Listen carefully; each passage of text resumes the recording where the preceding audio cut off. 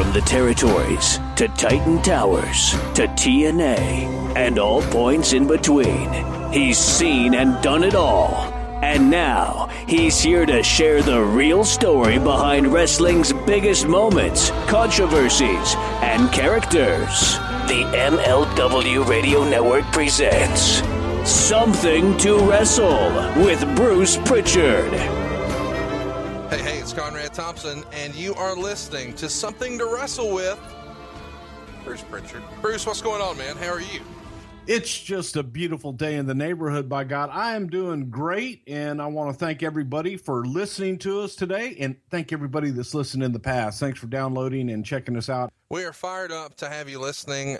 We have really enjoyed the growth of the show, and that is in large part thanks to you just spreading the word, man. We haven't done any advertising. We've tried to do, as much as we can to be fan-friendly on Twitter. And we really appreciate your interaction there. Let's go ahead and get that out of the way. I am at Hey, it's Conrad. He is at Bruce Prichard. Don't put a T in his name. And, of course, the show is at Prichard Show. Today, we're going to talk about the ECW WWF connection in 1996, 1997. All right, so let's get into ECW. ECW is something that you and I have debated in private for a long time, Bruce. And I'm looking forward to arguing with you in public, if we will, today. About how great ECW was, and I'm sure we'll get into a lot of it, but what we really want to Bingo!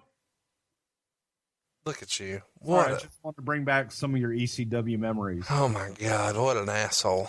Okay, so let's talk about, you knew Paul Heyman. N32. Okay, you knew, you're still a heel. You knew Paul Heyman a long time before you guys had a working relationship with ECW.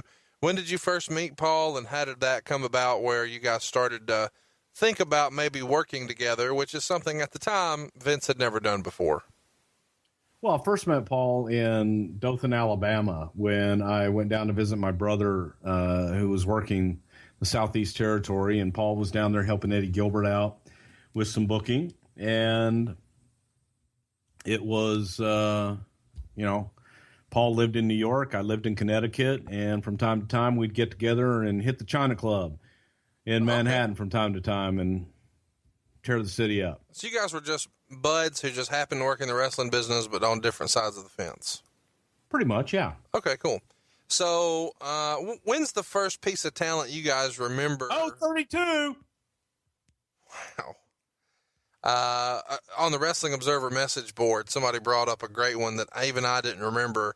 Apparently back in maybe 93, Matt Osborne came to ECW and was like in a dressed down version of his Doink costume, and they called it Born Again. Was that a talent trade or a loan, or had he been canned by the WWF at the time? At the time, I think that was just simply, wow, I don't know. Why the fuck would you ask me that? Well, just asking. I didn't know if that was the first piece of a talent train. My dates are all screwed up. I know that Matt was probably alone. I don't really remember. Okay, well, let's go to another one. Furnace and LaFawn were kind of early as well, and I think that would have been in 1996. They had a huge success in All Japan. They started working some dates stateside for ECW.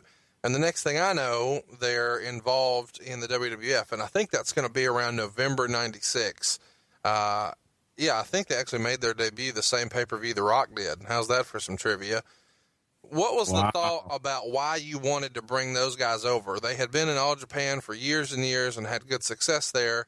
But they didn't, or they don't even now, to me, look like a pair of guys that Vince would get excited about it. Do you remember what exactly it was about those guys that intrigued you? Well, Furnace and LaFawn, they were a good tag team, and they worked well together. They had some name recognition in All Japan, and they both wanted to, in particular, Doug Furnace, wanted to work stateside and spend some more time at home and not do those long trips back and forth to Japan and spend as much time as they did away from their families. So there was interest, but there was also interest on WCW's part for them as a team.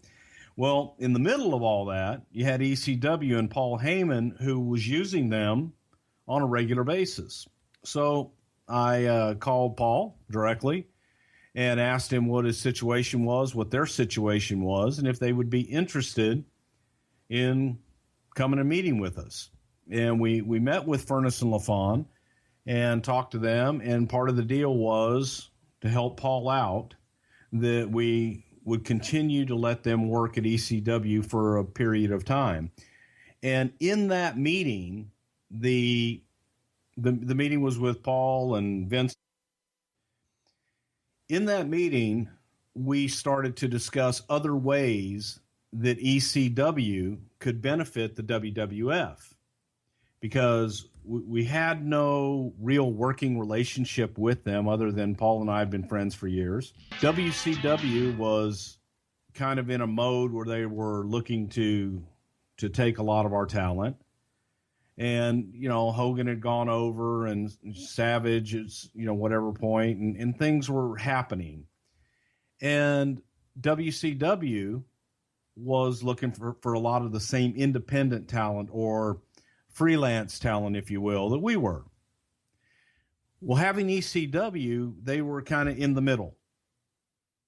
And being able to help them out and help them to develop talent and have a place for talent to go and work before they come to the show was an important thing for us, because it would enable us to secure talent, get them under contract, give them a place to work, that being ECW, and then bring them in when we were ready for them. The thing it did for ECW was allow them to have some decent name talent, and from time to time, if Paul needed it, we would, you know, work out something with some of our bigger names as well.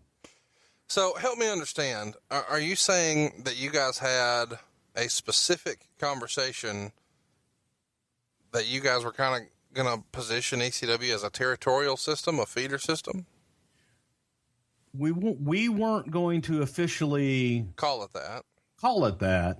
It was a working relationship where Paul would agree that any talent, you know, that freelance talent or any unsigned talent, that Paul would help steer them towards us.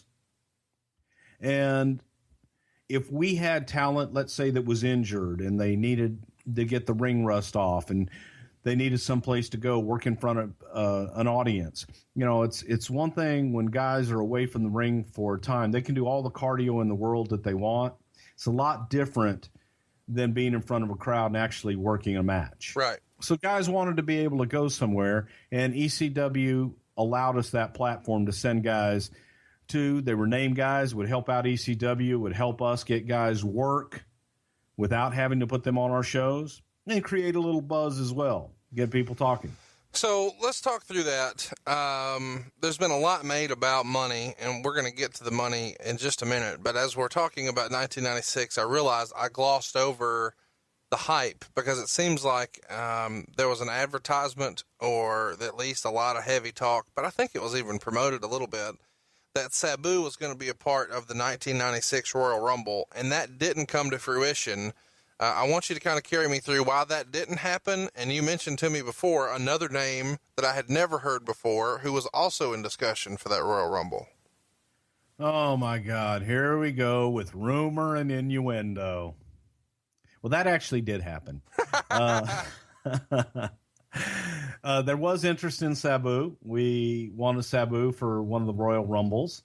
And I spoke with Paul, and Paul explained to me that I needed to speak to Sabu's uncle, the original Sheik.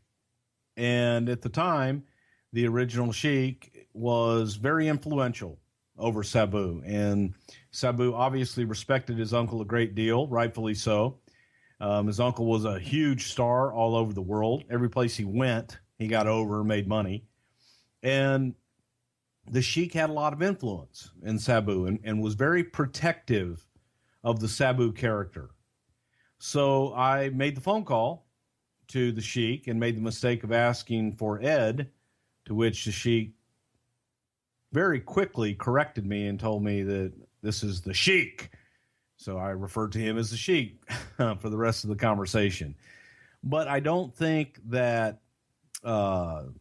the Sheik wanted his nephew in a situation like the Royal Rumble where he wasn't spotlighted and where he wasn't going to be victorious. I see. So there was some concern over how he was going to be used, and he wouldn't bless it, and therefore Sabu wouldn't do it if it wasn't blessed by his uncle. So do you think we moved on? So did you guys have, just so I'm clear, and then we'll move on, did you guys have some sort of a preliminary deal in place and an understanding, at least from your side, that this was going to happen, and then Sabu kind of got cold feet based on that information from his uncle? No, this particular one was when we inquired about Sabu. I don't know what happened on their side, but Paul did. It was pretty simple, exactly what I just said. He said, you need to talk to his uncle. I spoke to his uncle, and his uncle wasn't cool with it. And so we didn't go forward. But my question was, how did that get out? I mean, I don't know that it did, but I think it was advertised. What was advertised? Sabu? Yeah. Oh, no, I don't think so. Okay. Well, maybe I'm sure mistaken. Somebody out there will probably show me an advertisement, but I don't think Sabu was ever advertised because it didn't get past. Just a conversation. It didn't get past that conversation. I remember J.J. Dillon, when I was telling him the story, kind of getting upset over it because he and the Sheik were good friends. And, I didn't know that. I just made the call. I really didn't think that much of it at the time. So, and JJ felt like he should have got it done. Okay. Yeah. Okay. Yeah, he probably could have. Wow. Well, talk to me about the other guy. And this is a name that I don't think has ever been out there before, but there wasn't just one person that Vince was looking at from ECW at the time. There was another name, and I can't believe this is a real name, but tell everybody the other guy, this is just hilarious to me, that Vince was interested in for the Royal Rumble. Well, I don't know if Vince was interested in him as much as I was. It was 911. And 911 was a big guy, about 6'7", 6'8", looked like a biker, black slicked hair back, and all he did was a choke slam. He was like Paul Heyman's bodyguard. Right. I don't think he ever worked a match. He may have at some point, but I would hope that the bell would never ring with him in it. But he was a star at the bingo hall for ECW, and he had an aura about him because all he did was chokeslam people. He was very dominant. So there was, you would get the 911 chants when his music would hit, the place would go banana. And the idea was simply to have him be a part of the Royal Rumble, have him come out, chokeslam a few people, get eliminated, and put a spotlight on him. I know, okay, go ahead and say, well, how's that putting a spotlight on him if he doesn't come in and win it? He's 911. Well, there is a way to put spotlight on people and do that if it's done right. No, I agree. I wasn't going to argue that point. I do find it interesting. Didn't say you. Okay.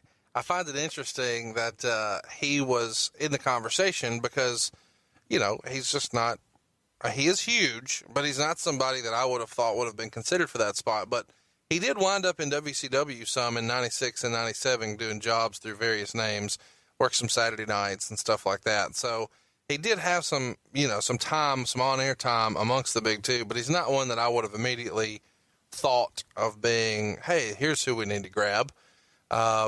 But you guys did eventually go on to do a talent trade with some other folks, and some of these are curious to me. The whole Brackus situation, I need you to kind of carry me through this. I believe this one was in 1997. You guys were running promos for him on WWF TV for what seemed like forever, and then he's in the ECW arena as a surprise. I can probably guess how this happened, but I'd like for you to kind of correct the rumors and innuendo and just tell us. No, it was simple. It was Brackus was being trained to come in, and he needed some ring time in front of an audience. And really, we wanted him to have ring time in front of kind of a hostile audience, which ECW was at the time. ECW was those fans, some of the greatest in the world, because, man, they loved that product. They were vocal. They'd let you know if they liked you, and they'd let you know if they hated you. But they were passionate about their product. So to throw somebody into that you're going to find out real quick whether they can swim or not. And that's simply it, was to be able to get him out in front of an audience and see what he can do. What was your, when you said, we wanted to get him in front of a hostile audience, whose idea would that have been? Is that a Pat call? Is that a Vince call? Is that a your call? Who's giving you advice at the time when because Brockus was at Trax back in the day, wasn't he? Well, no, Brockus was before Trax. Okay. Long before Trax. So where was Brockus working out with you guys? In the studio. We had in the studio in the warehouse. It used to be the old merchandise warehouse is where we had the ring set up. And Brockus, my brother, trained guys in there. So your brother was involved in training him? Yes. And your brother says, hey, why don't we let him sharpen up in ECW? Or do you remember? Well, no, it was time. It was like, okay, we got to make the next step. So next step is get him in front of audiences. We put him in some other spot shows in the Northeast, but then the idea was he had television time. We had been doing vignettes. Let's see how he does in ECW. And believe it or not, there wasn't a big meeting on Brockus. Okay, no, I understand. Let's see. You can understand the fascination though, because these guys are seemingly on WWF payroll, but appearing in ECW. And at the time, there's this perception that all three of these companies are competing against each other, when really there's a wink and a nod agreement between two of them. Well, there was not just a wink and a nod. There was a financial agreement with ECW as well. We needed ECW to be in business. We wanted that other alternative for guys to work. And we would rather have someone go and work at ECW and work for Paul than to go down south Sure. and work at WCW. If for nothing else, the let's call it lack of exposure. Yeah. Paul didn't have the national exposure that WCW did. So you could send a guy to ECW and they're gonna get the regional exposure, but they're gonna get work. And that was important. So, just so I'm clear, and people get annoyed when I ask these type questions, when a Brockus comes over, he's not getting a payday from Paul Heyman. He's collecting a check from Stamford, and he's just working his normal shots, but it's not like he goes and gets an envelope at the end of the night, correct? Yes. Okay. All right, I'll try not to ask too many more money questions, but I do have a few because they're pertinent to the story. But let's talk about a guy who I thought was money, and that's Chris Candido. Candido wrestled in Eastern Championship Wrestling in Smoky Mountain early in his career, then gets to the big time and has a tag title run with your brother as the Body Donnas in 95 and 96. And then towards the end of 96, he finds himself leaving the WWF and joining ECW. And I've heard a hilarious story about how he quit. Do you remember the story about how he quit, and can you share it, or do we need to skip that and go somewhere else? You need to refresh my memory. Well, supposedly the story is he's not getting along with some of the guys, isn't really enjoying just the political climate at the time or the locker room or whatever the case may be, and he goes and quits to one of the agents. Maybe it's Jim Cornette. And they say, hey, you can't just quit. You can't just tell me you quit. There are contracts. You have to give a written notice. So he goes and gets his hotel receipt, flips it over, it says, I quit, and hands it to him. Is that the story that you remember, or have you heard that before? No, I've never heard that one before. Okay, so when he leaves the WWF here, to the best of your knowledge, he's not on payroll. He just legitimately went to ECW. Fair? When at the very end, when Chris left WWF and went to ECW, he was not on our payroll, no. Okay, so I'm sure that will come up at some point. But Sonny, a few years later, I believe we'll call this 1998, she is maybe not too tickled with her position in the company because Sable's getting a lot. Maybe she just has a lot of stroke because of who she has relations with. Whatever the case may be, she is under WWF contract but allowed to appear on ECW programming. Kind of carry me through what the thought in letting a Sonny, who was really over and the most downloaded person on the internet in 1996, just 2 years later, appear on another product that wasn't as a favor. Okay. Simply, a lot of those things as a favor. I can remember Triple H coming to me and saying, hey, if ECW ever needs somebody, I'll be happy to go down there and work for him and help him out. Are you serious right now? Yes, I'm serious right now. What year would that have been? I don't just make flippant comments like I did something and with an actress. Yes, you wouldn't just freestyle that you maybe betted an actress. Well, let me think about that. Might be good Would for it business. get me on a CBS morning talk show? It did for a couple guys I know. Well, in that case, moving on. I have high school children. By God, he has a lot of children. Triple H. Let's talk to me about what year would that have been? Where Triple H just volunteers he'll go to ECW. God, I don't know what year it was, but he just blew my mind. No, he volunteered several 97, 98, somewhere in there. No way probably he did 98. Yeah, no. Probably all those. But yeah, he was always game to go.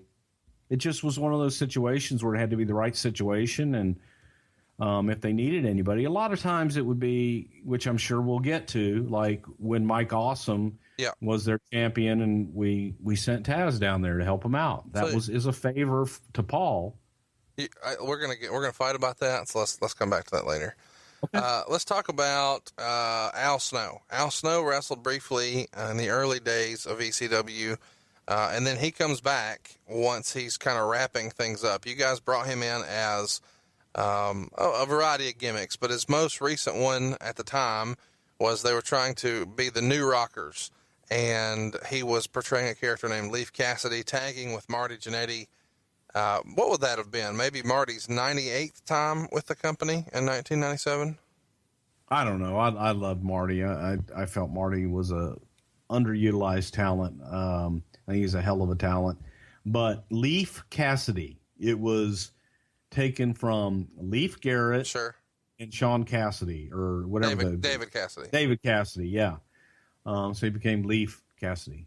Yeah, there was an independent wrestler named something like the Macho Warrior Rick Hogan or something like that. Yeah, it was just a blatant ripoff, and you took two kind of teeny bopper rockers, put his name together, and that's how we came up with Leif Cassidy. Well, it goes, they have a shot at maybe being mid card, and then eventually are just basically enhancement talent. But then he gets an opportunity to go back to ECW, and this time as Al Snow. And the first time I remember him being in a prominent match was in their second pay-per-view, Hardcore Heaven, 1997. And it wasn't too long after he's down there, this whole head thing blew up. Do you remember when head first caught on and became a thing for Al Snow? And did you think at the time, because this is very early Attitude Era, this would have been 97, this would have been before it really blew up. He may have entered a pay-per-view in March of 98. I'm freestyling this, but I think it was March of 98 against Shane Douglas. It could have been May. Anyway, but it was super, super, super over. And 03! Oh, gosh. Sorry. This to me was another testament to what Paul E's abilities were, because this is a guy who was really doing enhancement matches when he leaves Vince. He comes down, and in less than a year, he's main eventing a pay-per-view, and they had, a big promotion for this head piece of business. Do you remember that being a thing? And what was the thought inside, Connecticut about this head gimmick? Okay, and you're gonna just shit all over this, but we didn't pay that much attention. I did watch the shows. I tried to keep up with it. I spoke to Paulie on a regular basis, but we weren't just like, oh my God, what are they doing every week? And seeing everything that was going on. Paul was a genius at taking guys and accentuating their positives, hiding their negatives. Al Snow is a hell of a talent in the ring, and Al has a unique personality that Paul tapped into that hit a chord and really got over there. It got over for us when we brought him back and used him after the fact as Al Snow. But I'll tell you, from my vantage point, I was happy as hell for Al. I was glad that he was doing something and making some money in a good spot. Well, he did a really good job there, and eventually started what he called the Job Squad down there, and you guys even brought that back to the WWF. And I was kind of surprised that the Job Squad was something that you guys were comfortable with in the WWF. Can you speak on the Job Squad and how that got the green light? Well, that was during a time when Vince Russo was up there, and there were a lot of things that, kind of skirted the edge, and I would say that was one of them. But it was a unique concept. It worked. It was a way to get some other talent involved in something that you wouldn't ordinarily be involved, and it worked. Yeah, it did work, and he's still making money on that today, so kudos to him. It was a good idea. Bless his heart. Let's talk about something that, I'm really looking forward to, because you and I have talked about this before. Let's go to September of 1996. We're in Philadelphia. It's In Your House Mind Games, and in the free-for-all section of the show, and for those of you who weren't watching at the time, the WWF had a pay-per-view every month, but they had a little segment about a half hour before the pay-per-view that they called the free-for-all. And it was essentially because it was free for all. And it was, how catchy was that? And so it's an appetite, it's an appetizer for the show. So you get the live shots, you get a free match, you get the big hard sell for the pay-per-view, you get some promos for the main events and the hot angles. Good concept at the time.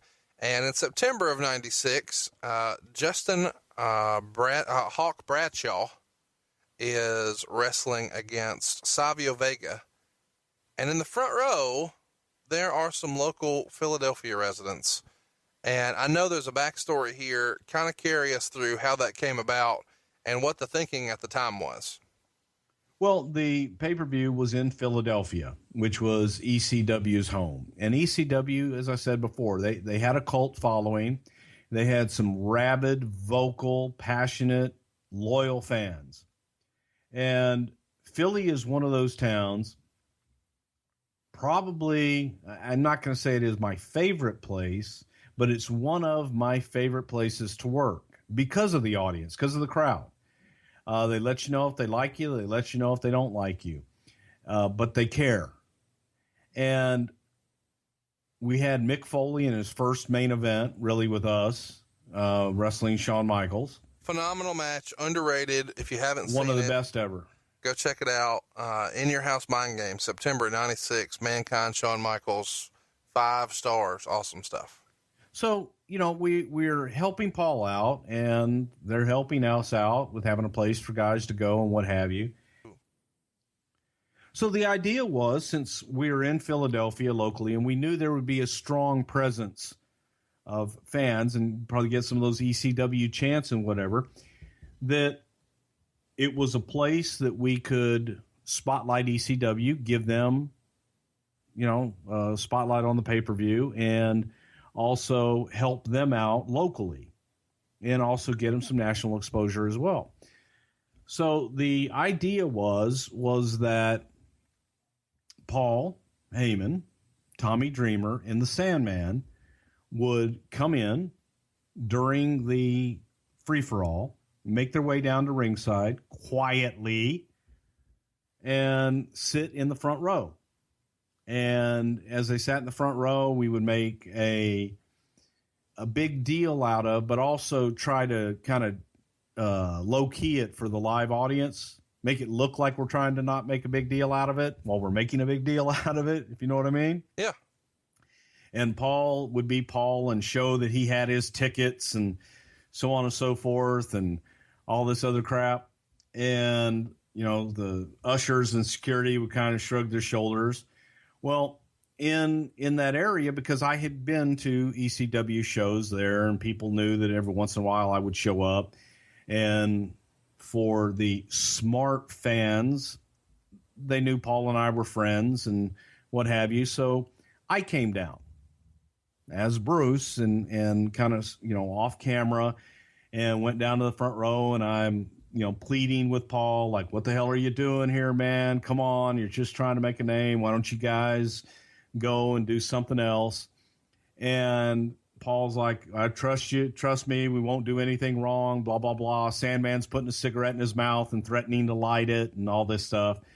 And as I turned around to walk back up the aisle, behind my back, Paul stands up on the chair and gives me the double middle fingers. And the crowd erupts. Wow. So we go back and the boys, now keep in mind, the only people that know about this is me, Vince McMahon, Paul Heyman, and I'm sure Paul smartened up Tommy Dreamer and Sandman.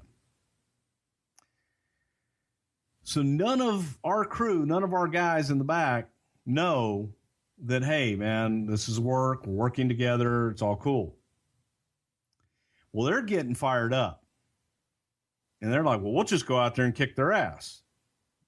And I'm like, guys, whatever you do not acknowledge them. If they do something, just get the hell away from them and don't engage. Whatever you do, don't engage. It's just going to do exactly what they want us to do. Well, beforehand. How comfortable with you with working the boys like that? I'm sorry? How comfortable were you with working the boys? I'm not comfortable doing that. I hated doing it. But it was something I was asked to do, and I did it. And we felt that for the real reaction, to get a true reaction, you can't always let people know what the hell's going to happen. And we wanted a real reaction. And all too often, if someone knows that something's coming or they know, they're waiting for it. They're acting instead of reacting. And we wanted a reaction. We wanted an honest to God, oh shit moment. So when you said you were asked, to do this, who asked you to do it? Well, let's go back to the only people that knew about it. And who the hell do you think would have asked me to I'm just not curious, tell anybody? Why, Vince asked me not to share it with anybody. Why would Vince? Because for that reason, I just explained, we want real reactions from people. This seems odd. And if everybody knows about it, then they're waiting for it. You're setting up a spot, and you're not getting a true reaction from people. Sure. So that's the reasoning behind it. But the one thing that I did do, because John Layfield is a big strapping Texan and crazier and all get out, I wasn't sure what the hell would happen if John got a little too close to these guys and something were to take place. So I told Savio Vega, I said, listen, no matter what happens out there, I don't give a shit if they come over the railing. No matter what happens, you tie that big cowboy up and you do not let him touch anybody. And I'm putting that on you. You're the one in charge out there, because they were in a strap match. And I said, so if you guys get out in the ring, outside of the ring, or anything happens, you tie that cowboy up and you don't let him get involved. So based on the way you explain that, he has to think, maybe there's something up here. A smart guy would probably think, okay, they're going to do something. Right. Well, the idea was when Savio and Bradshaw were outside of the ring, and I knew the spot for Sandman to get up and spit beer on Savio. And I had security there, and I had people there, and I told them if they so much as breathe in the wrong direction or anything else, I want them taken out. So when Sandman spit, that was their cue to get him the hell out of there. Savio did his part. He kept Bradshaw away. Bradshaw's looking. And the camera crew, the camera shots were so that you saw it, but you didn't see it. So it was framed so you would see it, but then we didn't go to it. So it didn't look like a work and that this was a plant. What I didn't really anticipate, I did, but I didn't. I thought Paul would have a little bit better control than he did. And knowing Paul, after that, I didn't give him a whole lot of rope. But they stayed down there too long. And it made me come down and made Jerry Briscoe come down and Rene Goulet and a few other agents. And Paul and I had a safe word that if it got too heavy and I needed them to just get the hell out of there, to get the hell out of there if I said this one word to him. Whose idea was a safe word? Who do you think? We must have a safe word in case things get out of hand and you are ready to abort. You just look at me and you say, Bockwinkel, and I will know that it is time to go. So, okay, yeah, got it, man. And so they get down there and they took it a little too far. But what I didn't anticipate is when the agents got involved and the guys and Dreamer and Sandman are really getting everybody riled up, and you feel the crowd, man, and it was hot. It was hot. It was good.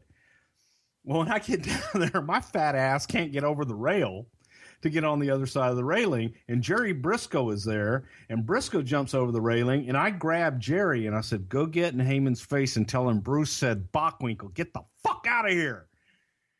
And there was that moment where Jerry Briscoe turned and stared at me. Right. And if looks could kill, I would have been dead about 100 times. Because Briscoe was ready to kick somebody's ass. Sure. And in the middle of it, I'm basically saying, hey, Jerry, it's all the work, man. Just calm down, big boy, and go do this. Briscoe didn't speak to me for 3 days after that. Wow. Did not speak. He was so mad.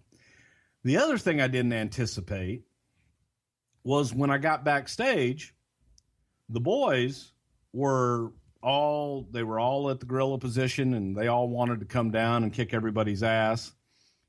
And I got snatched by a big 6'10.5" redheaded dead man and taken into Vince's office and said, you need to tell me right now, was that planned? I'm like, yeah. And he says, well, in the future, you need to smarten somebody up back here because you almost had a damn riot. Right. But Mark, being Mark, kind of sensed that we had it under control and that it was probably at work. But he was pissed that I didn't at least clue him in on what the hell was going on so that the guys in the back weren't coming out and doing something crazy. Did you ever work Undertaker ever again? Hell no. I didn't mean to work him then. You know, I didn't. It was simply one of those situations where I was told not to tell anybody. I didn't tell anybody. So if Heyman is worried about safe words, he had to also be worried that you guys might change your mind and just embarrass him, right? I'm sure he was. Yeah, without a doubt. His legend goes, he had his guys all around in the crowd. Taz wearing an overcoat. I'm ready to shoot, brother. You know, and different guys in the audience. Are you saying that just having a good time, or do you have some legit heat with Taz? No, I don't have any heat with Taz. Okay. Well, you just said that in a mocking way, like you're yelling, you know, bingo in the background all day, too. No, that's how Taz sounds, doesn't he? Your brother. Okay. All right. Well, you know, it's always fair to ask because somebody's going to tag him on Twitter, and I like Taz, and I love Taz. Okay, great. I like him, too. Okay. Let's talk about. Why are you trying to stir shit up, Conrad? I'm not. All right, let's roll into now these guys. So let's, you know, go back again. It's September 96. They are really trying hard to get on pay-per-view at this point. Lots of other stuff happens. So what better way than to be on our pay-per-view and get a little recognition? Correct. No, I'm not arguing that. I'm just saying that they had an uphill battle after that. That's a conversation for another day. You weren't involved in it. It doesn't matter. But around this same time, you guys have some interest in Too Cold Scorpio, who had been a star for WCW. He had tagged with Buff Bagwell and did some stuff for them. And then he was a television champion and had some really good matches in ECW. And you guys were interested in him, and you wanted to repackage him as Flash Funk. I think he also made a debut at the same time The Rock did, around Survivor Series 1996. Kind of carry me through what you saw in Too Cold Scorpio, what the thinking in getting him was, and then I want to ask about the contract angle, because that has grown to be a legend of its own based on the rumors and innuendo. Well, Scorpio was simply a suggestion from Vader. Vader and Scorpio were good friends from way back, and we brought Scorpio in. I was familiar with his work, and we met with him and his wife. Vince fell in love with him, and the rest is history. So you guys make him Flash Funk, give him some dancers, but the talk at the time was, and Heyman revealed this years ago. He had gotten a licensing deal from Tommy Boy Records for $1,000 a week for Scorpio's entrance music. And so whenever they would play that music and do some promotion for them, he would get $1,000 a week. Well, who would get $1,000 a week? Scorpio? ECW. Oh, okay. So now when you guys sign him, ECW loses that $1,000 a week sponsorship. And his story has been in the years since that when he was on the payroll from WWF, it was actually just replacing the $1,000 that he lost when you guys signed Scorpio. So clear that up. Rumors and so he Paul was on the payroll that we paid him $1,000 for money that he allegedly lost. ECW was made whole by WWF in their losing $1,000 a week from Tommy Boy Records. They got the $1,000 a week from Tommy Boy Records because of Scorpio. If Scorpio's with you guys, ECW loses $52,000 a year. You guys replaced the $52,000. That's the story. True or false? False. Okay. That's the first time I've ever heard that story. Just now. Do you remember anything about $1,000 a week to ECW deal? They made at least, they were paid on a weekly basis by us, yes. Okay. But it wasn't for that. It was simply for the working relationship and to help them out with whatever they needed for. But I don't think anybody ever said, oh, hey, we have this deal with a record company. We get $1,000. Think about that. No, I agree. That's why I'm asking the question. But I want to clarify because you just kind of glossed over that part. No, I said earlier that we had a monetary situation with ECW where we compensated them, working with them to help them however they wanted to use that money. That was up to them how they wanted to use that money. I won't go into how much that they were paid on a weekly basis because that's confidential. What the hell does that mean? They're out of business. What does it matter? It was still a confidential deal. I'm not gonna discuss how much, but they were paid on a weekly basis, and they were paid, and they were to use that money, whether it was to help them make payroll, whether it was to go towards whatever the hell they wanted to go towards, but it was in exchange for giving our guys a place to work and guys having a place to go, developmental and what have you. So let's just talk about it. From 1996 until the end, there was a weekly check to ECW? Yes. And it was more than $1,000 a week? I'm not going to say how much it was. I don't know why you're being I don't know why you ask me amounts. I'm never going to answer amounts. Well, you do off air. Just tell me now and I'll bleep it. Seldom. Tell me now and I'll bleep it. No. You're an asshole. Okay. So since we're talking about it, it's come out at one point when ECW is in really bad financial situation, Vince gives them a loan. Will you tell us any details about that loan? Well, Paul needed help making payroll. Paul needed help so the guys would get paid, and we helped him out. It's as simple as that. It's like, hey, man, I won't be in business next week if I can't make my payroll this week. How much is your payroll? Okay, here you go, and help Paul out. But the story, it was important for us to, as I said before, for those guys to stay in business. And it was important for the talent to continue to work for Paul and for them to be paid. That helped us. Okay. Well, I just want to, once again, clarify for everyone listening the rumors and innuendo. And we've heard this for years and years online and even through the WWE's DVD. This $1,000 a week from Tommy Boy Records per Bruce Prichard is bullshit.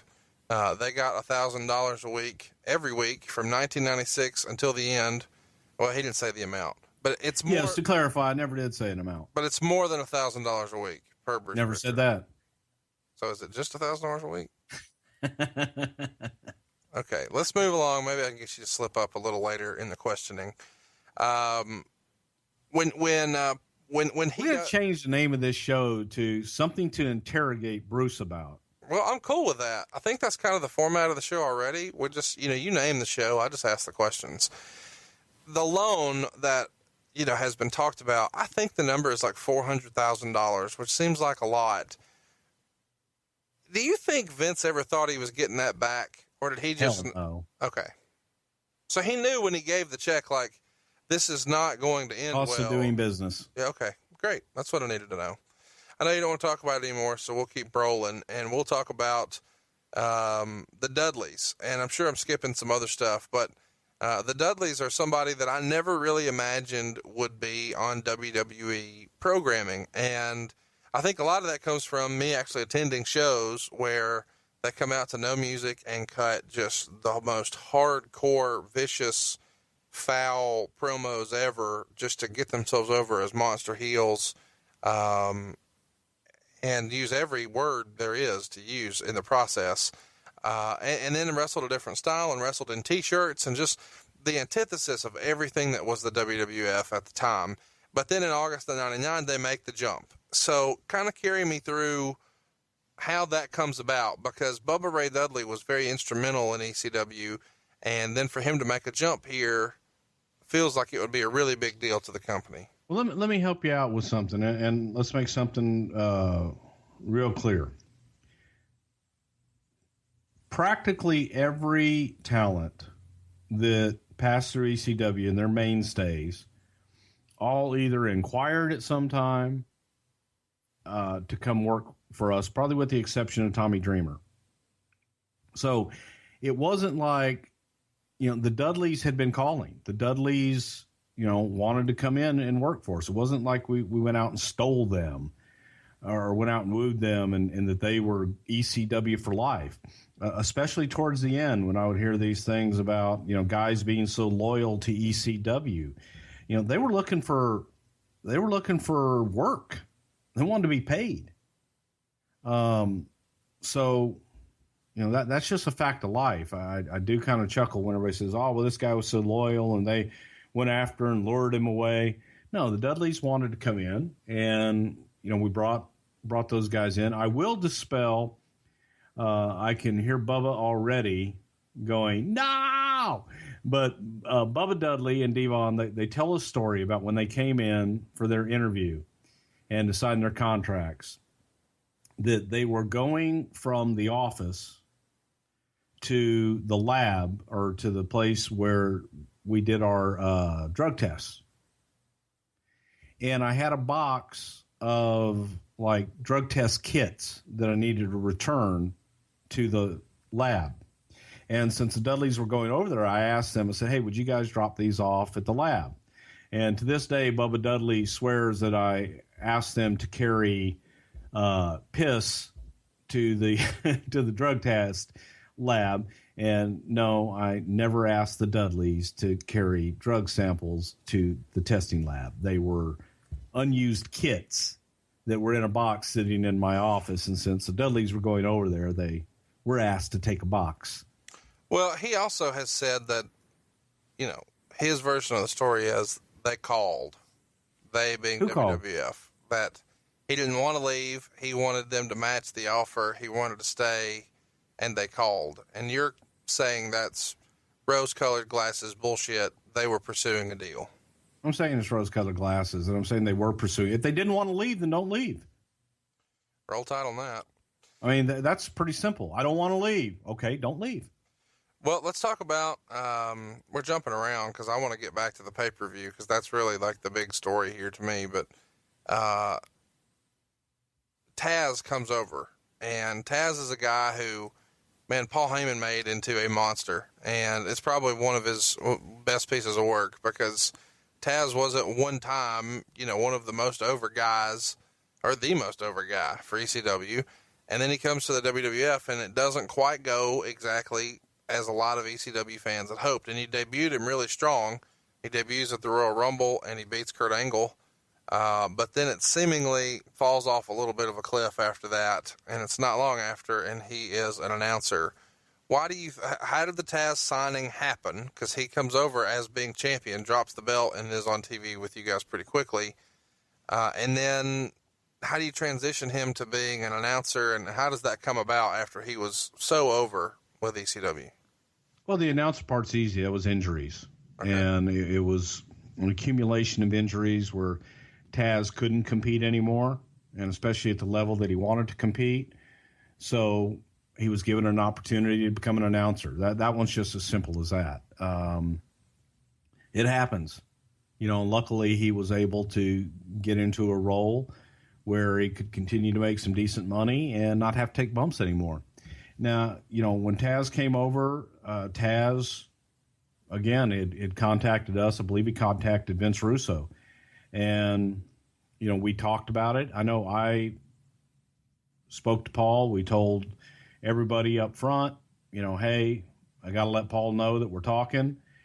And, vice versa. And I'm the one that let Paul know that Taz was talking to us. Paul was not happy about Taz leaving. And, Taz really wanted to leave. I don't know what all the problems were that those guys had, but I'm sure it was money related. And Taz wanted to make a move. And Taz got his lawyer involved, and next thing you know, he was here. But everybody knew what was going on there. And I think, both sides would probably claim that one side didn't know what the other was doing. I think both claimed that the other one was contacting the other. Yeah. Yeah. And, but everybody knew, we had to. I couldn't have a working relationship with ECW and then go steal their guys. Doesn't make for a good working relationship. So they just wanted to say, would that work in your business? If you got, a guy working for you and you're paying a guy and then they recruit somebody else on your team to go somewhere else. It's not cool. Pretty timely that you mentioned that to me. So carry me through, the whole Taz situation, because I want to talk about, and I'm sure we're skipping around more than some folks would like, but I want to talk about the decision to have him be loaned back to ECW in order to beat Mike Awesome and how that all comes about. So the backstory, if you're a younger fan and don't really remember, Taz leaves in September, drops the belt in a three-way match, and it's an elimination match with Masato Tanaka and Mike Awesome. It's Anarchy Rules 99, and Taz is the first one eliminated, and he is the champ. So that means whoever is the last man standing here is the new champ. We have guaranteed that we're going to have a new champ, and that person is Mike Awesome. And so Mike Awesome becomes the top guy in the promotion. Taz is on his way north, not far though, because you're only going from Philadelphia to New York, and now Mike Awesome is the guy. Time passes, they have some financial troubles in ECW. Mike Awesome gets an offer from WCW and signs while he is the current WCW or ECW champion, but now he is a contracted WCW wrestler, but technically the ECW champ.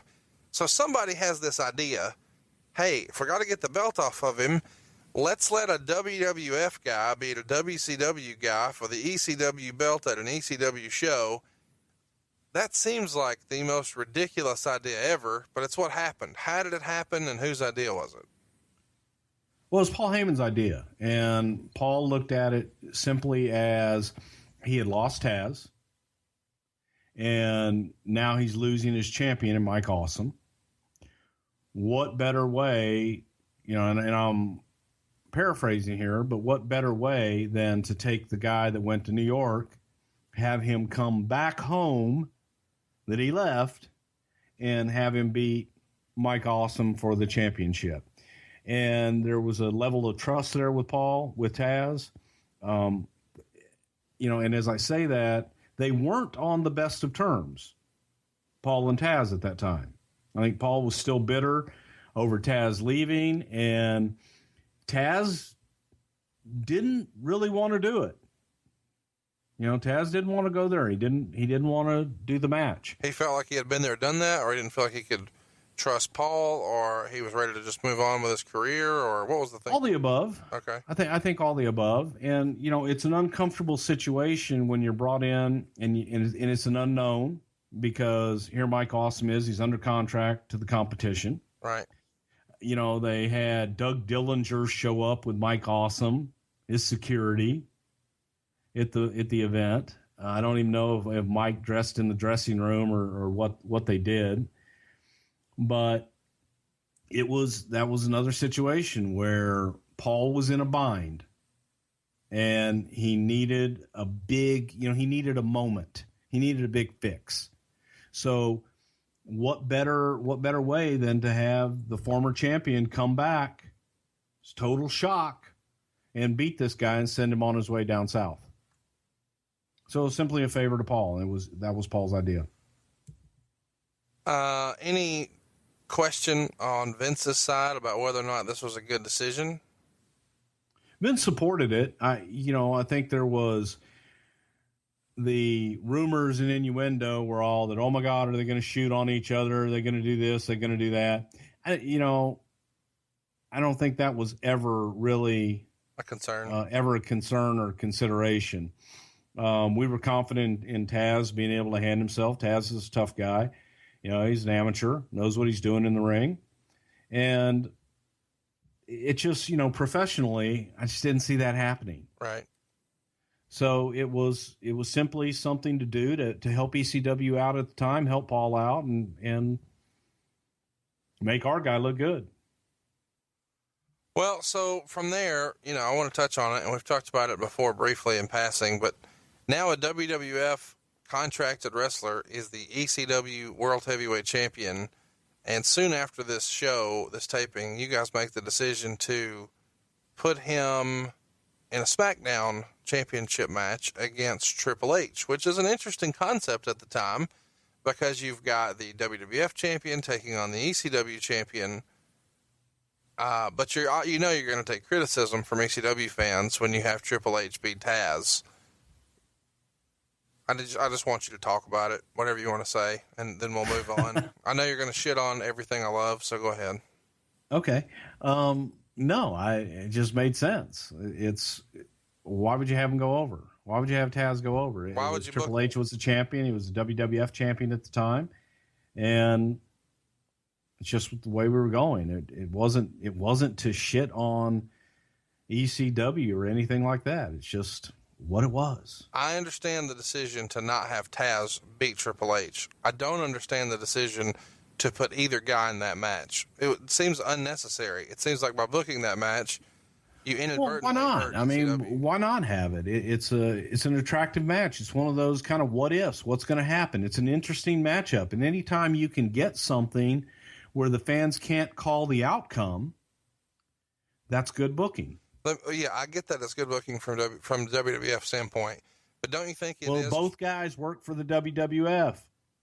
But they're doing it with, and I know that you're going to say it's just a prop, but they're doing it with the ECW belt. And so to me, it seems like it's a very selfish and short-sighted decision by the WWF because it doesn't help ECW, who you say that you need in business. You put their champion on national television, on worldwide television.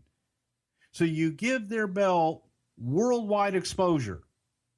How does that hurt them? Well, he lost. Okay. The alternative is don't put him on at all is champion. So don't give him any promotion, anything at all that we're not going to reap the rewards of. Well, that's my question is what's wrong with just booking him in a regular match, having Taz, and have him beat a WWF guy? No, you could bring it. He could have defended an ECW guy or just a local enhancement talent, and then you get it on national television, but you don't necessarily hurt the ECW brand. We didn't own ECW. So just treat it wasn't that wasn't advantageous to us. Then why are you paying them every week? So that our talent would have a place to go for developmental, they would stay in business for talent to go in between gigs. If you bury the belt, don't you see how that's even a little contradictory? No, I don't. I see by giving the belt exposure that it helps their brand. Even if it's so, let me ask you this: why, when WCW was beating, like a drum, they were beating WWF? I don't know how many weeks. I lost count. You guys lost so much. Why didn't you just send Bret Hart over or Shawn Michaels over and let Hulk Hogan beat him? Not for the belt or anything, but just beat him on Nitro, because that way your champion would have exposure on a much bigger show. We didn't have a working relationship with them. I would have tried to work one out. With this logic, it seems fucking foolproof. Maybe not. I can't believe you don't see that that's contradictory at all. This is amazing to me. Because it's not. It is a lot. Let's move on. Rob Van Dam is a guy who really gets, I think, probably the most rub out of this whole situation. There is a decision made where you guys want to, I'm interested in, I positioned all this way for a reason. The Manhattan Center, it's Raw. ECW is now going to be there. Jerry Lawler is going to be, spouting off at the mouth with Paul Heyman all night. They're going to go back and forth between WWF matches and ECW matches. They even use the ECW packages. They let Paul Heyman do commentary, and they feature ECW wrestlers wrestling in a WWF ring. I don't understand why they would do that. They had no financial reason to do that. It just doesn't make any sense. But kind of carry me through how this comes about. ECW on Raw. The Dudleys have a match. Sabu jumps off the ladder. It's a pretty memorable show. Can you carry us through that show? Yeah, it was to do something new. It was just a different way to get some new talent exposed. And I believe Paul was getting ready for his pay-per-view. And we wanted to help them out and help them.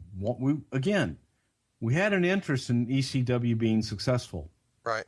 So we wanted to showcase them. We wanted to showcase the name and showcase their talents. So it was simply an opportunity to showcase some new talent and change things up a little bit.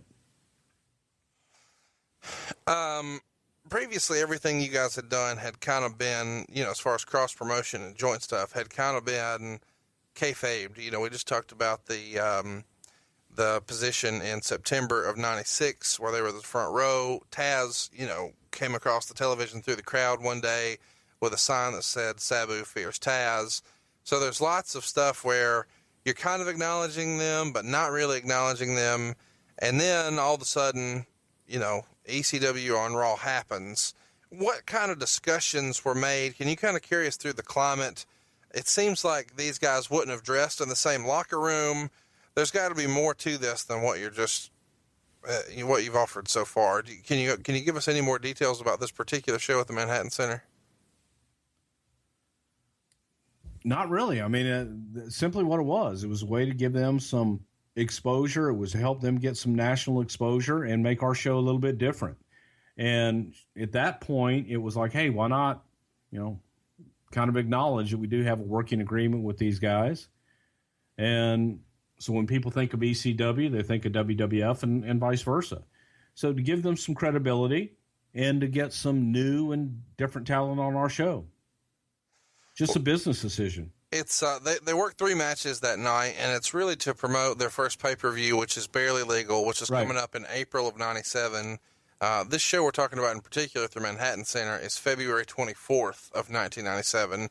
And there were follow-ups where, there would be debates almost between Jerry Lawler and ECW folks. And ECW is constantly being ridiculed by the WWF commentator Jerry Lawler, and it culminates in a pay-per-view match between Jerry Lawler, who's on loan from the WWF, and Tommy Dreamer, defending the honor of ECW at Hardcore Heaven in the summer of '97.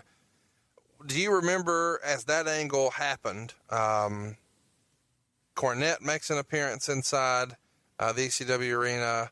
God damn. Lawler goes down to the ECW arena. And this is really hot stuff at the time. The summer of '97 is a really hot time in the wrestling business. People are jumping. There's a mold in ECW who's getting guys signed over to WCW. So people are kind of nervous about who's going where and why and how. And you guys are still politely sharing talent. Do you remember any sort of fun anecdotes or stories you can share about Lawler or Cornette inside the ECW arena? Well, let's go back. That was their second pay-per-view, correct? Yes. Well, let's talk about the first pay-per-view. The second pay-per-view is the culmination. The summer, I believe WrestlePalooza is what they called it, which was June of '97. It was Raven's last show. Tommy Dreamer finally beat Raven, and the lights go out, and there they are at the WWF. And I think that's the night that they ruptured a ball of Tommy Dreamer's for him. It was a hot angle. They burned a Raw shirt.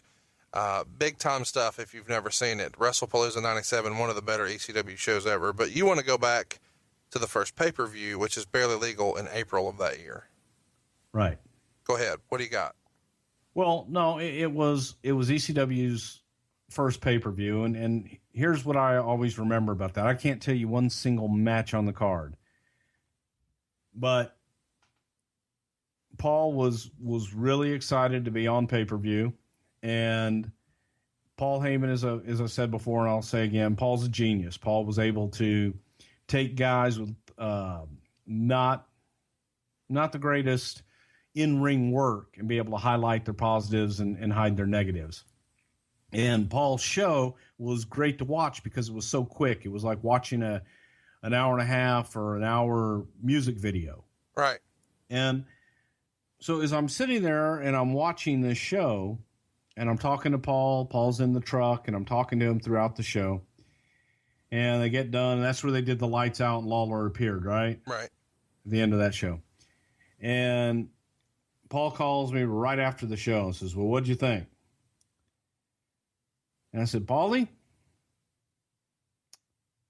you got exposed tonight. He says, well, awesome. That's a good thing, right?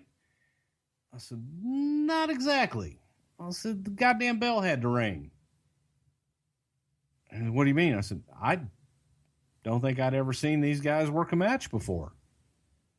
And it wasn't the best presentation in the world. Again, it was so different from the presentation that was on television on a weekly basis of highlights and music videos and interviews. Yeah. And then to have to sit through these 15-minute matches that were, not classics. And I just felt that he really exposed the product that night, and not in a good way. So then we fast forward, and we had agreed to do the thing with Lawler, and we were always looking for something. And Paul's MO is he liked to shock. He liked to get people talking. He liked to do what couldn't be done. And while Lawler was a big shock to show up on an ECW show, I think that for the fan that ECW really attracted, I-17, I think that having Jim Cornette show up was possibly even bigger because of how open and public Paul and Jim were with their dislike for one another. Right. So it was simply an agreement, I think in business, things come along and you look at it, does it make sense business-wise, and you do things that maybe you wouldn't normally and ordinarily do otherwise. And, Paul asked for it, Jimmy agreed to it, and, Jimmy had stipulations and made Paulie pay for dinner at Morton's Steakhouse with him and Dennis Corluzzo, and Paul came out and apologized to Dennis and had a big stretch limousine for Jimmy to ride, to and from in Connecticut, picked him up at his home. So, Paul did what he needed to do to get the match in the ring. And then buried Dennis right after. Again, business as usual. Yeah, of course. Yeah. I've heard that story from Cornette. So that's a pretty hot angle at the time, and there is some follow-up. We're treated to lots of matches, starting at the Barely Legal pay-per-view, where Rob Van Dam announces that he is the hottest free agent in wrestling, and he referred to himself as Mr. Monday Night, and he started to come into his own, and he was featured in a series of matches with the WWF's support on Raw. One of those early matches, which is kind of fun to go back and look at now, was against Jeff Hardy. And I'm curious, why wasn't Rob Van Dam signed earlier than he was? He was obviously a guy that there was a lot of interest in. Why do you think that didn't happen sooner? Rob was comfortable where he was. And also at the time, Rob was being lured by WCW as well. And Rob was comfortable where he was with Paul and with ECW at the time. And, Rob's a different kind of guy. Rob is, he's a stand-up guy, and he's not motivated necessarily by money. I think Rob is motivated by peace of mind and zen, if you will. He's a very zen kind of guy, but he's really mellow. And I think Rob would rather be happy than have all the money in the world. And I don't think that at the time he was really interested in working a full-time schedule. And he wasn't that interested. Did you think that his style, I'm curious because you didn't think that Sabu's style would work in the WWF. And he does have some matches on Raw in 1997. They're using tables and stuff like that. And I think there's a little heat over the way they brawl through the crowd and some other stuff. You can correct that if you'd like to. But why do you think Van Dam, who also trained at the same place that Sabu did with the Sheik and worked a similar style, why do you think that Van Dam was able to make that transition and maybe Sabu didn't have as much success? Well, Rob definitely has a unique look and a great look. He's a good-looking guy, and it's no mean to demean Sabu, but if you're in the looks department, you put Rob and Sabu side by side, I think most chicks would probably dig Rob Van Dam. But they were just different, different people, different stars, had, their own unique qualities. And Rob was kind of like the laid back surfer guy, if you will. And it just was different. I dare say that each had their own marketability, Sabu and Van Dam respectively, right, but different time, different place. What do you think, in terms of the style at the time? Do you remember there being any sort of pushback about these guys using chairs and tables and involving the crowd when they're doing these shots on Raw for you guys, or is that not even really discussed? No, it is a concern because, you're concerned with lawsuits. You're concerned about guys getting hurt and different things. And I think you're talking about the deal that took place in Detroit, where Sabu tried to break the table like 4 or 5 times and couldn't break the table and got mad and went out through the crowd. No, that wasn't planned, and it was frowned upon because we didn't have security, and that's a liability. That's just simple business. And when you're a company the size of the WWF and guys are doing things that you don't know they're going to do that put other people in danger, that doesn't look good. So that's what happened on that, and that's the reason that people were upset about it. But Van Dam, just had a different style. Rob's got a unique style, and he connected with the audience. It's a weird time to mention these guys, but I don't know when we'll talk about them again. PG-13 were a group that was featured on Raw in 95, and then again with the Nation of Domination in 96 and 97, and then they ultimately wind up in ECW. I find these guys hilarious. What's the real reason PG-13, didn't have a longer tenure with the WWF? I think it's a variety of reasons. I don't think that both those guys, their maturity level at the time, they had, a lot of extracurricular activities that, they just didn't really fit in and missing shots and different things like that. So it's a variety of reasons. You either fit in and you do your job or you don't. No, I get that. Talk to me about Terry Funk. He's somebody we kind of haven't really touched on much in this show, but he works for you guys at the Royal Rumble in 1997, and I think he did some shots in December as well, Shotgun Saturday Night stuff.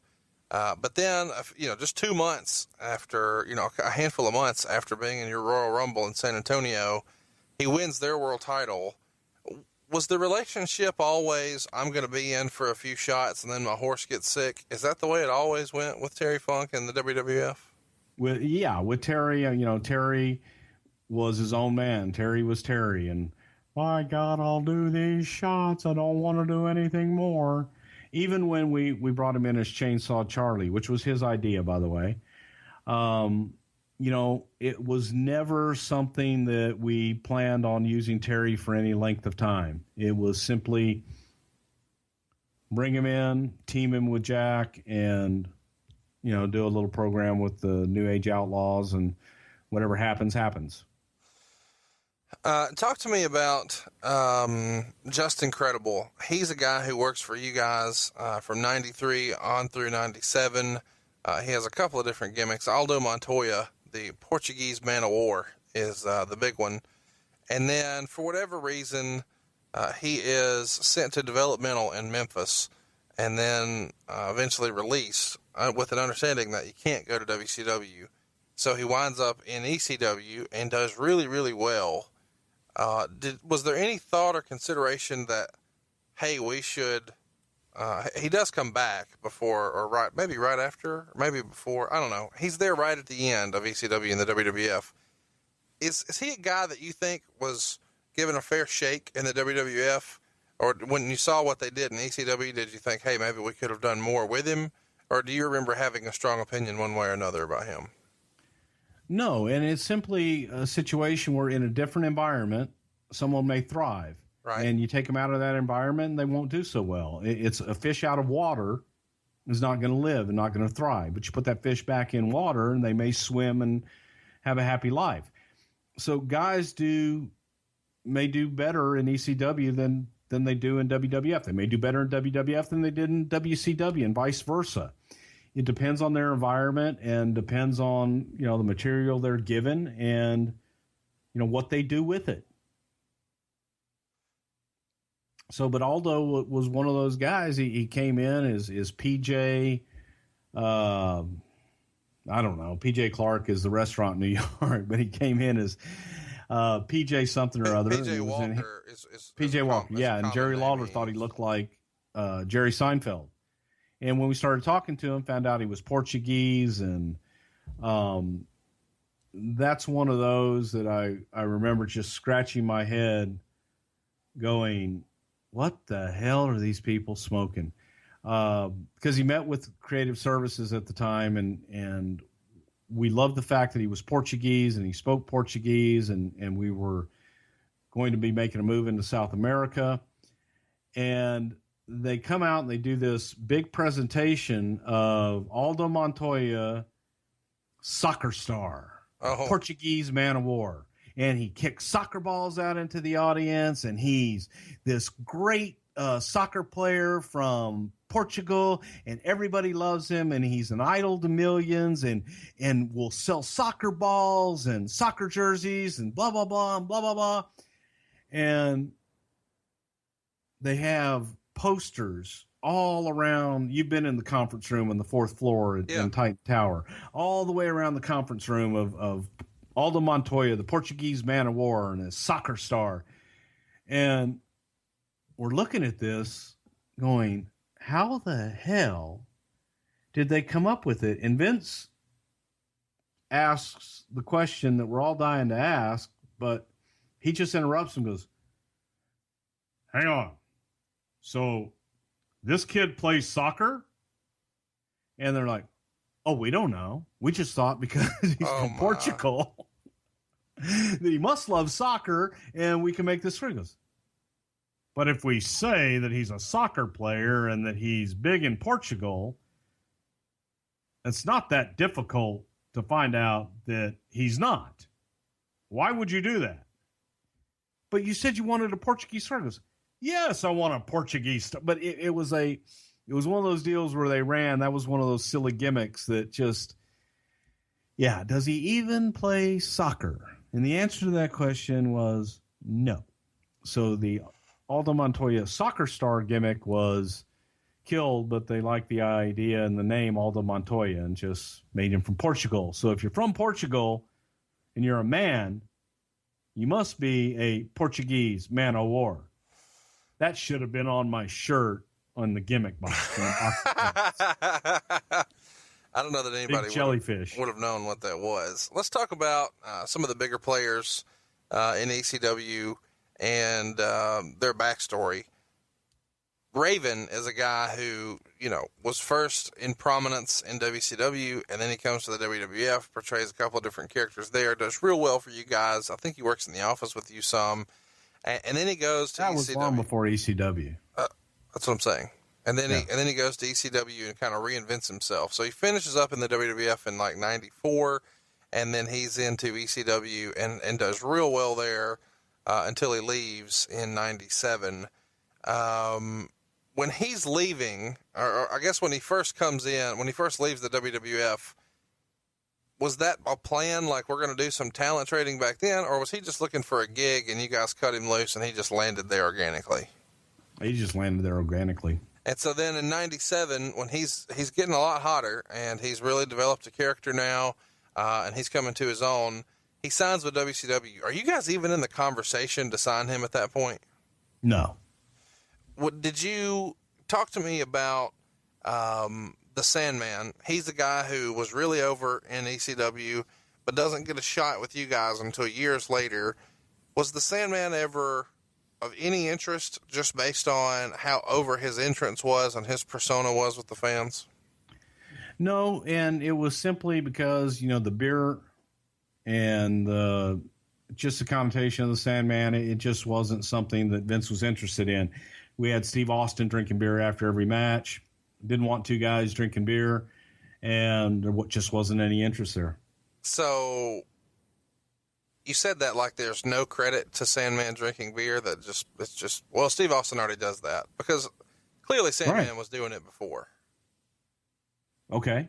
He wasn't doing it on a national stage, on an international worldwide stage. So was it borrowed? So we had the hottest talent in the industry at the time who was drinking beer, sure, and he was doing that. Didn't want another guy coming in who, to the national worldwide audience, would have been a poor man's version of Steve. Well, I guess what I'm trying to get to here is there's a lot of these little examples. Do you credit ECW with helping kickstart the Attitude Era at all? In what way? Well, in the way you just said, the most over guy in the entire business, and especially your company, is drinking beer. Sandman did that, and there was a lot of more hardcore. There was never a discussion of, hey, let's drink beer like Sandman, ever. It was simply Steve liked to drink beer. Steve says, hey, what if I celebrate like a working man? Same thing he's doing now. And it was not, well, Sandman does that. That was never even discussed. I'm not saying that what I'm saying sure is. You did. You just said that we did a ripoff of, well, no, you did. Of the Sandman. He did it first, so we ripped it off. Well, here's what I'm saying. There seems like there's a lot of stuff that is borrowed, and you're saying that it's a feeder system. I'm paraphrasing. It wasn't a feeder system at that time. No, it wasn't. Okay. Public Enemy, you going to give me anything? What about them? Well, they're a big act in ECW. They make the decision to sign with WCW. They're there a couple of years. Then they come in. I'm more interested in when they make the decision to sign with WCW. If you guys were already doing a talent trade around this time in 96, why weren't they of interest to you then, but they were a couple years later? They were of interest to us then. They just got a better offer? They were. They decided to go there. Okay. That's fair. When you get a chance to bring them back, do you want to share the story? Well, what story do you want to hear? Well, the one where they came back and your buddy beat the shit out of them is the one that comes to mind. Well, hang on now. They came back. They were touted as the second coming, and then the bell rang. But their style, their work, they were both out of shape. I love Ted Petty to death. And both those guys, neither one of them are with us anymore. But their style and their attitude was not the greatest when they came in. And they came in like they were the second coming of Hulk Hogan, and they weren't. And the situation that you're talking about is a match with the APA in which there was a finish and there was a match that was laid out. And right before they went out to do the match, the Public Enemy said to the APA, says, hey, we're not going to do that table spot. So they wanted to change the finish and not do the finish in the match as it was laid out. The discussion was had between Ron Simmons and John Layfield, where Ron Simmons says, well, all right, if they don't want to go to the tables, and we'll bring the tables to them. And Ron and John went out and did their best to make sure that the finish that was laid out and that everyone agreed upon before they went up to the gorilla position to go out to the ring was going to happen and take place. And that's what they did.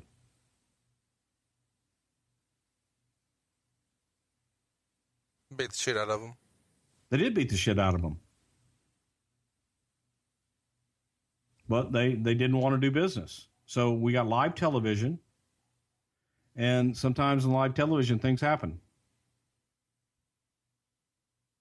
So would it have been better to go out and not do what they were all told to do? And, well, Public Enemy didn't want to do it right before we went out. So is that good business? Is that what you would have rather had happen? No, I was just asking. Just wanted to see, if you tell the story, that's all. You gotta get hot about it. I told the story, and I just because I'm quiet, support APA. I'm shitting on them on their decision and what they did, and I do not support Public Enemy for their attitude and trying to change the finish of a match right before they went out. Just want to mention they're dead. I already mentioned that. I know, but I'm just saying I don't support them. I don't support them. Nicole. I said I didn't support them. Okay, Nicole Bass. How'd she wind up in the WWF? God help me. I don't know. That was ugly. That's a rude comment. She's a very attractive woman. I didn't say she was ugly. I said the situation was ugly. Okay. That was one of those situations of Vince Russo wanting something, and even though it was a bad business deal, we got it done, and it was horrible, sight unseen. Other than Russo was a Stern fan. Oh, okay, that makes sense. So anything on Stern, he just thought was the end all be all, and if it was on Howard Stern, it was over, and it was the greatest thing ever. So that explains a lot of the silly shit that we did then. But Nicole Bass was an embarrassment. It was horrible. It never should have happened, and she was dangerous, and it was just not a good thing. Stevie Richards is a guy who you guys put on television with the Blue Meanie and Nova prior to the first pay-per-view using the BWO gimmick. I was kind of surprised you guys let him do the BWO on Raw, but it happened. And then he goes to WCW in 97 and ultimately winds up with you guys in 99, kind of doing his old ECW gimmick where he would do impressions, and then joins as a part of the Right to Censor and has a big angle with that company or that outfit. Talk to me about Stevie Richards. He's a guy who a lot of people would have never imagined would have a shot in the WWF, but then finds himself there. Was he there because he had been on WCW, or how did he fit in with WWF, I guess is my question.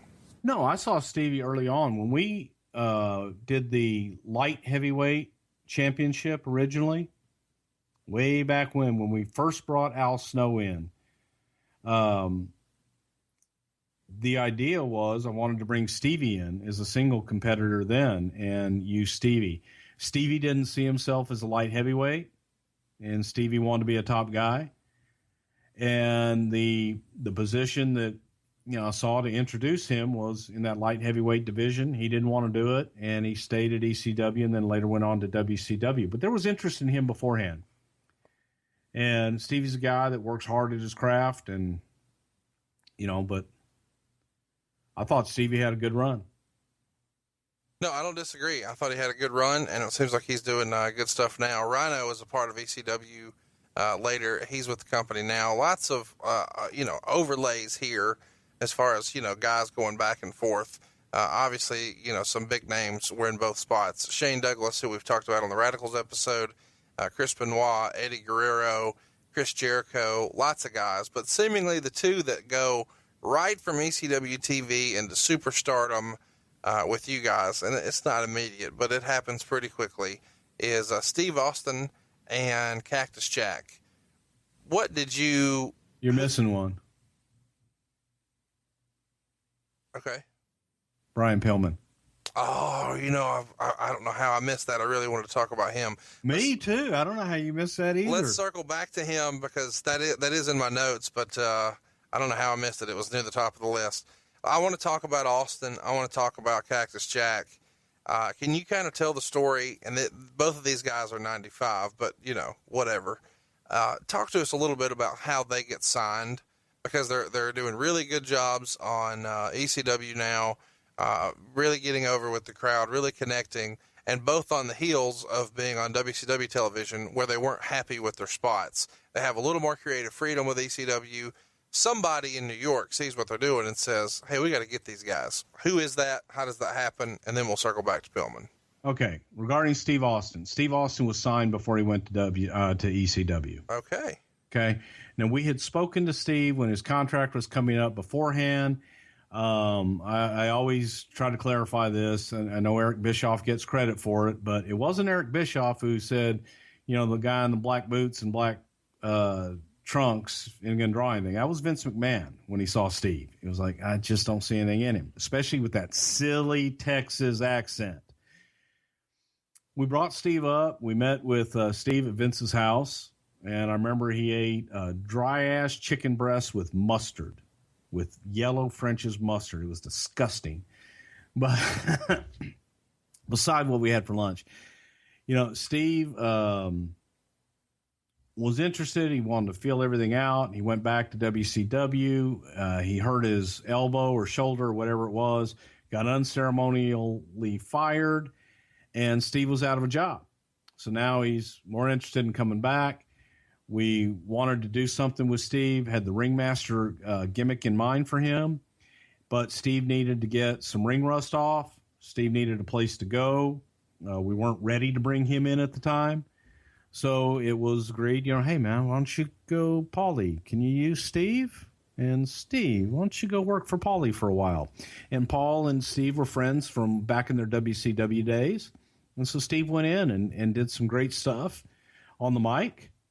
And, did the stuff that he did. And he's just a hell of a talent, and it shined through. There's an opportunity to see Steve's personality of Steve. Not, the Hollywood Blondes, not Stunning Steve. After you see that, though, why does he get Ted DiBiase as a mouthpiece? That doesn't make any sense to me. Because Vince still didn't feel that Steve had the talking chops. It was actually Paul Heyman on Steve Austin's debut on the Brother Love show. Paul Heyman, who called me and said, whatever you do, put a microphone in Steve Austin's hands. He'll get over. And I was told by Vince McMahon, whatever you do not let Steve say more than his one line. Wow. And, it goes back to, as I've said plenty of times, hey, man, it's live. Can't stop you. And Steve had the spiel, about putting your hand on the TV and come touch me and all that stuff. And I said, you know what, man? We're out there. It's live. If you feel it, go for it. I'll cut you off if it's not working. And I let him go. But it wasn't until, years later in Steve's in-ring work got over so well that during a time that he was injured, that he was doing these vignettes and these commercials and different things, calling out Bret Hart, where his personality came out. And we got to see the Steve Austin that we all knew to, grew to know and love. All right, run us through Cactus Jack. We're going to go through Cactus Jack. We're going to go through Pillman, and then I want to talk about Livewire, and then we'll wrap it up. So I know that's what I want to end on. We're going to end on something else, but that's okay. Great. Carry me through Cactus Jack.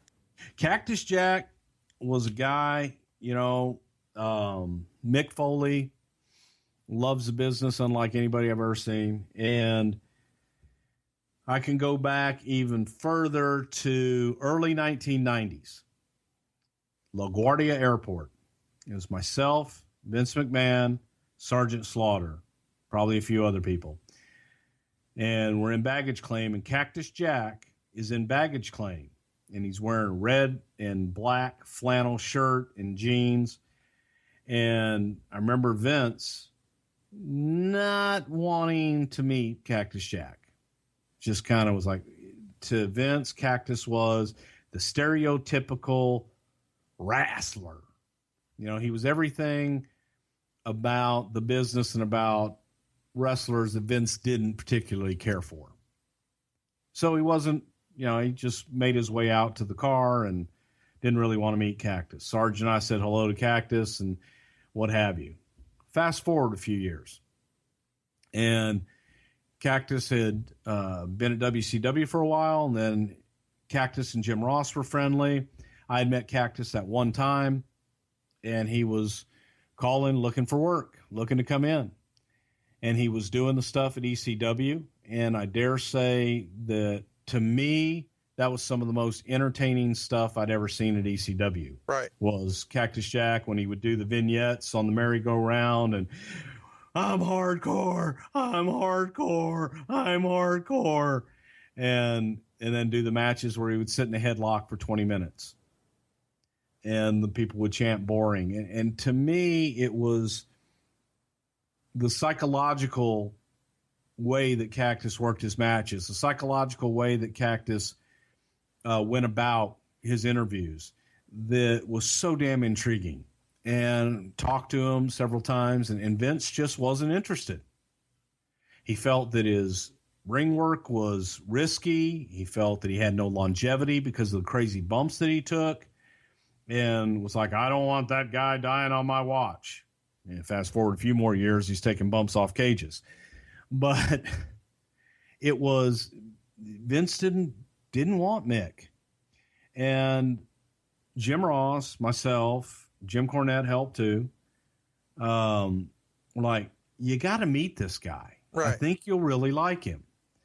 And Mick came in, and we really pumped Vince up. You know, this guy is a hell of a talent. He can make guys look good. And maybe he's not going to be a top guy, but he's going to be up there. You got to meet him. So Vince meets with Mike Foley. Vince called him Mike throughout the entire first meeting. Wow. You know, here's two Irishmen, and Vince is calling him Mike. And Mick would correct him a few times. It's Mick. Good for you, Mike. Anyway, pal. And Vince talked to him and came up with the whole Mankind idea. But I would say that Cactus and his work in ECW with the hardcore stuff and the stuff he did with his family, off the chart, tremendous. Yeah, I can't argue that at all. Did you fall asleep on me? No, not at all. I was just letting you go, man. I thought you were going to start chanting boring or something. No, I'm just glad you're not yelling. Is that what you people do? You people. G18! That's what I was trying to avoid. Let's go through Brian Pillman, a guy that we haven't ever talked about on the show. I don't know how it's taken us this long to get to him. Really an innovator at the time, and I'm curious to know how this all comes about. He's working for WCW at the time, and I'll let you pick it up from here. You nailed it on the head. He was working WCW at the time. Brian's contract was coming up, and Brian worked himself into a hell of a position. He got them to do a retirement deal or an I Quit match on a pay-per-view, and worked a behind-the-scenes angle with Eric Bischoff with the understanding that Brian would take some time off for injuries and then come back. And Eric let it happen. And Brian, at the same time, is calling us saying, hey, my deal's up. What can we do? And we got, once Brian's deal was up, his manager and agent, Elliot Pollock, worked with us a lot. And we went back and forth with Brian. And then Brian had his accident where he flipped the Humvee. And in the meantime, Brian was trying to come back and doing different things, I think even before the Humvee accident, to get people talking. Brian and Paul decided to have Brian show up at ECW, and that's the infamous where he apparently took his penis out of his pants. Well, he didn't. He threatened to pee in the ring. He threatened to pee in the ring. Okay. Well, rumor and innuendo says he took his penis out. I was there. I saw it. Okay. Well, I was there, and I'm Clint from Hershey, and I was there. I saw his penis. Oh my gosh! No, you're too much. So, but Brian during that whole time was negotiating with us. I'm sure he was negotiating with WCW, and after the accident, it gave Brian a place to go and kind of work out the kinks before he came in.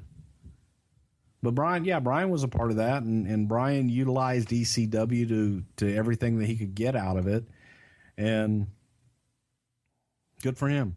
Brian is maybe the only wrestler in history to get a paycheck from WWF, ECW, and WCW in the same week. Probably. It's pretty special. Well, that's special. No, I'm just saying, like, in terms of being, all the guys pride themselves on being workers. Boy, you work yourself into getting 3 paychecks in the same. Brian worked everybody. That's amazing. Yeah, Brian worked everybody, and every once in a while he would turn and he would just look at me and give me a wink, and I was like, okay. So you were sometimes Brian would take things and push it right to the edge. But you were in on the joke. Eventually, he'd let you in, yeah. Any other interesting Brian Pillman stuff we can talk about? I know we want to talk about another thing another time, but any other good stuff we can talk about with Brian Pillman and his time with the WWE? Brian was a joy to work with, man, because he was just so damn creative, and you never knew what he was going to do or what was going to come out of his mouth, and he was just entertaining. We lost him way too soon. Yeah, I agree. Real innovator at the time, and super interesting guy to watch perform in and out of the ring. Just a phenomenal talent, and he's gone too early. I'm glad you reminded me to talk about him, because he was at the top of my list and somehow missed him. The Cyber Slam, when he talks about pulling his Johnson out of his pants and then beating up a fan in the crowd. Did it. It was amazing. Okay, Livewire. I really want to talk about this one. I've always appreciated this was a good rib. Livewire at the time, or you're going to say it's not a rib. Livewire was a show on USA on Saturday mornings, and it was a live call-in show. I think you guys did it from the studio in Connecticut, right? Edit One. And so it's at Edit One, and it's a live show, sometimes hosted by Sonny and Doc Hendricks, and they would take emails, and they would take phone calls, and they would have in-studio guests. Lots of good content at the time. Pretty innovative to do a show like this. And they get a caller who positions himself as Bruce from Connecticut. And if you're familiar with the voice, you know it's Paul Heyman. Were you in the loop that this was going to be happening? Were you watching at the time? Did you get a laugh? What's your perspective? No, that was just a complete shoot that this Bruce from Connecticut fella called in.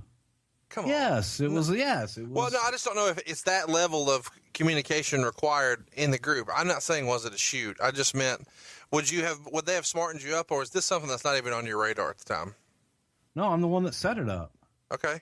Why do I have to beat you for you to just tell me the fucking story? Why don't you just tell me, hey, so we had this Well, because I don't know the questions you're asking half of the time. Okay. So Well, just carry me through the goddamn story. All right. Paul Heyman calls into a WWF show and uses your name and state. And can you just pick it up from here and let me just calm down a minute? Well, man, you made me hit the microphone.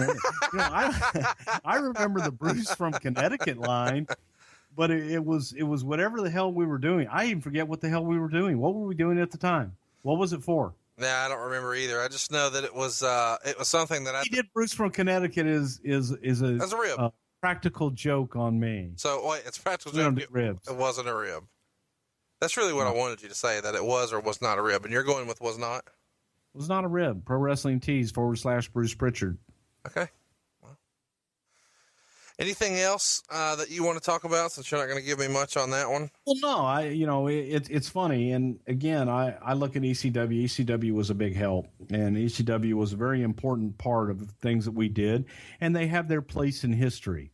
But I do have to laugh sometimes when people will extol the virtues of ECW being the greatest thing ever. If it was the greatest thing ever, it'd still be in business. Wow. And, it was great for its niche, and the folks, it still has a very vocal fan base and a very passionate fan base to this day. I think that you could argue there's still a lot of very passionate and loyal ECW fans still out there. But when I hear people talk about how successful it was and so on and so forth, it's like, well, wait a minute. They unfortunately were not able to make payroll. They unfortunately were not able to stay on national television. They never got worldwide television, and they were not able to stay in business. So the fact of the matter is that there weren't enough people that felt that way as that passionate fan base locally in Philadelphia and the Northeast did.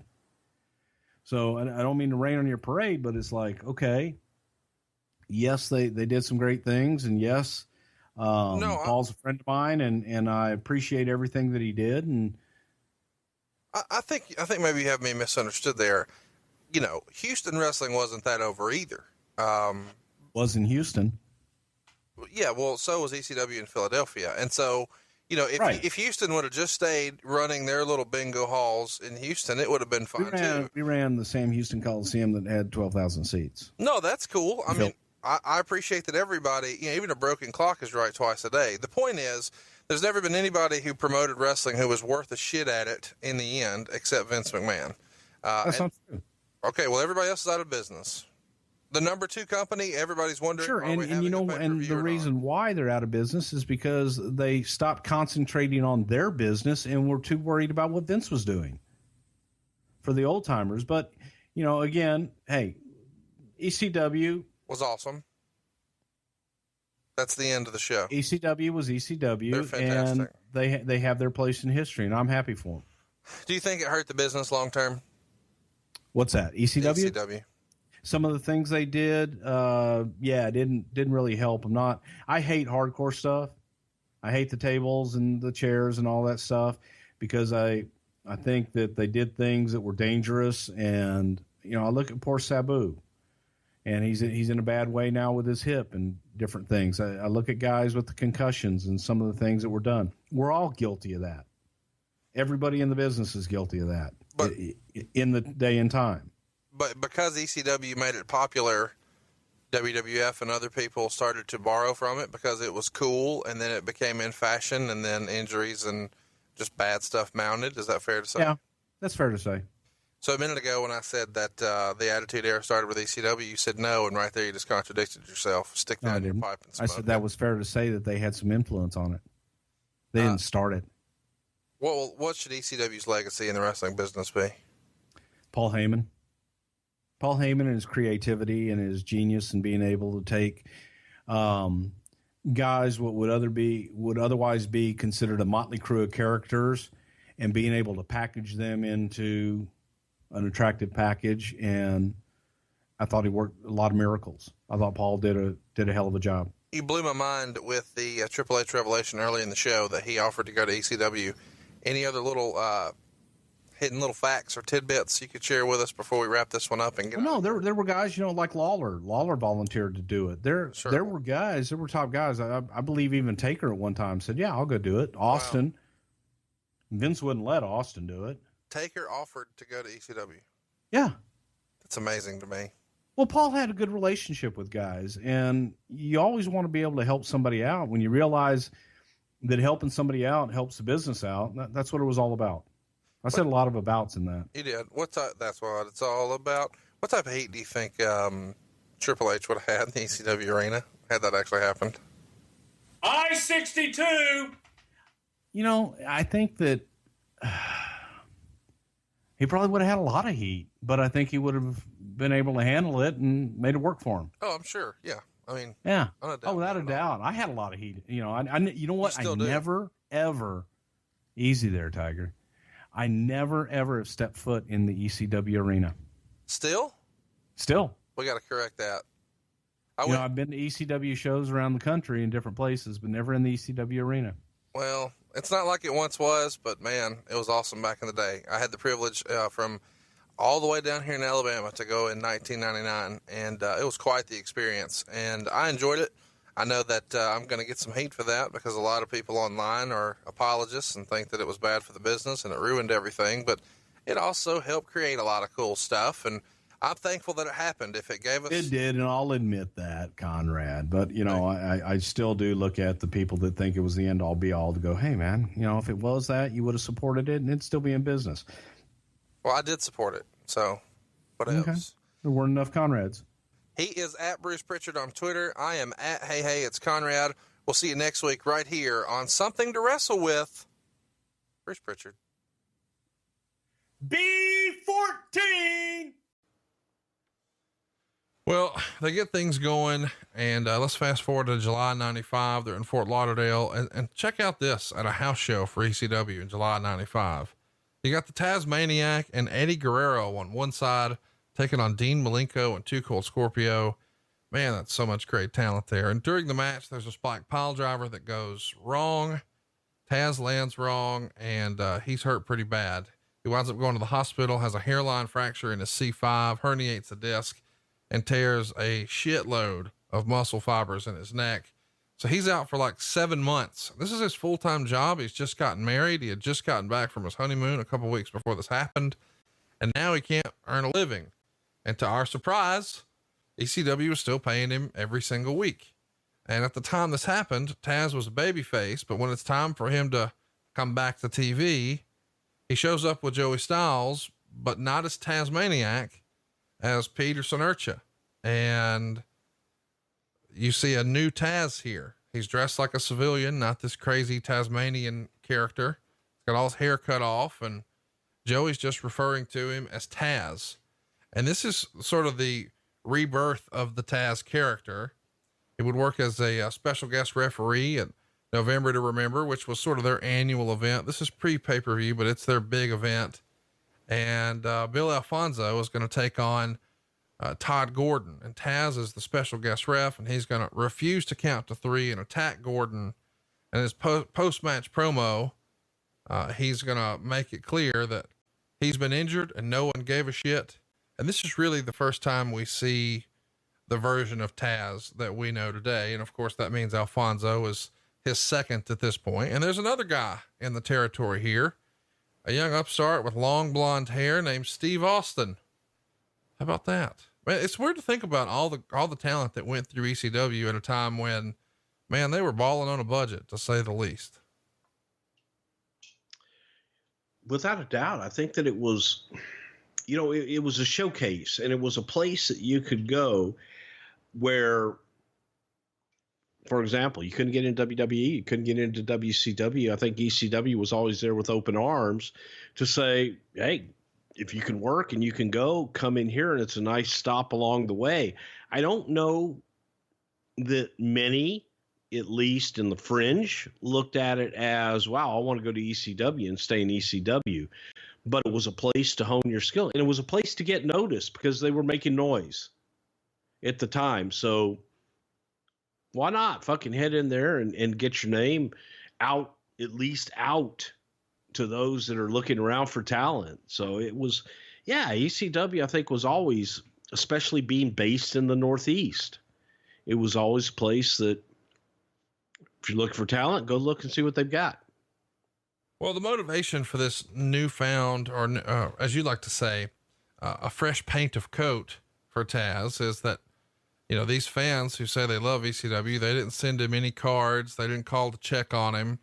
And he's now bitter and upset. And that seems sort of similar to the way The Rock would join the Nation of Domination and say, you fans turned your back on me and I was a good guy. And then, sort of giving Taz something to sink his teeth into. It's time for his legendary feud with Sabu. And that would be really the first thing that he does. He starts calling Sabu out. Sabu won't ever answer the response. And then when it finally does, it's a big deal. And for whatever reason, these guys in real life didn't exactly click.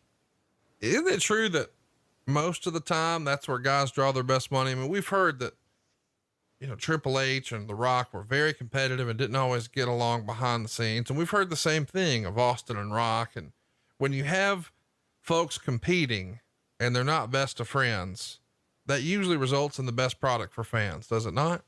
Absolutely, because you're always trying to one up the other guy. It runs to the extreme. Either the best of friends are going to go out there and tear it down every night out of friendship and respect, or out of jealousy, just professional jealousy, two guys not particularly liking the other, trying to one up them constantly. Either way, it's going to work. So the fact that they didn't like each other or hit it off, that makes for real drama, and you feel it. The audience feels if you're performing or if you're out there and you're actually really reacting. In August of 94, There's the famous 8-man tournament to crown the NWA World Heavyweight Champion, and Taz would lose to Shane Douglas, who of course will go on to win the title and then throw down the NWA title and rename Eastern Championship Wrestling the Extreme Championship Wrestling promotion. You're old school. You grew up on the NWA. By 94 though, it was not what it once was. I don't know that we've spent a ton of time talking about that, but were you shocked that this went down? Did you feel like it was a double cross on Coraluzzo?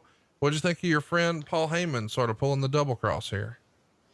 At the time, didn't really think that much of it. It just was another angle to me. And for all I knew at that point, really the NWA was just 3 letters. It didn't mean anything. So from that vantage point, it wasn't like, oh my God. It was an angle. That's really all it amounted to. And it was a way for, I guess, Paul and those guys to put themselves on the map with their Eastern Championship Wrestling and get ECW off the ground. Never watched ECW because it's in the bingo hall. But then last week you said you and JR wanted to hire Mick Foley because of the great work he did in 95 in ECW. Both can't be true. Which is it, Bruce? He sent us tapes of it. Dane William wants to know, why was Bill Dunn? What the fuck? Fuck you with your goddamn question, man. Motherfucker sent us tapes of this shit. You think I'm going to sit there through a fucking ECW show? God damn. Now, in fairness, that's part of it, is the tapes that Mick Foley would send us. Years ago, I ordered a pay-per-view, and I won't say what month it was because it would give it away. But I told Bruce, I said, hey man, this match is going to be awesome. We got to watch this. This is hyped up, blah, blah, blah.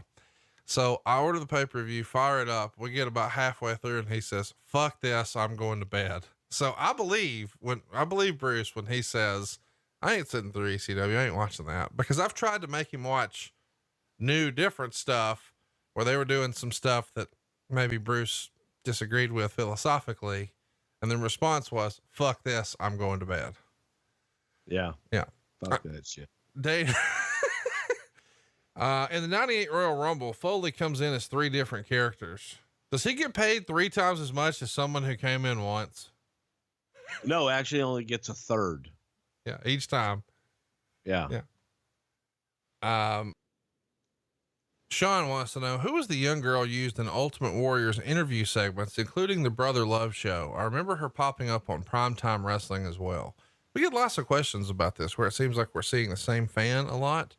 And this one in particular is about the Ultimate Warrior segments. Do you remember this little girl? The Amanda little girl that we put the little warrior thing on her cheek? We'll go with that. She was just someone from the crowd. That was, and I don't think, while there may have been people that look like her, maybe she had come back and someone kept in touch with her, but that was literally a fan from the crowd. So as we said, Eddie winds up joining up with ECW, which works out really well for him. He wins the television championship from Too Cold Scorpio in his debut match on April 5th, 1995 at 3-Way Dance. He goes on to have a series of acclaimed matches with Dean Malenko before they both get an opportunity to sign with World Championship Wrestling later in the year. He winds up losing the TV title to Malenko on July 21st that year, but gets it back just a week later on the 28th. And then ultimately drops it back to Too Cold on August 25th. And the next day they have their last match, which is going to end in a draw in a 2 out of 3 falls match at the ECW arena. And after the match, the entire locker room empties out and the two are carried around the ring by their fellow wrestlers. And the crowd is chanting, please don't go. This series of matches here with Eddie Guerrero and Dean Malenko became legendary for not just the performers, but ECW. And I've always been curious, knowing the working relationship you're going to have just a few years after this with Paul Heyman and ECW, why wasn't the WWF interested in Dean Malenko and Eddie Guerrero? Was it WCW solely pursuing the cruiserweight division? And without that, because that was not a priority in the WWF, they weren't really checking all the boxes. I think more than anything, it was their size. Yeah. It's just they were not the biggest guys in the world. So, who do you help change Vince's thinking on that? and I know we hate to talk in generalities, but we've often heard that the old Vince McMahon test from way back when was, do they turn heads in an airport? Do they stand out? And a lot of that is based on size. And we had these big hulking monsters through the 80s when Hulk Hogan was looking for a monster factory of opponents. But Bret Hart was the champion at this time. Shawn Michaels is going to be the very next year. And they're not the biggest guys. They're not small men. I'm not suggesting that, but they're not 6'5" bodybuilders. Is there a time where you can say this guy changed Vince's mind? I think Shawn and Bret are probably the two that were able to break through those barriers, imaginary barriers as they were, that they were able to kind of work through it and get noticed. Well, so from there, I want to touch on it, and we've talked about it before briefly in passing, but now a WWF contracted wrestler is the ECW World Heavyweight Champion. And soon after this show, this taping, you guys make the decision to put him in a SmackDown championship match against Triple H, which is an interesting concept at the time because you've got the WWF champion taking on the ECW champion. But you're going to take criticism from ECW fans when you have Triple H beat Tazz. I just want you to talk about it, whatever you want to say, and then we'll move on. I know you're going to shit on everything I love, so go ahead. Okay. No, it just made sense. Why would you have him go over? Why would you have Taz go over? Why would you Triple H was the champion. He was the WWF champion at the time. And it's just the way we were going. It wasn't to shit on ECW or anything like that. It's just what it was. I understand the decision to not have Taz beat Triple H. I don't understand the decision to put either guy in that match. It seems unnecessary. It seems like by booking that match, you inadvertently. Well, why not? I mean, ECW. why not have it? It's an attractive match. It's one of those kind of what ifs. What's going to happen? It's an interesting matchup, and anytime you can get something where the fans can't call the outcome, that's good booking. Yeah, I get that it's good booking from WWF standpoint, but don't you think it is? Both guys work for the WWF. But they're doing it with, and I know that you're going to say it's just a prop, but they're doing it with the ECW belt. And so to me, it seems like it's a very selfish and short-sighted decision by the WWF because it doesn't help ECW, who you say that you need in business. You put their champion on national television, on worldwide television. So you give their belt worldwide exposure. How does that hurt them? Well, he lost. Okay. So the alternative is don't put him on at all is champion. So don't give him any promotion, anything at all that we're not going to reap the rewards of. Well, that's my question is what's wrong with just booking him in a regular match, having Taz, and have him beat a WWF guy? No, you could bring it. He could have defended an ECW guy or just a local enhancement talent, and then you get it on national television, but you don't necessarily hurt the ECW brand. We didn't own ECW. So just treat it wasn't that wasn't advantageous to us. Then why are you paying them every week?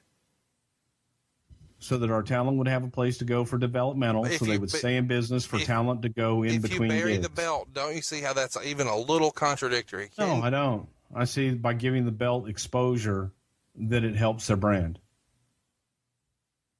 Even if it's so, let me ask you this: why, when WCW was beating, like a drum, they were beating WWF? I don't know how many weeks. I lost count. You guys lost so much.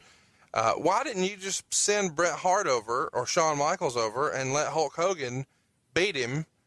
Not for the belt or anything, but just beat him on Nitro, because that way your champion would have exposure on a much bigger show. We didn't have a working relationship with them. I would have tried to work one out. With this logic, it seems fucking foolproof. Maybe not. I can't believe you don't see that that's contradictory at all. This is amazing to me. Because it's not. It is a lot. Hey, it's Conrad Thompson, and you're listening to Something to Wrestle With. Bruce Prichard. Bruce, what's going on, man? How are you? Hola, Juan. Hola, Tomás. ¿Quién es la muchacha? Está María. Está bonita. Sí, está muy bonita. I feel like I should be homeschooling my kids, so I wanted to brush up on my Espanol. Your kids are 20. They're 21, actually. Okay. Your kids are 21. What are you homeschooling now? Espanol. So how excited were you when Kane turned 21 and you could drink with him legally and he'd just have to steal beers out of your garage like you used to back when we first started the podcast? Well, then like you felt obligated to bring some of those, they think, oh, hey, yeah, I want to drink, but I don't think either one of them like whiskey or anything like that. And my daughter enjoys a glass of wine, and they both like beer. But then they get into that foo-foo crap, like the Zima stuff that's out there right now. Oh, bro, that's a shame. I listen, if you would have said that Amber was rocking some White Claws, I could have understood. But Zima? Well, I guess that's what it's called. Okay. Well, listen, that's what all the kids are doing these days. It's pretty popular, but Kane should not be drinking those. Kane should be drinking something else. Okay, don't get hot. When we hang up, I'm going to counsel Kane on the wonderment of Miller Lite. And, we should just let Amber keep doing her seltzer water gimmicks. No, he enjoys, beer and everything like that. But, they like those foo-foo things so much. So I didn't even know what they were, cause I'm up on the, anyway. Well, you would have if you was down here. I mean, down here, I had you like going back home singing rap lyrics to the kids and they were shocked, and you would have had some White Claws just because, well, back in those days, single ladies like White Claws. So you would have had some at my house at least, but not anymore. Ah, hell. Listen, I'm excited. We're not talking about foo-foo today. We're talking about One Night Stand. Not the kind that White Claws create, the kind that ECW created in 2005. Of course, at this point, WWE owns the trademark, but this is really the last ECW show. This feels like closure a little bit if you were a hardcore ECW fan. So One Night Stand 2005 goes down on June 12th from the Hammerstein Ballroom in New York, New York. It does a sellout, 2,500 fans for $484,000 at the gate. It picks up another 330,000 pay-per-view buys for a 0.81 buy rate. And something we never thought we'd see again, ECW comes back to life more than 4 years after it closed. Of course, it's not the original ECW. This is going to eventually become WWECW, but the original spirit of ECW is strong at this first show. And well, it's all downhill after this. And I know we've had a lot of fun over the course of our podcast here together, Bruce, where you have, made fun of ECW and ECW fans. And I know some of that is because you know how much I enjoy it and you're just a heel. God damn it. He's a heel. But the ECW fans are always very loyal to the product, especially during the original run. But after they close, everybody sort of goes their own way. And that even started a little bit before they closed. It's certainly not forgotten though. How annoyed were you? And I'm not saying this as tongue in cheek, the way me and you do with each other sometimes, but how annoying were the ECW chants at WWE shows? I don't know that, they were annoying. Look, the audience liked what they liked, and there's a portion of the audience that is always going to, be that anti-hero, if you will, and be the smart fan or what have you. And there's a lot more of them, and they're vocal. And as long as they're having fun, frankly, I'm happy they're there. Yeah, it's something that becomes a thing, anytime there's anything hardcore that happens, a table break or something like that, fans just launch into the chant. And I got to think, and I don't know how much of that is by accident and how much of that is intentional, but it is a stroke of genius. Whenever there is something that is quote unquote hardcore, the fans aren't chanting, "This is awesome." They're not chanting Sabu or whatever the performer's name was. Instead, they're chanting the company's initials. And that sort of feels like part of what has become, I don't know, code in wrestling. Oh, they were drinking the Kool-Aid with Heyman. And of course that's a Jim Jones reference from way back in the day as like a cult leader. But the idea that you could condition the fans to not chant for the performers who just performed the spot or, you know, whatever the spot was, but instead to chant the company initials, it's kind of a case study of how to build a brand a little bit in wrestling, is it not? Oh, sure it is. But here, you know, hey, here's one for you, Connie, being in on all the hipster stuff, man. The kids don't know what drinking the Kool-Aid and Jim Jones is. And I just learned that literally firsthand. I'm not being a smartass here because I made that comment and I talked about Jim Jones and Jonestown, and both of my kids didn't know what I was talking about. So I had to have them go back and watch the documentaries and see what drinking the Kool-Aid was all about and following a cult, and that one man was able to captivate an audience of people and his worshipers in his church to follow him to any length, good, bad, and indifferent, to stop thinking independently for themselves. And in the end, so much so that he fed them Kool-Aid to take their last breath on earth with him and drink the Kool-Aid because you were led there by a cult leader.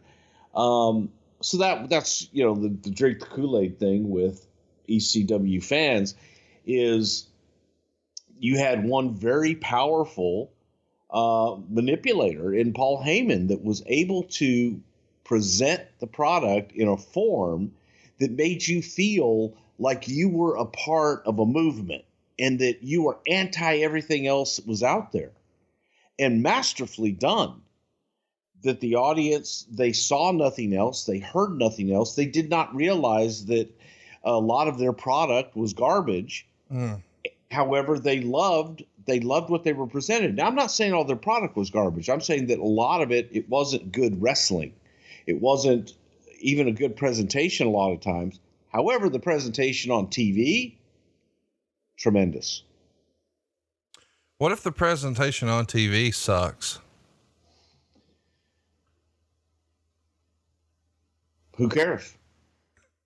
November of 2004, WWE releases the Rise and Fall of ECW DVD, and it quickly... As long as people pay to see that product, it's all good. Well, they were paying to buy this Rise and Fall of ECW DVD. It sells out everywhere, becomes a massive success. It exceeds WWE's expectations. And I think that's fair to say that while there may have been a good idea here of, hey, we've done a world-class doc. Hey, we've done a Rise and Fall of WCW doc. We should do one on ECW. It exceeds all expectations, does it not?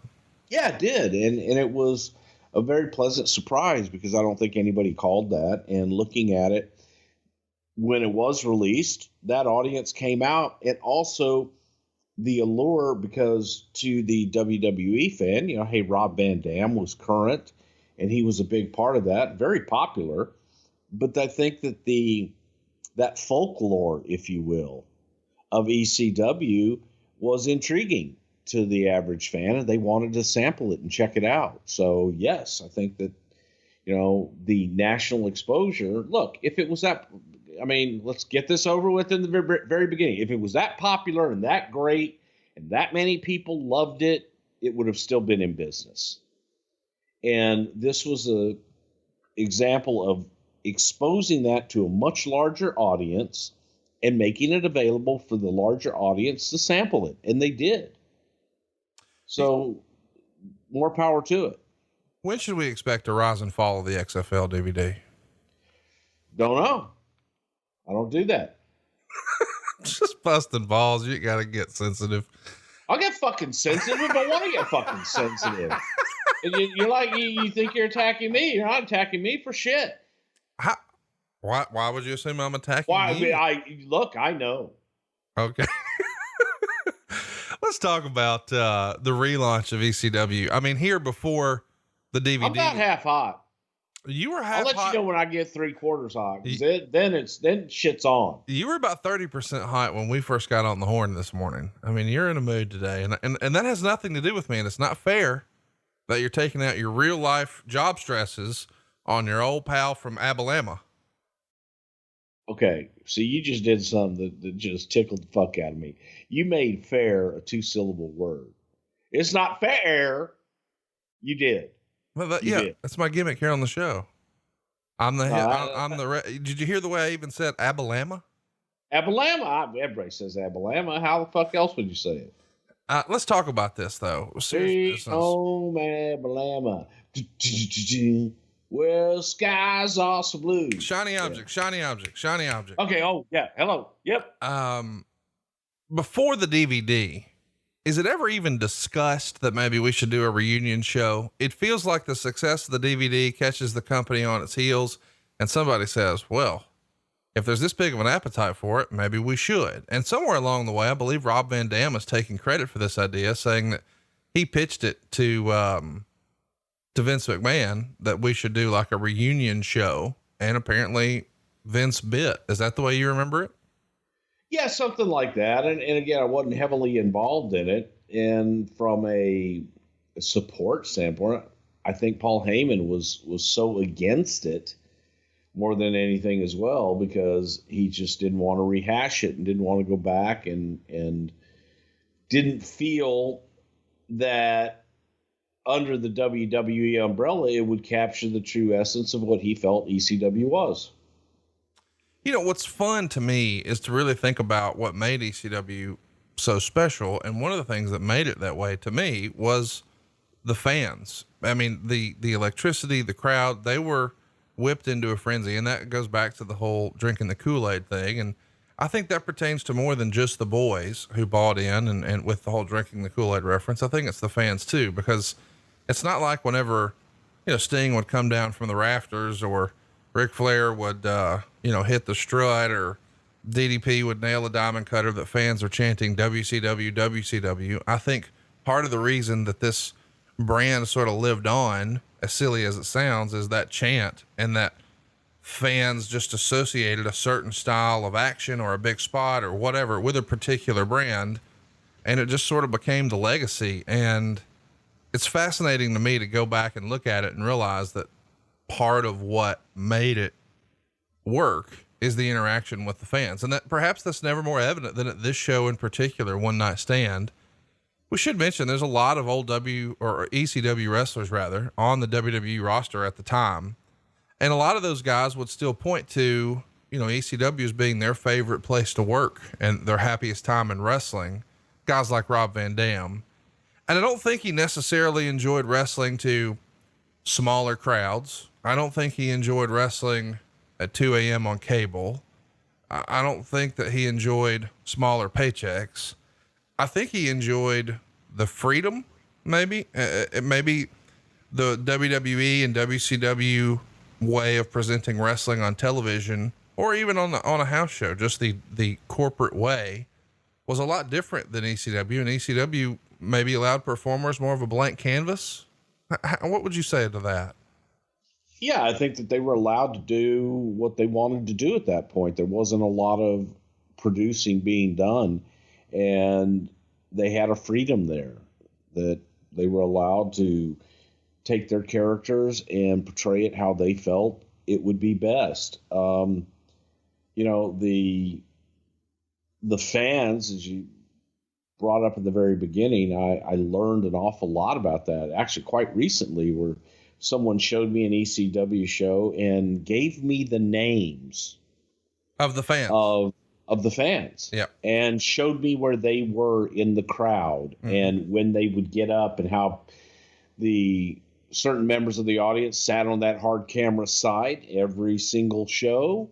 And you could tell, you would watch and go, oh, I wonder where he's going. Oh, he's going to get tickets. He went to go get a drink. I missed this because I was doing this.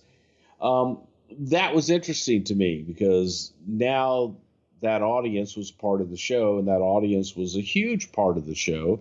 They were characters in and of themselves. So that part is cool. And I think that when you examine that, to me, that may have been the show. And what we were looking at in particular was the crucifixion angle. And you saw where those hardcore originals, the guys that would follow them through anything, were thoroughly disgusted with that, and that they walked out on it. And you go to the next week. They didn't go to the next show because it was their way of boycotting. Of course, they boycotted for a short period of time, and not all of them. I'm just saying there were a few that were very vocal and very disgusted with that. And that was fascinating to me. How much of the vibe of ECW and maybe what made it so cool and made the fans so passionate is because it was, more quote unquote underground, like let's take music, for example. If a band gets, a little bit of notoriety and maybe they even make it big, a lot of fans would say, oh, I like their earlier stuff. They preferred them in the club scene rather than the stadium tour. It's like, once they've made it, it's no longer cool. But when it's this thing that is so awesome and not a lot of people know about it, that almost adds to, for lack of a better word, the coolness, does it not? I remember as a kid, before you were even born, Rush would never allow any of their music to be played on the radio. But they had an incredible following of a fan base that was like, yeah, no, man, I'm cool because I listen to Rush, I buy the albums, I listen, I support them and go to their concerts, buy their merch, because they don't have the backing of society. They don't have the backing of being played on KLOL, the number one rock AOR station, album-oriented rock. Don't play us on there. They got over it real quick. But their initial entry was, hey, we're different. We're anti-establishment. We don't want to be on your radio. We just want you, the fan, the true lover of Rush and our music, to enjoy us for what we are. And ECW was the same way. And I think that the real, feeling with anyone that's in business is you want it to be bigger and more profitable. And that may have been what hurt, it is what hurt them. But there was that core. There was that core that was, man, they loved it and you could do no wrong. It's so fun to look back and think about really what made it so popular. Let's get back to the story though. Allegedly, Rob Van Dam, in conversation with Vince, would, after Vince initially bites on the idea, Rob makes a list of all the former ECW talent who now work for WWE. And supposedly when he presents it to Vince didn't even realize he had that many former ECW talent on the team. And considering, that he often has to deal with things at a broader stroke, big picture level, that's probably something that was flying under his radar, right? How many of these guys did go through ECW over the years? Yeah, I think that at that point, Vince didn't necessarily, know at all where guys came from, if they were talented and if they had talent and could perform on this stage. Let's keep it moving here. And we should remind everybody that Paul Heyman is now under the employ of WWE. He's working in the office and he starts to push forward on his end as well. Do you think perhaps Paul was quote unquote in cahoots with Rob when Rob pitched this to Vince? I'm not saying that they were best of friends, but we've heard over the years that sometimes, you've even made fun, that, CM Punk should tap out the Big Show in the Anaconda Vice in 16 seconds. And so maybe if he pushes too hard, it's never going to happen. And we've heard about sort of the hokey pokey that Paul has played with WWE over the years and all the times he was sent home, et cetera, et cetera. But would this have been a situation where maybe he's sort of tag teaming with Rob to work on Vince to get this idea to become a reality? I don't think so. I think that Rob was genuine in his feelings, and if they did, they did. But I don't think so. I think that that's how Rob really felt, and Rob was passionate about it and thinking that why not? And I don't think Paul wanted to do it. Yeah, that's the other thing that I've always roll tide on that I've always found interesting about Paul is Paul would rather look at through the windshield than the rearview mirror. Paul feels like, to me, and I don't know him nearly as well as you do, but it feels like he's more concerned about what's next. What's the next big hot thing? Not necessarily, hey, wasn't that cool what we did way back when? I don't feel like Paul's nearly as big on nostalgia as, say, you or I. Is that fair to say? Yeah, I think it is. And I also think that Paul's viewpoint at that was been there, done that. Right. And we're not going to be able to recreate the magic that it was at that time in that era, because it was all about that time in that era. So to him, I believe that he felt I'm good, let's, as you say, move forward and just move on from it.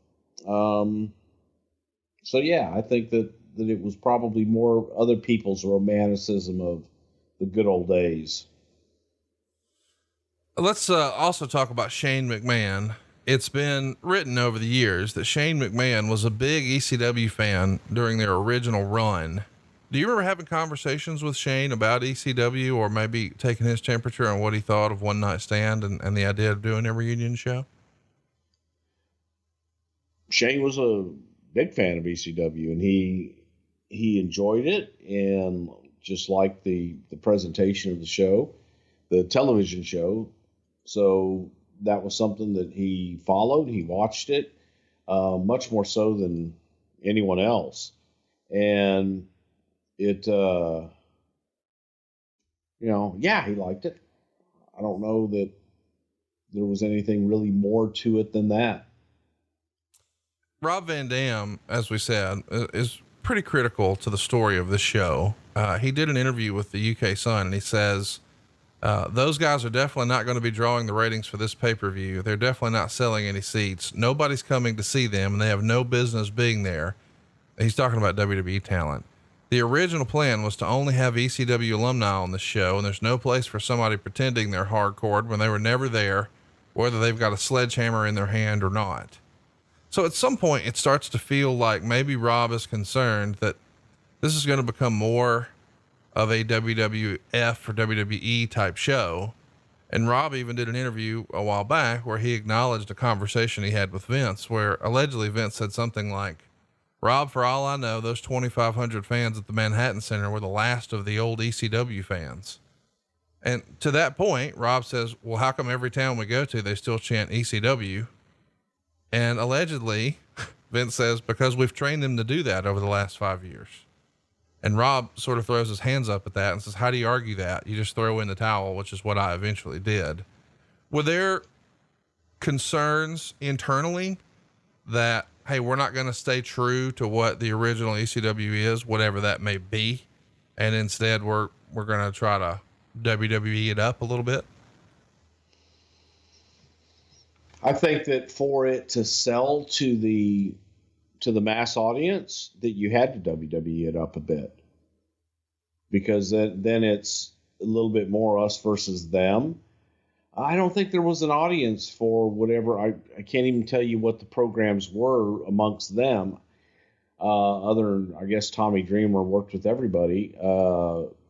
You know what I mean? I think that you needed that to make today's audience care. Do you think that Vince, God bless you, I think it's been said over the years that Vince, when it came to this original pay-per-view, the gist being he sort of knew what he didn't know. He was a little more conscious of the fact that his view of what wrestling was, or sports entertainment was rather, didn't exactly line up with what made ECW. And if it was going to be what it once was, maybe he just needed to carve off, enough authority to Paul Heyman for him to sort of see his vision through. I mean, Paul Heyman, the original sort of genius behind ECW and the owner, do you think that Vince had confidence that Paul could pull this off, or did he still feel like he needed to sort of have his thumb on it?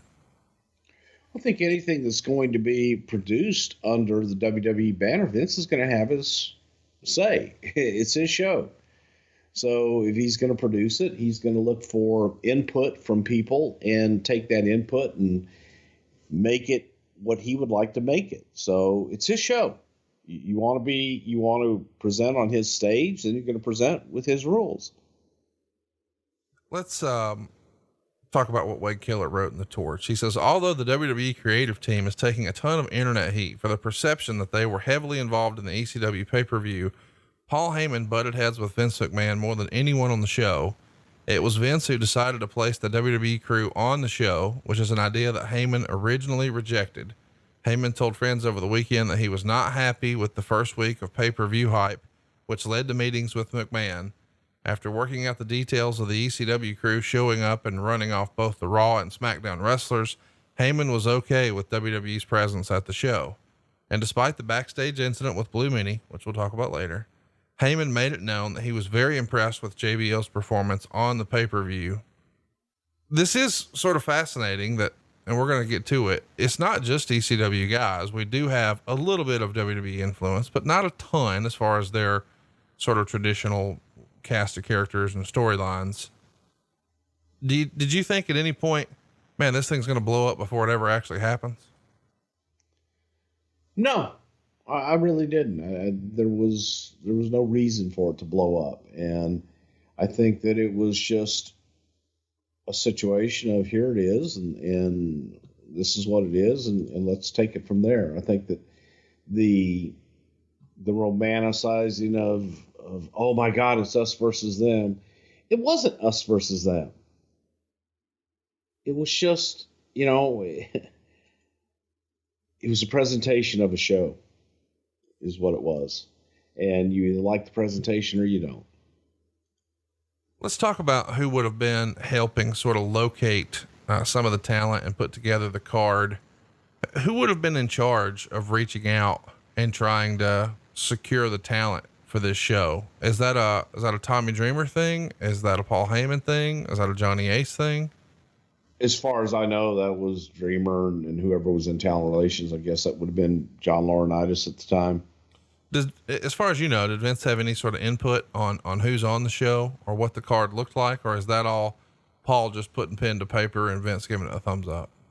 I think, I think someone coming in and suggesting this is what it would be and him saying, okay. What about Hammerstein Ballroom? This has been something that's been debated over the years, that the two most famous arenas from an old school ECW fan standpoint are the ECW arena at the corner of Swanson and Rittner, easy for me to say, at the corner of Swanson and Rittner in South Philadelphia, and the other being the Elks Lodge in Queens.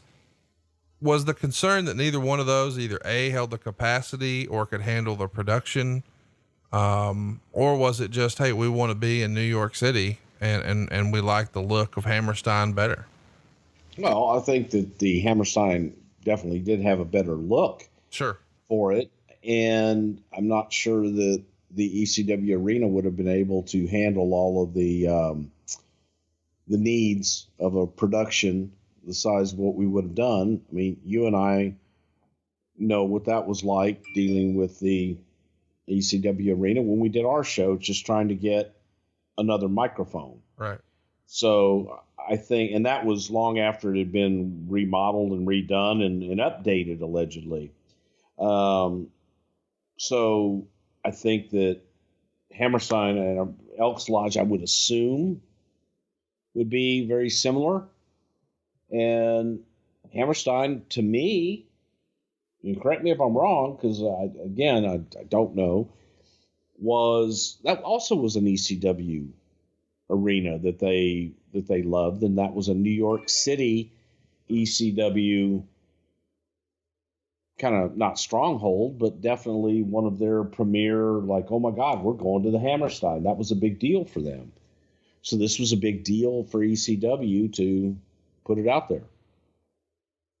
Let's talk about the pricing structure. Wade would write, the $200 tickets for ECW's pay-per-view in New York City's Hammerstein Ballroom were dropped to $100, which could mean that many fans who paid $150 initially will end up sitting behind fans who paid just $100. The ringside $400 seats did sell out right away, but overall the experiment of charging much higher prices than usual was considered in retrospect to be overly aggressive.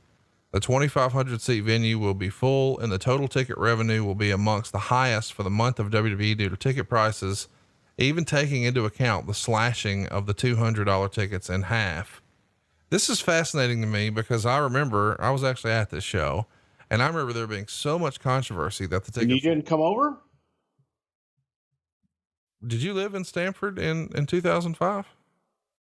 No, but Okay. Never mind.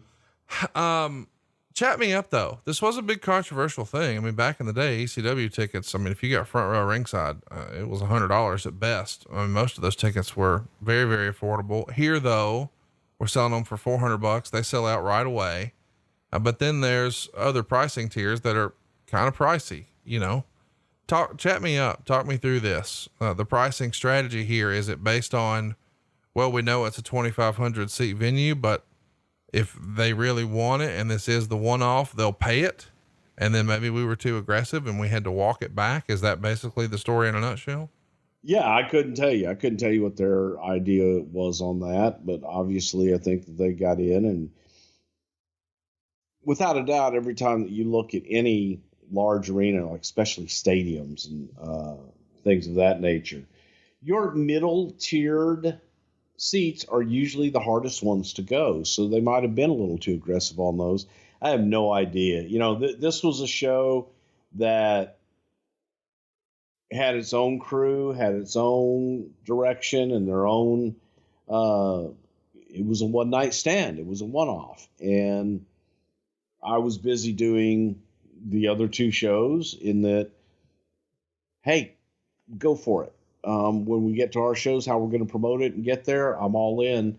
But I'm not necessarily as involved in the promotion and production of the show. Let's, well, you know why we picked you. You're on the 15-year anniversary here, and you like to argue with me about ECW. So you're the right guy for us to talk about this. We have talked about some of the other names that were on this show. You know, the ECW originals, Sabu and all the other guys who were under contract, or not Sabu, but Sabu's on the show, but Rob Van Dam and his pal Sabu and so many other talents like Tommy Dreamer are already a part of the crew. But some of the names that were big names in ECW are not going to be on this show. And maybe most notably, the first world champion, Shane Douglas. We've talked about the fact that this show happened at Hammerstein Ballroom, but 2 days before this, before One Night Stand, Shane Douglas decides to host his own ECW reunion show. And that one does happen at the ECW Arena in Philadelphia. And on that show, we would get Shane Douglas, Sabu, and Terry Funk, which was one of the early, more notable matches in ECW history.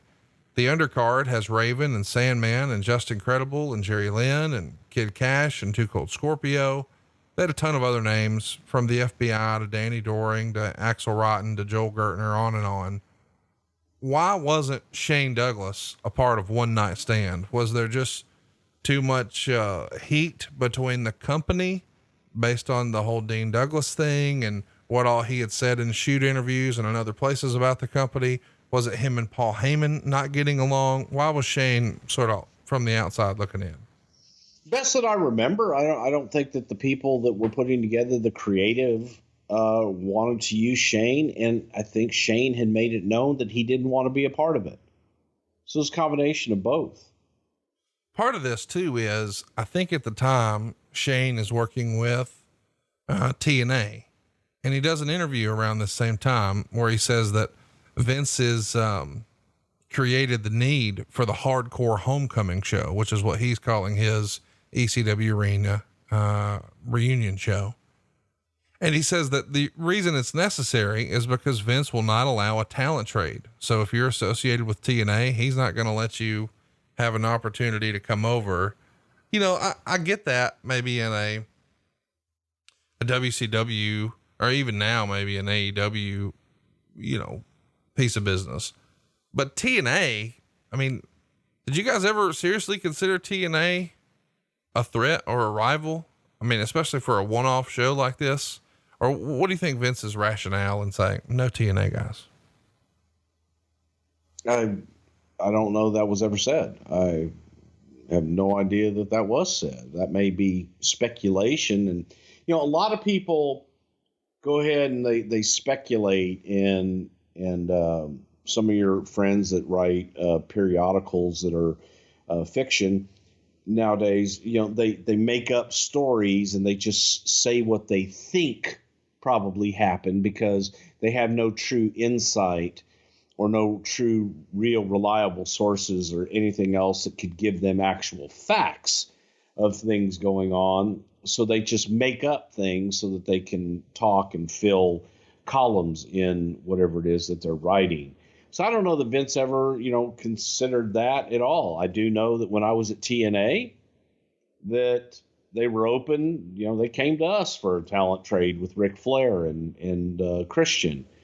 And it wasn't some taboo thing. It was, hey, let's talk about it. So that's fact. Right. That actually happened. I never heard of this. So to say that it never actually happened, I couldn't tell you one way or the other, but I do know that I never heard of it, wasn't involved in it. In storyline, at least on TV, we start to see the seeds of this show being planted on the May 19th Raw when Tajiri and Chris Benoit were talking about ECW, and they decide to have an ECW rules match against each other. And a few minutes into the match, Bischoff and Coach come out and says something like, there'll be no mention of ECW on Raw. And then in late May, we've talked about this before, Eric has a funeral for ECW. And this is sort of a fun, never thought it would happen moment in wrestling history, where you've got Eric Bischoff, Paul Heyman, and Vince McMahon all in the same ring at the same time. That was a pretty cool visual if you were an old school fan, was it not? Yeah, I thought it was fun. I ranked it up there with the first time that Eric walked out on Raw and hugged Vince. That was a cool, again, to the insiders that get it, they get it. To those that don't, it was still a part of the storyline that was going on at the time. So it was a very cool visual that worked and fit, it fit every box. Let's talk about the relationship between Paul Heyman and Eric Bischoff. We've seen, through television angles that these guys were not big fans of each other. What was their relationship like in 2005 though? It was good. As far as I know, it was fine. They both, Eric was a talent. So Eric came in and worked as a talent and did what he was asked to do. Pretty much got along with everybody. And it wasn't, when you come to work you don't have to like everyone you work with, but you do business. And that's what always fascinates me when, goddamn, they didn't like each other. Why didn't they just go fight each other in the back? That's not business. And, in 2005, both Paul and Eric were businessmen taking care of business. In a new company. They both work for the same goal. Right. The go home edition of Raw, before One Night Stand, near the end of the show, we see Eric Bischoff, Christian, Tyson, Tomko, and Edge come to the ring. And Eric says something like, Paul Heyman, for once in your miserable life, you've decided to keep your word. You said you weren't coming alone, so you show up with the Dudley Boys. Quite frankly, I always thought the Dudley Boys were a little overrated. Nonetheless, all you're doing, Heyman, is making our jobs easier. Tonight, we're going to take you three out. That way, I don't even have to show up at One Night Stand. And then that way, this Sunday at Hammerstein Ballroom, whatever crumbs of ECW are still left over, we're going to feed to SmackDown's Kurt Angle, JBL, and his cabinet and kill ECW once and for all. So that's sort of how we're getting, the WWE involvement. And, there's going to be a big hullabaloo here on the go home edition of the show. We should mention one of the guys who's not on the show, who is on Hardcore Homecoming, that I wish would have been here, Terry Funk. And it's been said that Paul Heyman wanted him on the pay-per-view, but Shane decides to side with the little guy and he goes to the Hardcore Homecoming show instead, because allegedly he didn't want Vince making money off the ECW name, which made me laugh because he worked the One Night Stand 2006 show. But either way though, it is sort of in Terry Funk's spirit to not take the corporate gig and side with the Renegade outfit group, right? Terry's Terry. I love Terry to death, and Terry's going to do what Terry wants to do at the time, and that's what makes him Terry Funk. Around this same time, Court Bauer comes into the promotion. He had booked Major League Wrestling in 2003. He got a regional clearance through the Sunshine Network in Florida. He tried to sort of mimic the ECW look and feel, even down to having Joey Styles as the announcer. Was Court involved in One Night Stand at all, to the best of your recollection? I have zero idea whether he was or not. I have no clue if Court was involved one way or the other. Let's talk about the go home edition of SmackDown before One Night Stand. JBL cuts one hell of a promo on ECW and Paul Heyman. And he basically says that Heyman taking credit for Benoit, Guerrero, the Dudleys, Mysterio, Austin, and Foley is like Al Gore taking credit for inventing the internet. And then he says, newsflash, Paul Heyman is a liar. At least Al Gore didn't live in the basement with his mommy. At least Al Gore didn't bounce checks to his buddies. At least Al Gore wasn't such a bad businessman that Vince McMahon had to give him $500,000 to bail him out. And then he blew that too. At least Al Gore didn't run for president in a bingo hall. Man, does anybody know how to get heat with this audience better than John Bradshaw Layfield? Yeah, I would say that John's pretty good at getting heat. And just for the record, I don't think that Paul ever lived in his basement. Paul's room was on the second floor of a very beautiful home. They shot. Hey, let me tell you something, man. If I had that house to live in, I wouldn't leave it either. Oh, was that nice of a crib, huh? Oh, his parents' house, yeah. But look, Paul Heyman's parents, I don't know what they did to deserve Paul, but two of the classiest, sweetest human beings I've ever met on the face of the earth. Really, really, really great people. And yeah, just sweet, sweet people. And they had a beautiful home there in, I guess, Scarsdale. And hell, I wouldn't leave it. Please. Fascinating. It's also worth mentioning, right around this same time, this is what's known to Ring of Honor fans as the Summer of Punk, because it looks like Punk is going to go to WWE, and it feels like he's out of here, but then he wins the world title and then signs his WWE contract on the Ring of Honor world title the afternoon of One Night Stand.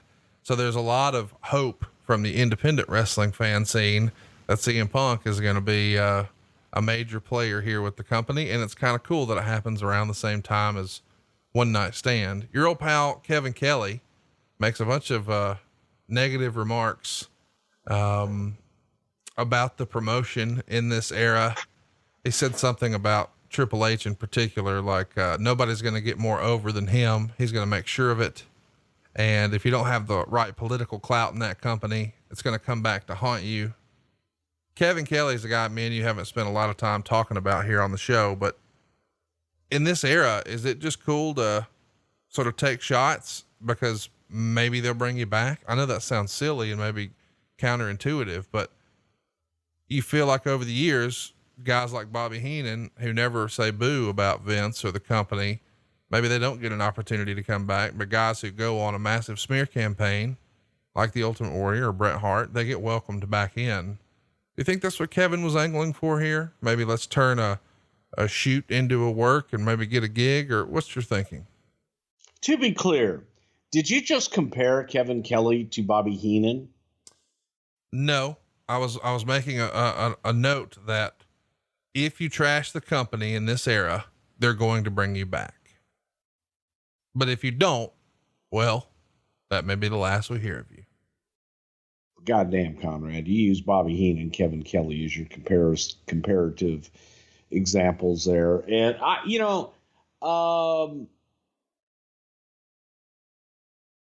don't care what people say. You're always going to have naysayers. And I think that a lot of times that people will say controversial things to be noticed and say, hey, look at me, I'm saying something controversial.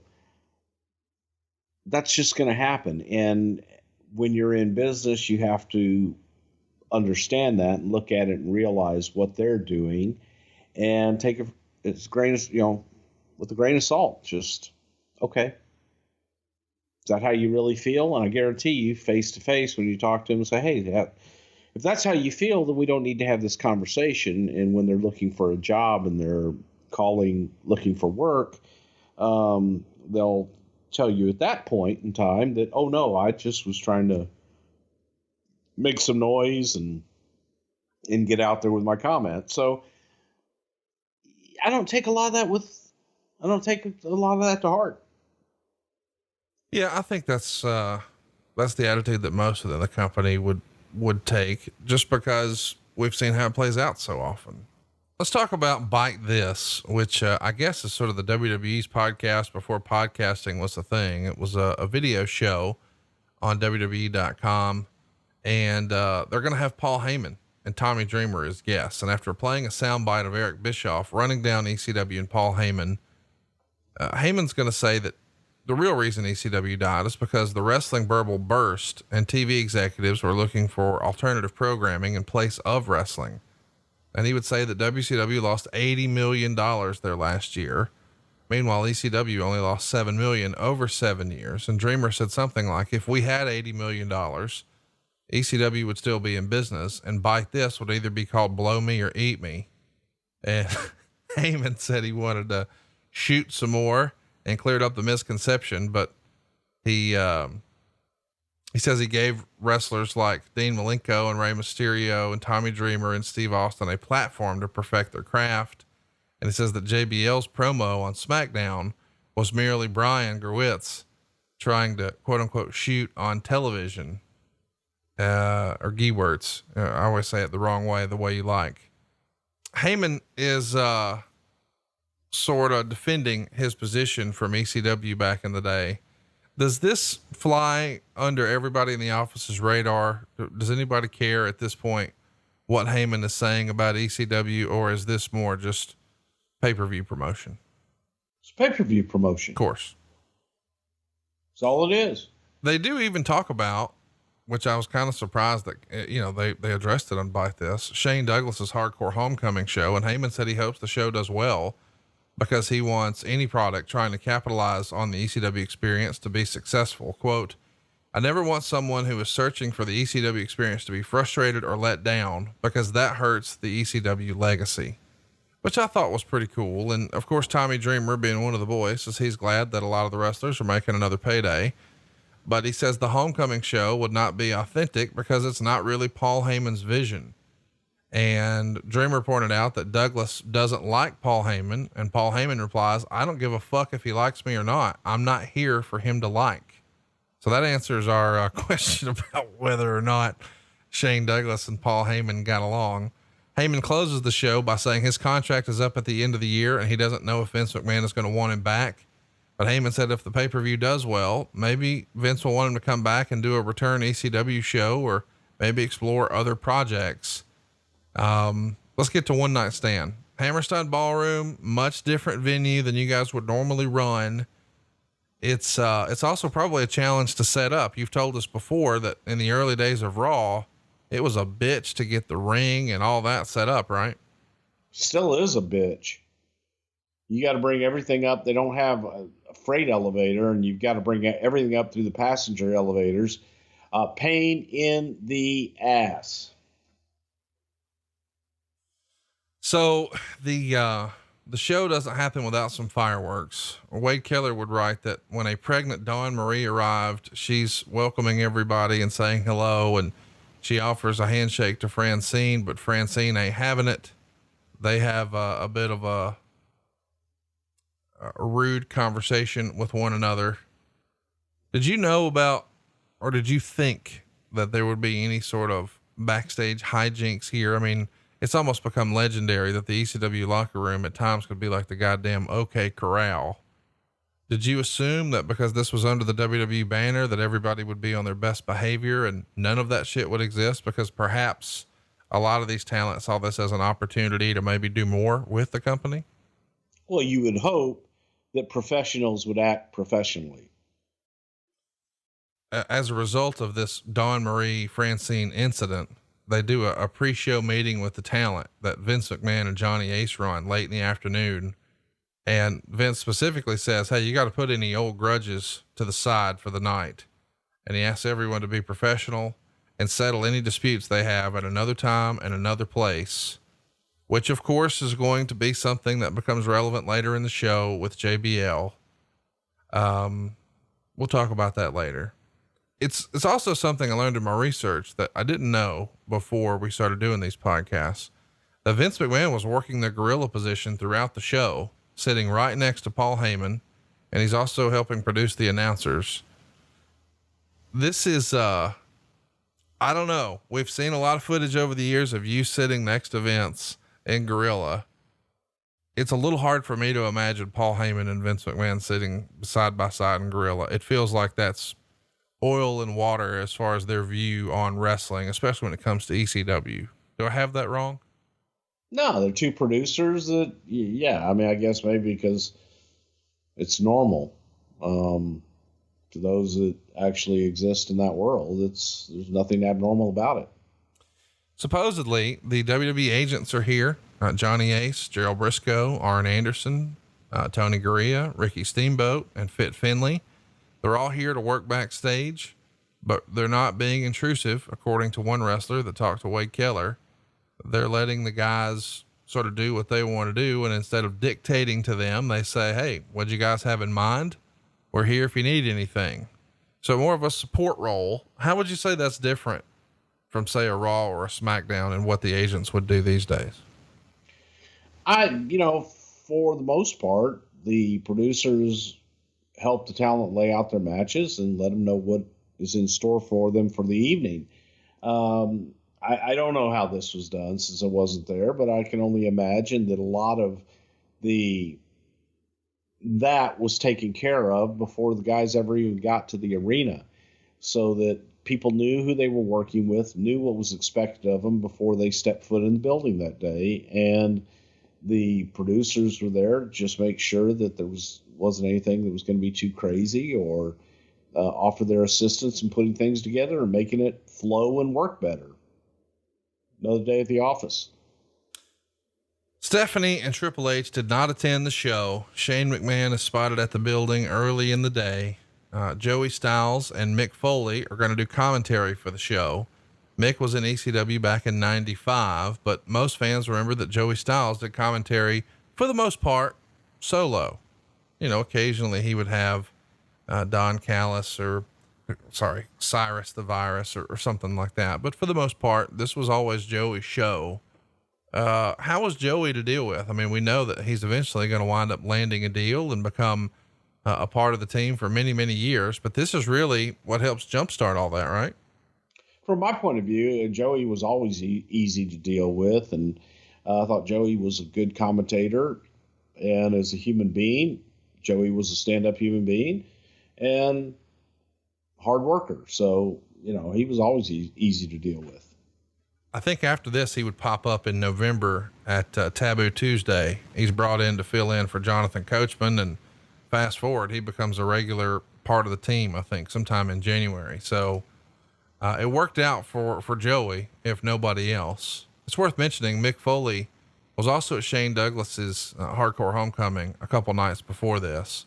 The show begins with Joey Styles coming to the ring to introduce the show. He's near tears. The crowd is chanting, Joey, Joey, Joey. This is one fired up crowd. Mick Foley is going to come to the ring with his old Cactus Jack theme music. And then they play the classic ECW intro video. And our first match is Lance Storm, who's got Dawn Marie, and he's going to pick up a win over the Lionheart Chris Jericho in 7 minutes and 23 seconds when Just Incredible hit Jericho with a kendo stick while the referee's back was turned. And Joey indicates that this match could quite possibly be Lance Storm's final wrestling match. And it gets 2 3/4 stars. You watched it this week for the first time in a long time. We've got the usual cast of characters here, not just Dawn Marie, but Just Incredible, Jason Knight. They're all going to pose in the ring after the match. What'd you think? I thought it was a good match. I mean, good Lord, you got Lance and Chris in there. So, of course, they're going to give you a good match. They were former partners. They've known each other well. And the match itself, it was good. It was good. It's, we should mention that he actually technically, Lance Storm, he resigned in May of 2005, saying that he wanted to go open his own training school, but he does pop back up for May 30th, 2005 to wrestle Sunday Night Heat. And then this is his last show with WWE for a while. Of course, we know he's going to pop up in some independents here and there, and then ultimately come back as a producer, I think, in 2019. But it's fun that we got to see this match in particular. Some of our younger fans may not realize that Lance Storm and Chris Jericho actually started working in America for Smoky Mountain, Jim Cornette's old promotion, known as the Thrill Seekers. So this is sort of full circle, and they're trying to pay homage to the past, even calling Chris Jericho Lionheart, which was his nickname in ECW. I like the booking and the decision to put these two guys together, and it's probably impossible for these two to have a bad match. Corazon de Leon. That's old school lucha libres right there. Sí. Next up. Yo estoy el muy español. Hola Juan, hola Tomás. ¿Quién es la muchacha? Está María, está bonita. Sí, está muy bonita. I don't know what any of that was. Did you just order dialogue right there, buddy? Did you just order lunch? See? Next up, we've got Joey Styles introducing a special ECW Remembers video package highlighting the deaths of former ECW alumni. The list includes Rocco Rock, Terry Gordy, Crash Holly, the original Sheik, Mike Lazansky, Pitbull, Anthony Durante, Big Dick Dudley, Chris Candido. They've got dates for their years, that they were alive and all that. And it's a pretty special little moment, and not something that we would see a lot over the years in WWE programming. Were you shocked that Vince allowed like a big list of now deceased wrestlers to play on one of his programs? No, I think that, it is what it is. And that was something, this was nostalgia, and this was a way of remembering those that had left us.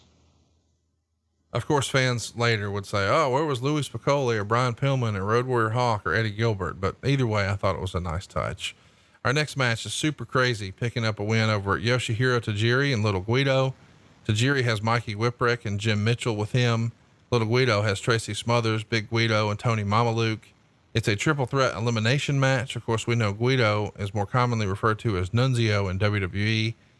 He's eliminated first by Tajiri after a whippersnapper by Whipwreck. And prior to the elimination, Super Crazy connected with a high spot of the night moonsault off the balcony onto the FBI down below.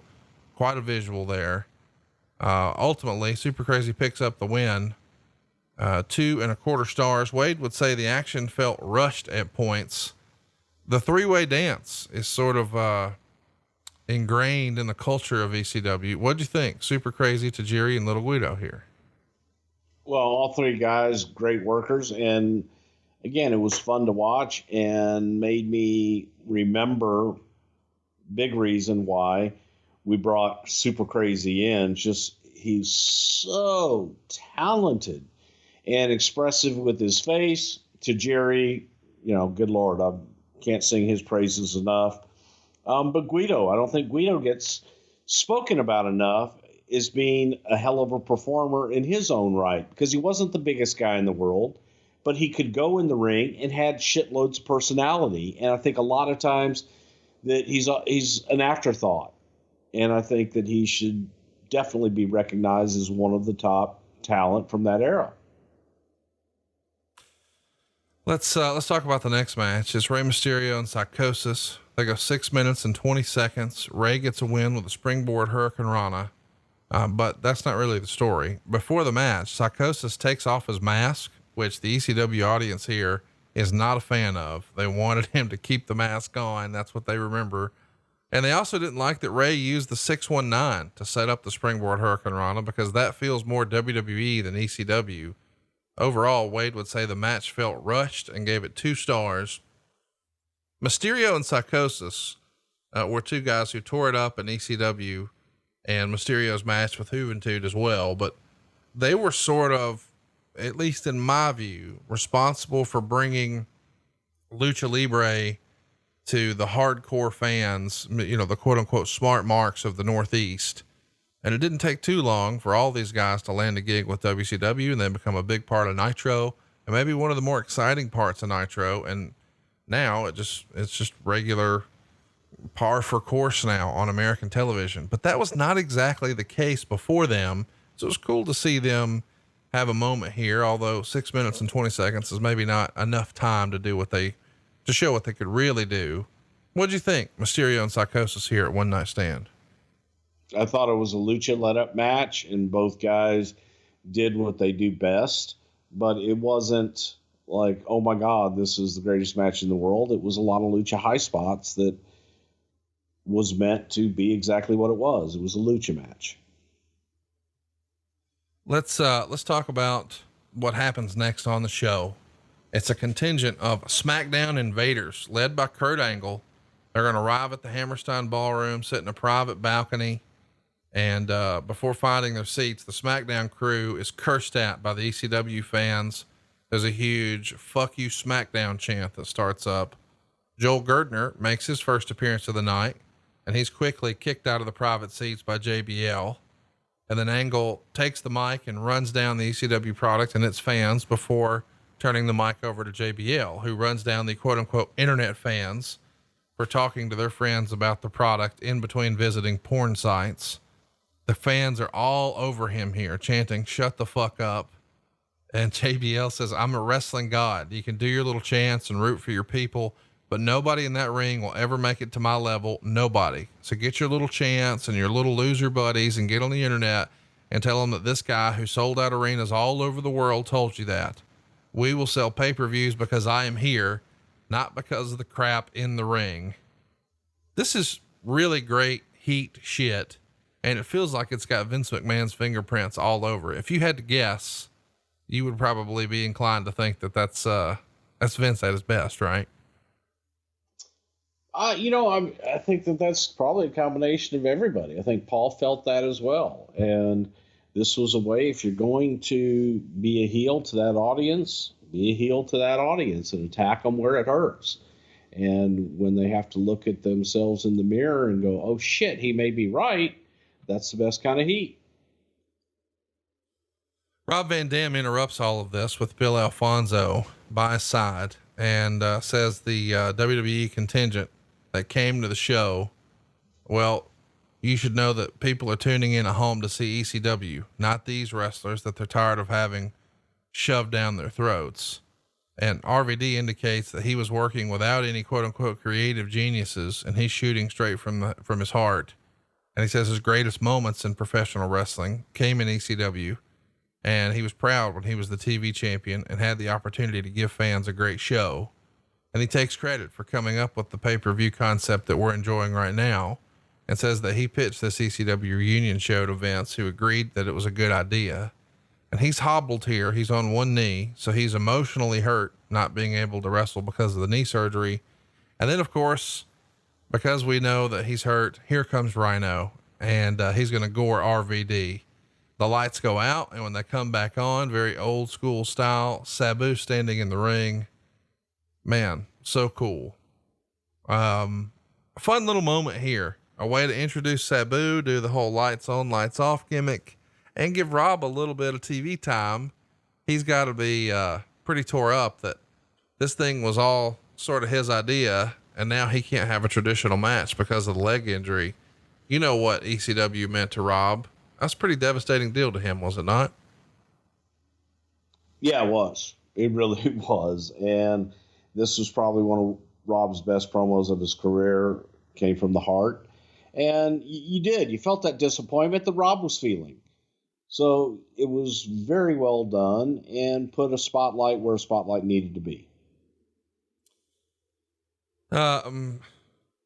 What'd you think of, I mean, we know that a year from now, Vince is really going to go with Rob, but do you think Rob just going out here and doing a really long promo that's unscripted just from his heart and seeing the way the crowd responds, do you think that sort of allowed Vince to turn the corner on him? Like maybe Vince saw Rob in a different light here, you know? Yeah, you got to see Rob's true personality come out, and you got to see that, you know, he's not just a laid back stoner guy, and that there was an audience that related to that. The WWE version of Rob Van Dam had just been cool and whatever, and sort of the stoner attitude, like you said. So this to me is sort of, I don't know, probably a pivotal moment in Rob's career, at least when it comes to Vince McMahon's perception of him. But as we said, it leads to a match here. Sabu with Bill Alfonso and RVD, of course, there to support him, taking on Rhino. Sabu picks up the win in 6 minutes and 27 seconds with an Arabian skull crusher through a table. It's what's described as another crazy high octane spot fest. We should mention Rhino was fired right after WrestleMania of this year. So a few months prior to this. We haven't ever really talked about that. Do you remember the circumstances around Rhino's dismissal and why ultimately he was able to come back here? I do not, but I know that, you know, coming back here, I think that as far as talent to be used in this pay-per-view, if they meant something to ECW, then they were going to be back. And as long as they all agreed and it worked for the show. I think the rumor and innuendo that was reported at the time was Rhino had maybe some sort of, an argument with a spouse or something in the lobby at WrestleMania, and like gets frustrated and picks up a giant pot and crushes it or something. But it was the sort of negative attention that WWE would want to always avoid, but especially WrestleMania weekend. Does any of that ring a bell, or could I have just made that up? Yeah, I think you're mixing your stories up with people. Okay. Terry Funk is, not here. We know that, you know, him and Sabu and Shane Douglas tore it up 2 nights prior to this. Do you think that, and we know Shane's not here and he's drawn a line in the sand or whatever. Do you think Terry Funk regrets not being a part of such a important show like One Night Stand 2005? Possibly, but, you know, like I said earlier, Terry's going to do Terry, and that's what makes Terry Funk so unique and so loved, is that in a lot of ways you never know what Terry's going to do, and whatever Terry does is what he firmly believes. So it goes with the wind. Next up, Eric Bischoff leads a contingent of Raw Crusaders to the private WWE section of seats to join the SmackDown crew. Of course, the fans are hurling all kinds of obscenities at Bischoff as he walks in. He's got major heat, but we've got another great match coming up. It's Chris Benoit and Eddie Guerrero. Benoit gets a win after 9 minutes when Eddie submits to the crippler crossface. Wade would write, another match that felt too short to reach anything close to its potential 2 3/4 stars. Wade would even write, Eddie was not happy with the finish for his match against Benoit and never seemed to get into the event as a whole. He also seemed upset with the crowd chanting at Edge in the opening minutes of his match against Benoit. There were some heated words exchanged after the match between Guerrero and Benoit as a result of how the match went. We've heard, you know, that these guys were best of friends and we know how tight they are, but it just feels like this match is not maybe what it could have been. And maybe Eddie just wasn't in the right state of mind at the time. We know that we're going to lose Eddie not too many months after this. Do you remember hearing that Eddie wasn't pleased with this match in particular? Well, you can kind of tell by watching it that he's not necessarily pleased with it. The match was good. It was solid, but it looked like they weren't exactly on the same page all the way through the match. And I could see Eddie being upset, but I didn't hear anything big. Oh my God, Eddie and Benoit were pissed off at each other. Guys, sometimes they have fuck ups in matches that come back. What the fuck happened out there? That's it. Now, to someone that has never actually been in that environment, oh my God, they yelled at each other. Might think that's a big deal. I doubt it was anything. Let's mention that Joel Gertner is going to make his second appearance of the night and ask Eric Bischoff for a job. Bischoff shoves Gertner away and said he didn't want any of the ECW fans to show up at this show because they're not of the same class as the Raw fans. And Bischoff, of course, says ECW sucks. Next up, maybe the most spectacular visual of the show. It's Mike Awesome and Masato Tanaka. They go 11 minutes and it's over. After an awesome bomb through a table, Mike Awesome picks up a win here. During the match, though, the cameras are going to cut to various shots of JBL and WWE wrestlers laughing their way through the endless table spots in the match. Plenty of chair shots, and including a string of chair shots, no sold by Tanaka. Of course, we know more about head injuries and head trauma now than we do back then, and some of this is hard to watch. Wade would write, the match was a major clusterfuck, but it was the high point of the night because of the endless near falls and a hot crowd response. 3.25 stars.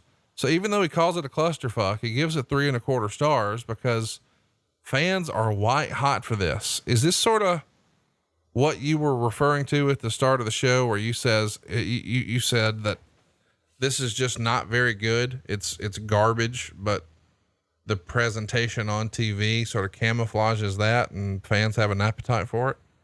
Yeah. And again, I didn't like the match because they didn't sell anything. And it after a while, all those chair shots and all that crazy crap, it means nothing. Might as well one with a roll up type thing. Cause it just, everything they had done to that point meant nothing. So not a big fan of it, but I'm not a fan of that type of match. So there you go. So he was right on the clusterfuck part. During the match, Mike Awesome suffers a deep gash on one of his knees when he dives over the top rope onto Tanaka at ringside. The cut needs a bunch of stitches, but no serious damage to the knee. I think his knee pad catches the top rope as he's like slingshotting himself over the top, and that's why he lands a little awkwardly. Unfortunately, we lost Mike Awesome in February of 2007. It feels like such a missed opportunity. I'm reminded when I watch this show back how great Mike Awesome was. And just from a physical, imposing specimen who can do big stuff, it just feels like Vince would have absolutely loved this guy. Is it just that Mike Awesome didn't have the best promo? Did he not have whatever sort of charisma that Vince was looking for? What was the limiter for his WWE run in your perspective?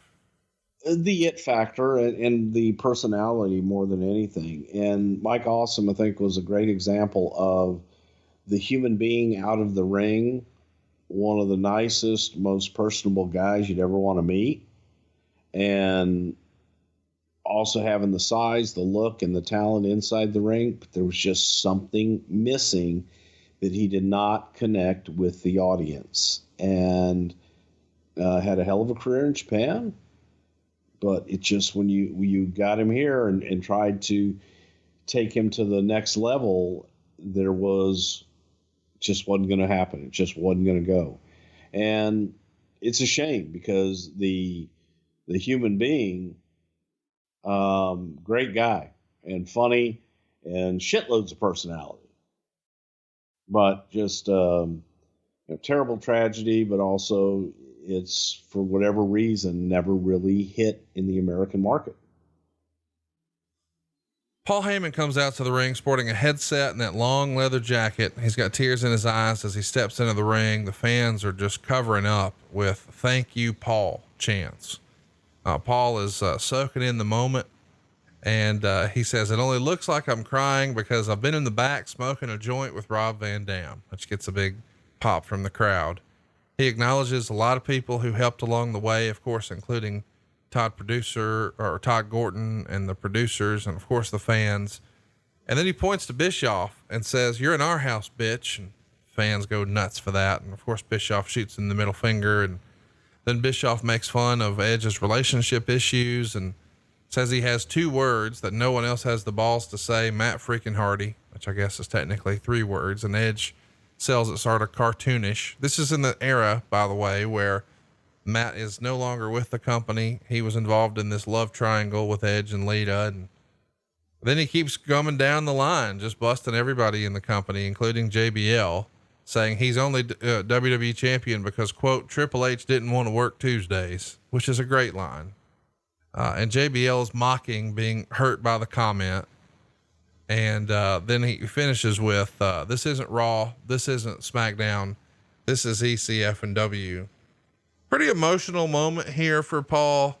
Probably a little bit of closure for him, if you will, because ECW went out of business with a whimper. So to go out with a big bang like this, it's probably pretty important to Paul. Yeah, I'm glad he got to go out with that bang. You know, I wish that it had ended here. You know what I mean?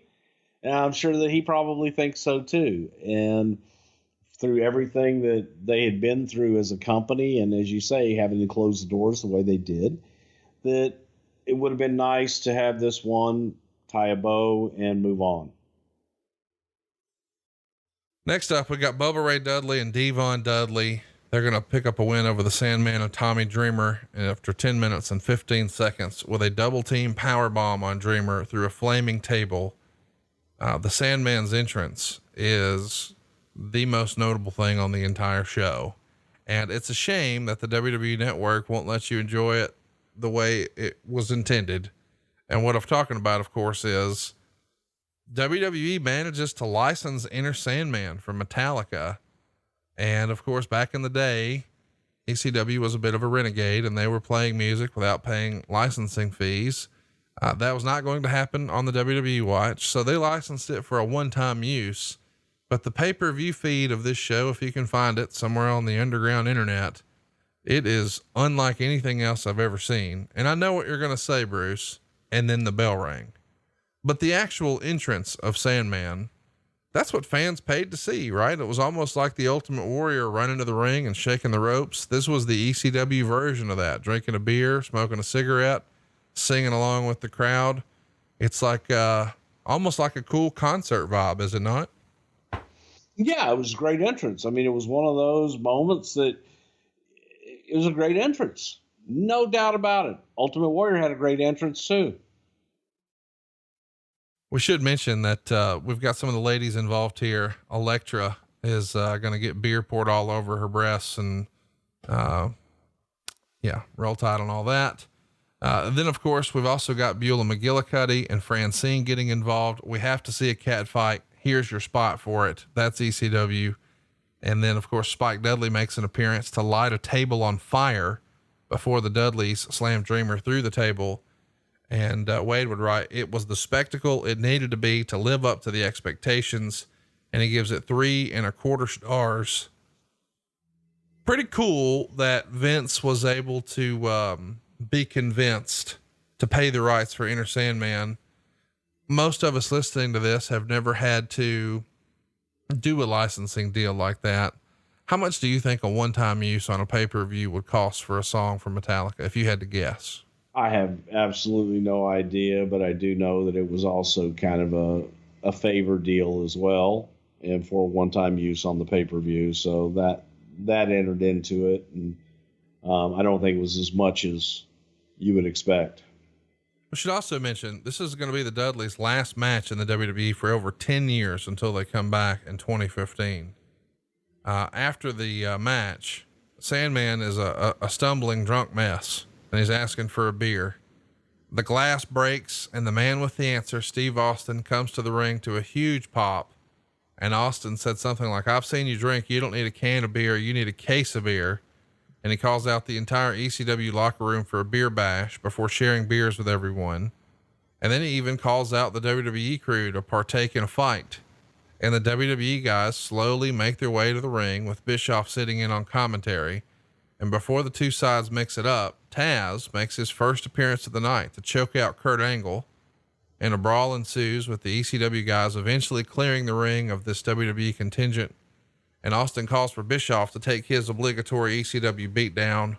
Foley drags Bischoff to the ring where he takes a 3D, a flying headbutt, a 619, and a stunner for good measure. And the Dudleys haul Bischoff out of the arena into a flatbed truck outside, as Joey Styles says, This is the greatest night of my professional career. And then the beer bash is had in the ring with Austin and Sandman sharing a beer. And, the show closes with Austin and Sandman standing atop the ECW entrance ramp with their arms raised. And it's a cool little finish to the show. The Steve Austin beer bash. I don't think a lot of people would have called a Steve Austin appearance here, right? Yeah, but it was exactly what it needed. And I think Steve being out there, it kind of brought everything together, and then you get your big brawl. Wade would write, Austin got caught up in the atmosphere in the building and had a great time. He was described as cordial, gracious, and even humble by backstage observers. He was hanging out with wrestlers all afternoon. Austin even confessed that he believed drinking a beer with Sandman did as much for him as it did for Sandman. Mikey Whipwreck asked Austin before the show if he minded if he did the whippersnapper, which is basically a Stone Cold Stunner off the second rope. And Austin said he was cool with that, admitting that he copied the move from Mikey in the first place. So of course he could do it. Quote, Steve was so cool about everything, said one ECW wrestler to Wade. We should also mention that in Steve's only singles match in ECW, he lost to Mikey Whipwreck by pinfall back when Mikey was the ECW world champion in 95. So it's fun to see that sort of come full circle. Of course, we can't talk about this show and not talk about what happened during the brawl. There was an incident between JBL and Blue Meanie, where JBL starts punching Meanie in a chute, causing Meanie to bleed for real. And then several ECW wrestlers start going after JBL until Bubba Ray Dudley pulls him out of the ring. Wade would write, the locker room sentiment seemed decidedly anti-JBL. Quote, JBL's a dick and has a huge ego. A lot of people backstage enjoyed Paul putting him in his place during the promo. But what the fuck do you have to prove by beating up Meanie? That's all from an ECW wrestler to Wade. JBL, accompanied by Orlando Jordan, did step onto the bus after the event and was told by a large group of ECW wrestlers that he loved the show and really appreciated what they did. Some thought it was a magnanimous gesture at best, but others saw it as JBL just trying to save face. In any case, JBL was consistent in saying he absolutely loved the event. It was his first ECW show ever. And of course, a few days later, Blue Meanie would write about this on his website. It's a mess. What'd you hear? What'd you think about this dust up? Well, I didn't even hear about it. I watched it when it happened and everything. Didn't even notice it. Frankly, heard about it afterwards. And, according to John, he had been hit in the back of the head and turned around. There was Meanie, thought Meanie hit him in the back of the head, and proceeded to throw live rounds at Meanie and wasn't proud of it, wasn't happy with it.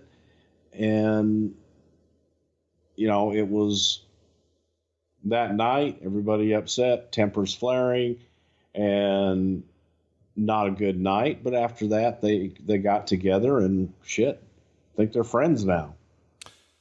Yeah. Meanie would write on his website, what turned out to be a beautiful weekend came to end on a sour note. I guess by now you all know what happened last night between Bradshaw and myself. It's no secret that Bradshaw never liked me from my first day in WWE to my last. What I did to piss the guy off, I don't know, but then maybe I never needed to know. Bradshaw has always had the rep of being a bully and a liberty taker in the ring, and he also had a rep of getting away with it. Once the ECW WWE Brawl started, I paired off with Coach, and I felt one punch come from out of nowhere. My first instinct was to hit back, but I also had the issue of trying to protect the 14 staples I have in my head. I got some rib shots in the best I could, but he got the upper hand going with my face and opening a fresh wound on my forehead and swelling my eye. All I saw was red as the blood filled my eyes, and I believe it was Maven I pulled on top of me to get him to quote unquote choke me. After he got cleared out, guys came up to check on me, and we went on to the other deal with Austin and Bischoff and the big post-brawl party in the ring. As fucked up as what Bradshaw did, the crowd reaction had me so buzzed that I didn't feel a thing. I got to the back, and Bradshaw was in part of the gorilla position, and he came over like he was going to do something else, but people got in between, and he was yelling about me talking about him on the internet. The rest of what he said I didn't hear because I was too busy saying, it's a work. The business is a fucking work. So I did the best thing anyone could ever do in that situation and just walk away. I got stitched up and said my goodbyes, and a lot of guys were pissed and asked what happened. And when I told them, they were pissed even more. We got home, and all I've been doing ever since is popping a leave, icing my face, and reflecting. It's weird that this happened here, and JBL's going to tell his side of the story. This is before the brawl at the end of the pay-per-view. Manny started cutting a shoot promo on me, saying the reason he got fired and the only reason I got to where I am was because I sucked Vince McMahon's dick. I was incredulous. I thought there was no way he could really mean this. So I got to work with him at the end, and here we are trying to give the fans a great finish, and we begin to lock horns in the melee, but he's basically not even acknowledging my presence.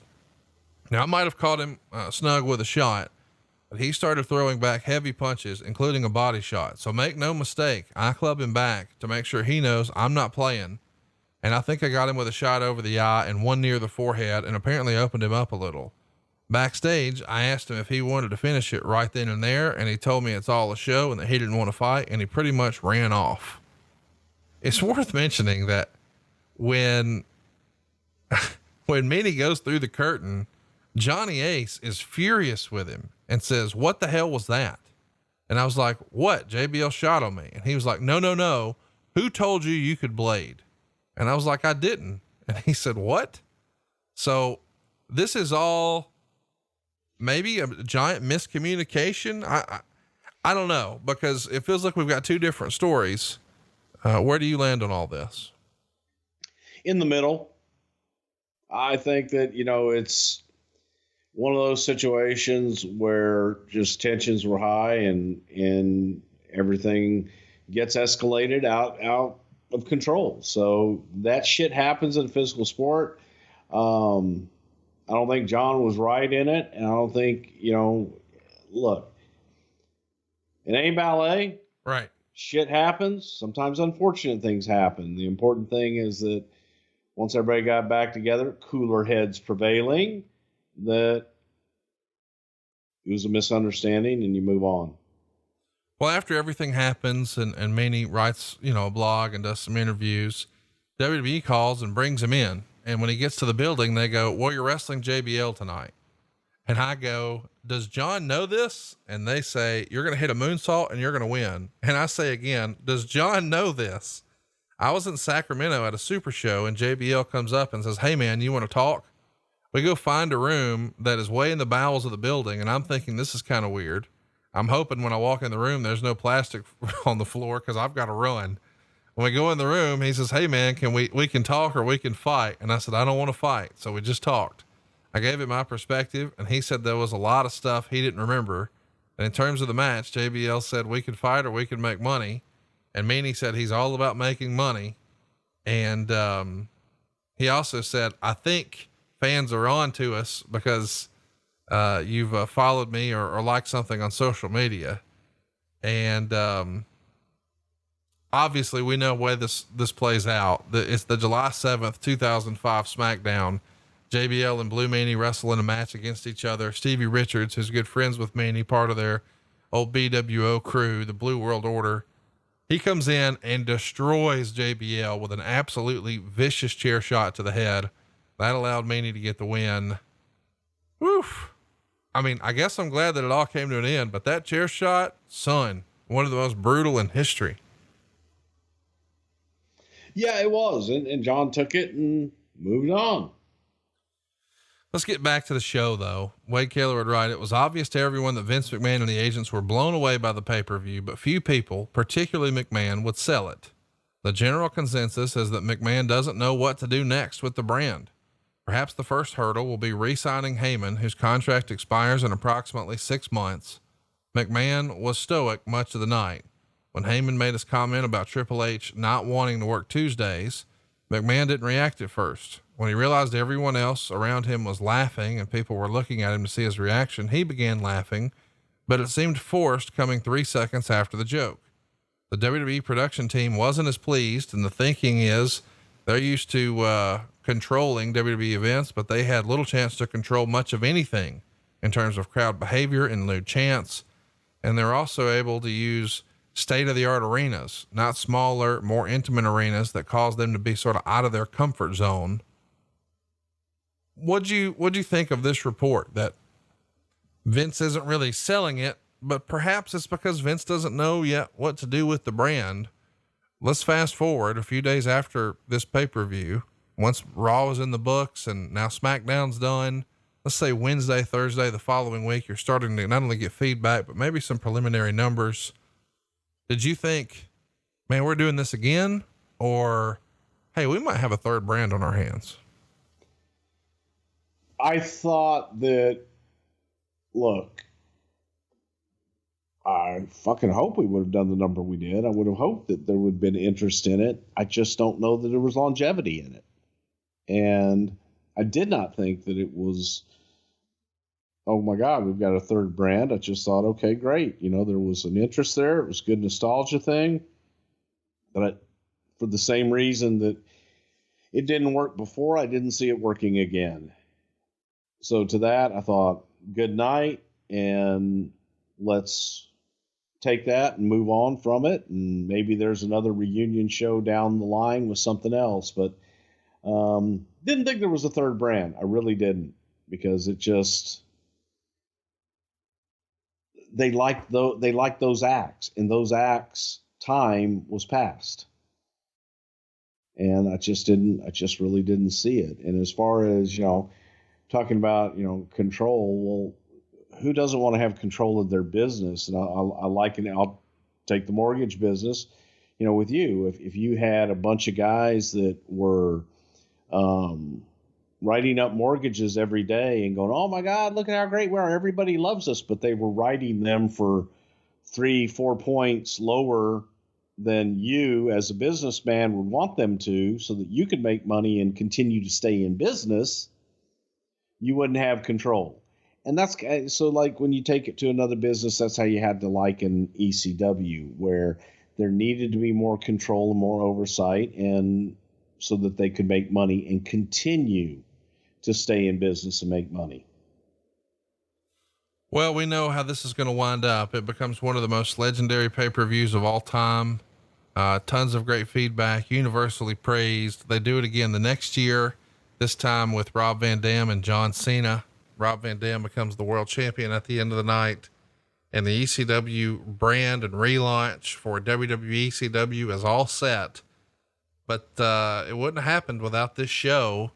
Bruce, are you going to celebrate the 15-year anniversary? Are you going to watch this show back? You want to join me? I know we're not going to record it or anything, but I'm throwing a big party, man. I'm going to blow it out. This was a fun show. Well, I'll go to the party. No, you won't. Motherfucker, I'm lucky to get you for 90 minutes a week. Now you're coming to Alabama. Come on. Well, can we Zoom? No, we can't Zoom. The day I Zoom with you is the day I delete your goddamn number. Zoom. Oh, that hurts. No, I'm just saying, you got a fucking floor here at my house. There's a whole wing. It's the entire wing. I was just going to say, I got a whole wing. It's the Brother Love Shack up there, and it's just got cobwebs now. And some of those pickles are going to waste. Hey.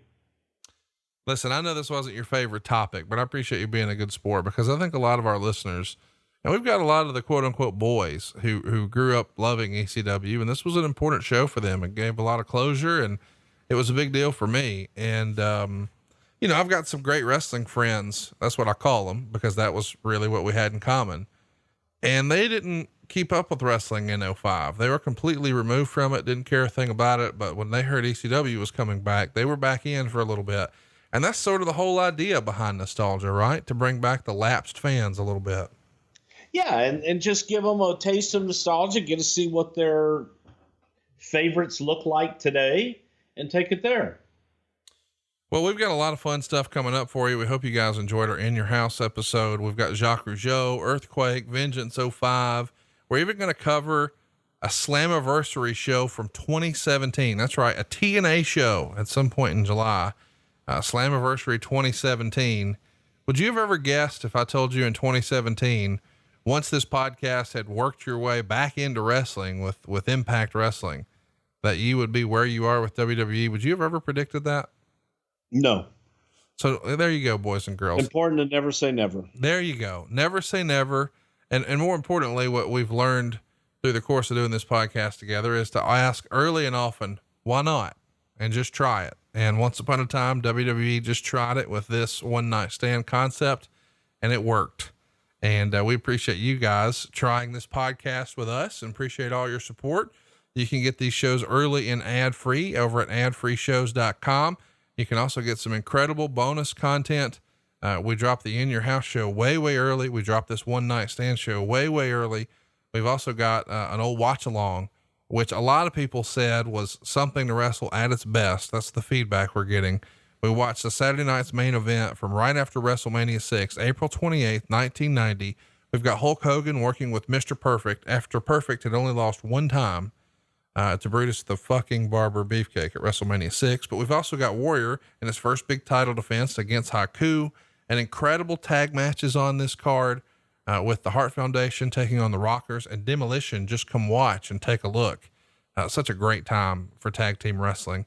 But maybe one of my favorite things on the whole show, it's sprinkled with arrogance promos the entire way through. Oh, and by the way, you get to see Vince McMahon wearing a cowboy hat on a fucking horse in the crowd. Bruce, this was a wild show, was it not? It was a great show. Austin, Texas, probably one of the only decent houses we ever did in Austin. And don't forget, we've also got WrestleMania 8, one of our most requested WrestleMania shows. Bruce wasn't there, but he does have unique insight. All that bonus content, plus more than 20 live shows and the very last live Something to Wrestle that happened at StarCast. You've got all StarCast stage shows from StarCast 1, 2, 3, and 4, all available over at adfreeshows.com. Don't forget to pick up a t-shirt over at brucepritchard.com. Save yourself some money, skip your next 2 house payments, and get an incredible rate that saves you tens of thousands of dollars over at savewithconrad.com. Until next week, he is at Bruce Prichard. I am at Hey, it's Conrad. Our show is at Prichard Show, and we are out of time. We'll see you next week right here on Something to Wrestle with Bruce Prichard. Shaka Khan, Sweet Home Alabama. No, Abalama. I fucked that up. Hola, Juan. Hola, Tomás. ¿Quién es la muchacha? Está María. Está bonita, ¿eh? Sí, está muy bonita. Lunch con Pancho Villa? Sí, bien. What did you just say? Hola. Did you say Dave Silva wrecked my car again? Don't let him drive. I'm not. You do. We were thinking of doing a road trip, and he was like, yeah, we could split time driving. And I just cut eyes over at him. I think that was his idea all along. He knew if I wrecked my rim, or if he wrecked my rim one time, he would never have to drive. He wrecked your rim? He wrecked my rim. Wait, I got to edit this out. We'll see you next week. God damn. What? Let's do the na-na-na song. Na-na-na-na. Na-na-na-na. Hey, hey, hey. Goodbye. And we'll start it.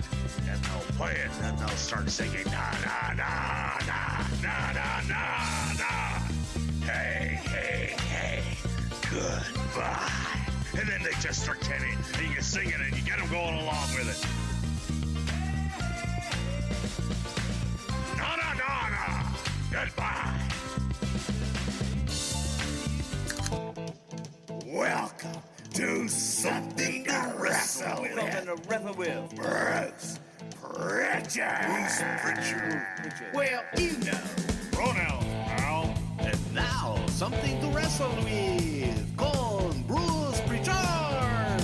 Hey, it's Conrad Thompson, and you're listening to Something to Wrestle with. We don't have time for a long pause this week. It's WWECW, and we have got a lot to get into. But first, let's get your feedback, Bruce. We covered 2 shows last week, Global Wrestling and Judgment Day 02. What was the feedback you got from those shows?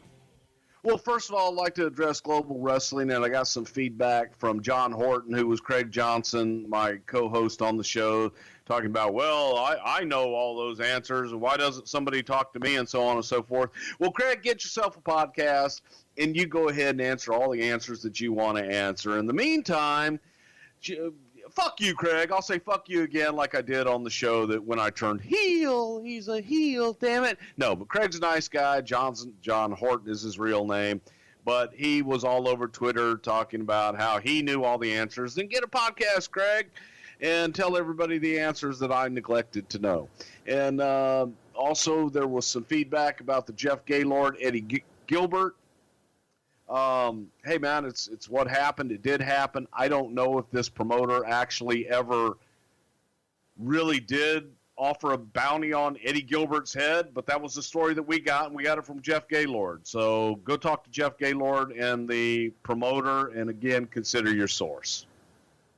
Judgment Day 02. Did you have a little less critical feedback there? I feel like everybody dug that one.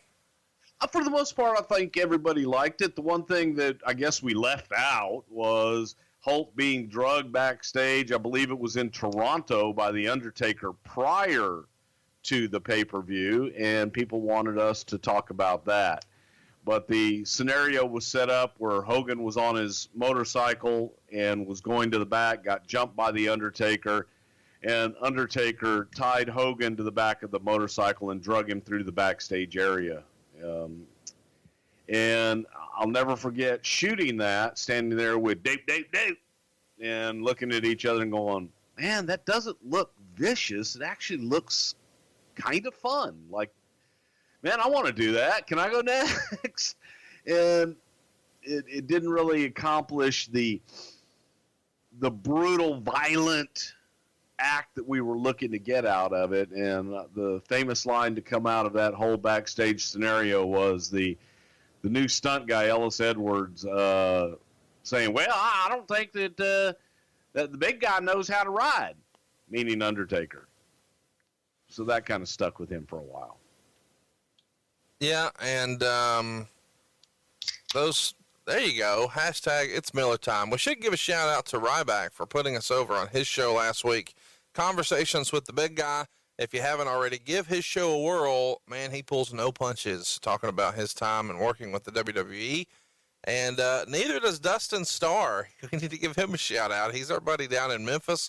He hosts a radio show. It's the only weekly radio show about wrestling right there in Memphis. It's every Saturday. It's called Cerrito Live, and it is available online. If you don't live in Memphis, just search for Cerrito Live. This past week, they had Jerry Jarrett on their show, and since Dustin is such a big fan of our show, you won't believe what he had planned for Jerry. Stay tuned at the end of today's show. We will have that clip for you. It'll be after the polls and after we say goodbye. We're going to throw to that. So don't you dare go ahead and skip out on this. You're going to want to hear this. Now, the fellow who edited that clip together for us, the guy who created our theme song, he did the Vince Na Na Na song remix last week, and he played the awesome Undertaker piano music under the George the Rat story, is a fellow by the name of Matt Kuhn. All right, it's time to get into it, Bruce. What happened when the WWE brought back ECW? So by now, most of you know that the promotion died in 2001, but those ECW chants never did. Hardcore fans like myself of the ECW brand have held on to those memories of the promotion and consider it to be a brand that really helped revolutionize wrestling. And whether you agree or disagree with us, that doesn't really matter. They had a loyal audience. I guess still do.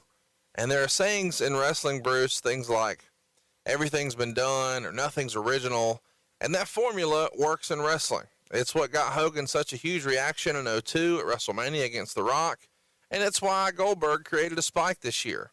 So let's talk about how this came about originally, because this feels like an idea that many inside the company would have pitched for years. Once ECW goes down in 2001 and then Paul Heyman comes over to work with the company, do you remember the time the idea first comes up of bringing back ECW, and who pitches it? What was Vince's reaction? Give me something about the first time you remember this being a conversation. The first time ECW was ever pitched was when Paul came to work for us full time, and we were looking at purchasing the WCW library and the WCW brand. Paul pitched ECW. His argument was that the WCW brand was dead and that ECW was more relevant and felt that it had a better chance of growing under the WWF banner. So the very first time is when Paul came on board with us. And I think the argument was made there, no different than the argument that was everything that Paul said about WCW was true about ECW as well. But Vince felt, and especially at the time, trying to secure airtime on a Turner station, that he would have better luck and able to clear more stations with the WCW brand versus ECW. What was Vince's reaction to the initial conversation of ECW as a brand, independent of WCW? So let's just pretend for a minute that that didn't exist. Would he have been interested in, 2001, 2002, 2003, launching a third brand with Heyman kind of at the helm? Or was that not even on the radar at the time and not something he was willing to give any time to? No, that was not on the radar. At the time, it was all about WCW at that time being the third brand. So you had Raw, SmackDown, and WCW. When the decision is ultimately made to bring it back, who was for it and who was against it? It feels like something that you would have been against and the Hayes would have been against. Where does everybody else fall? Well, why don't you just go right, pick on the Southerners right away? Well, am I wrong? I wasn't against it. I wasn't a fan of it. Michael wasn't a fan of it. Vince wasn't a fan of it. Shane was a big fan of it. I don't know, other than Heyman and Shane, who would have been for it. Yeah, maybe one or two of the younger writers. I don't know that there were that many that were really for it. But some of the younger writers that grew up on ECW and came from the Philadelphia or the Northeast, that they were for it. Was the idea to bring in the old ECW originals and then develop some of the new talent that you guys were working in Deep South, was that always the plan when it was first presented? Absolutely, yes. Do you remember? It was no different than, very similar to the NXT idea in every other developmental area we've had. Do you remember any of the ECW originals being against the idea? And when I say ECW originals, I don't mean guys who weren't with the company. Of course, those guys are happy to get a call, usually, to come off the couch. But I mean in terms of a Rob Van Dam, who is now starting to develop, a little bit of a rhythm for himself on the main roster after a few years of, I don't know, maybe his career not going as he might have hoped. The idea of ECW coming back, do some of those ECW guys who have now kind of moved on, and are they negative about the idea of it coming back? There were the guys that were, for example, Rob Van Dam and Tommy Dreamer. That felt, yeah, but I don't even know, was Dreamer on the roster at that time with us? Yeah, he was. Okay. That just felt that you couldn't recreate ECW. And I got to tell you, I shared the same feeling on that. ECW was a niche brand done in a bingo hall in Philadelphia. And I don't mean that in a disparaging way. I mean that it was done. Had a different look and feel. Completely different look and feel.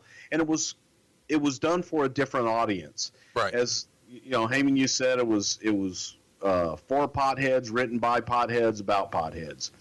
So that was your audience, that was your talent, that was your creators that it appealed to. So when you take it out of that environment, you take it out of that mindset, and you try and broaden it, you're going to alienate those people. And that fan base is going to feel betrayed because you're trying to grow. Right. And you're trying to do something different. And by doing something different, you're shitting on them. Isn't this kind of like the old music equivalent of, you like a band before they're famous, but then when they're famous, you don't like them as much. And then you say that, you only like their early stuff. It's the same band, but you have a little bit of a different feeling for them now that they've quote unquote made it big.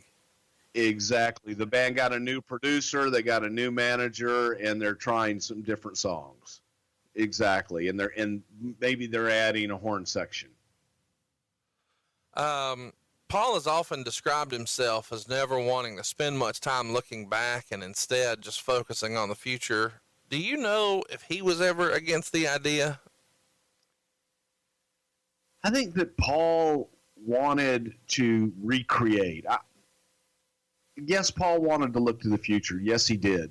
But I think Paul also wanted to recreate the past as well and to recreate the glory days of ECW. So he wanted a bit of that past. That's not altogether accurate, in my opinion. Was there a concern that these hardcore fans that were so loyal to the company would essentially be exposed as looking back through rose-colored glasses, and maybe that the product wouldn't stand up to their memories? Because a lot of times, you know, there's people, and this happens in sports too. You know, today in basketball, there's a lot of debate about whether or not LeBron James is the greatest basketball player of all time. But if you're my age, you say, well, Michael Jordan, you know, still exists, man. But then you go back and you look at the stats, and maybe the argument can be a little different. Was there a concern that wrestling fans who were so loyal to ECW maybe were looking back through rose-colored glasses, and if they had to watch that product again, that same product presented to them in the present day, it wouldn't stand up? Absolutely. Go back and watch it. Yeah. It does not stand up. And that goes, unfortunately, with just about everything. Even those of us that were fans of something, and you go back and you watch it, you want to remember it as it was when you saw it the first time. Now that you've been exposed to so many other things, it's just not the same. And I recall Vince wanting to bring in Ivan Putski, because Putski in the Garden was magic back in the 70s and the maybe early 80s, but mainly the 70s. And it was like, Vince, Ivan's, I mean, he can't do what he used to do. He's not Ivan Putski anymore. He's an old man in great shape, but he's not Ivan Putski anymore, man. He's just Joe Bednarski right now. But Vince remembered Ivan Putski and wanted to bring him to the Garden for this deal. And he knew that Ivan Putski would electrify the crowd. And all they saw was an old man saying, Dobra! Didn't work. And I think the same thing holds true with ECW. Maybe we're getting a little bit ahead of ourselves, but let's talk about the DVD. The way the world consumed entertainment was much different in 2004, and DVD was king. How much of a priority was the DVD division in the company in 2004, and who was in charge of that at the time? Wow, I don't remember who was in charge of that. It might, I don't remember exactly who was in charge of it. However, DVDs were huge, and the attraction of the DVDs were to give them something unique to the DVD. Always give them something extra that they didn't get on the pay-per-view that can only be seen on this DVD. That was the trend at the time, and that's how you sold DVDs. But that was a huge part of our business for merchandising. So in November of 2004, the WWE releases The Rise and Fall of ECW. I'm curious, do you think without the success of The Rise and Fall of ECW DVD that the idea for One Night Stand would have ever been greenlit by Vince? No. Definitely wouldn't have, because the DVD just took off. And first of all, the DVD was very well produced. It was excellent. Yeah, who put it together? That was my follow-up question. I think that was Adam Panucci. Obviously, it was guys over at the TV studio, and everybody over there. That team, in my opinion, is one of the best teams in television. It was probably Panucci around that time. But they were fans. They loved what they did, and they did their research, and they made it. They made things great. They really did. By June of 2005, it's the second best-selling DVD in WWE history, only behind WrestleMania 21, and it would go on to win Wrestling DVD of the Year in the Wrestling Observer, which was voted on by the fans. So the success of that DVD would yield us ECW One Night Stand, and that was held in June of 2005 at the Hammerstein Ballroom in Manhattan. And doing something like this is a little bit of a departure for Vince. Tell me how this was sold to Vince and by whom. You know, I want to say that this was sold to us by Vince.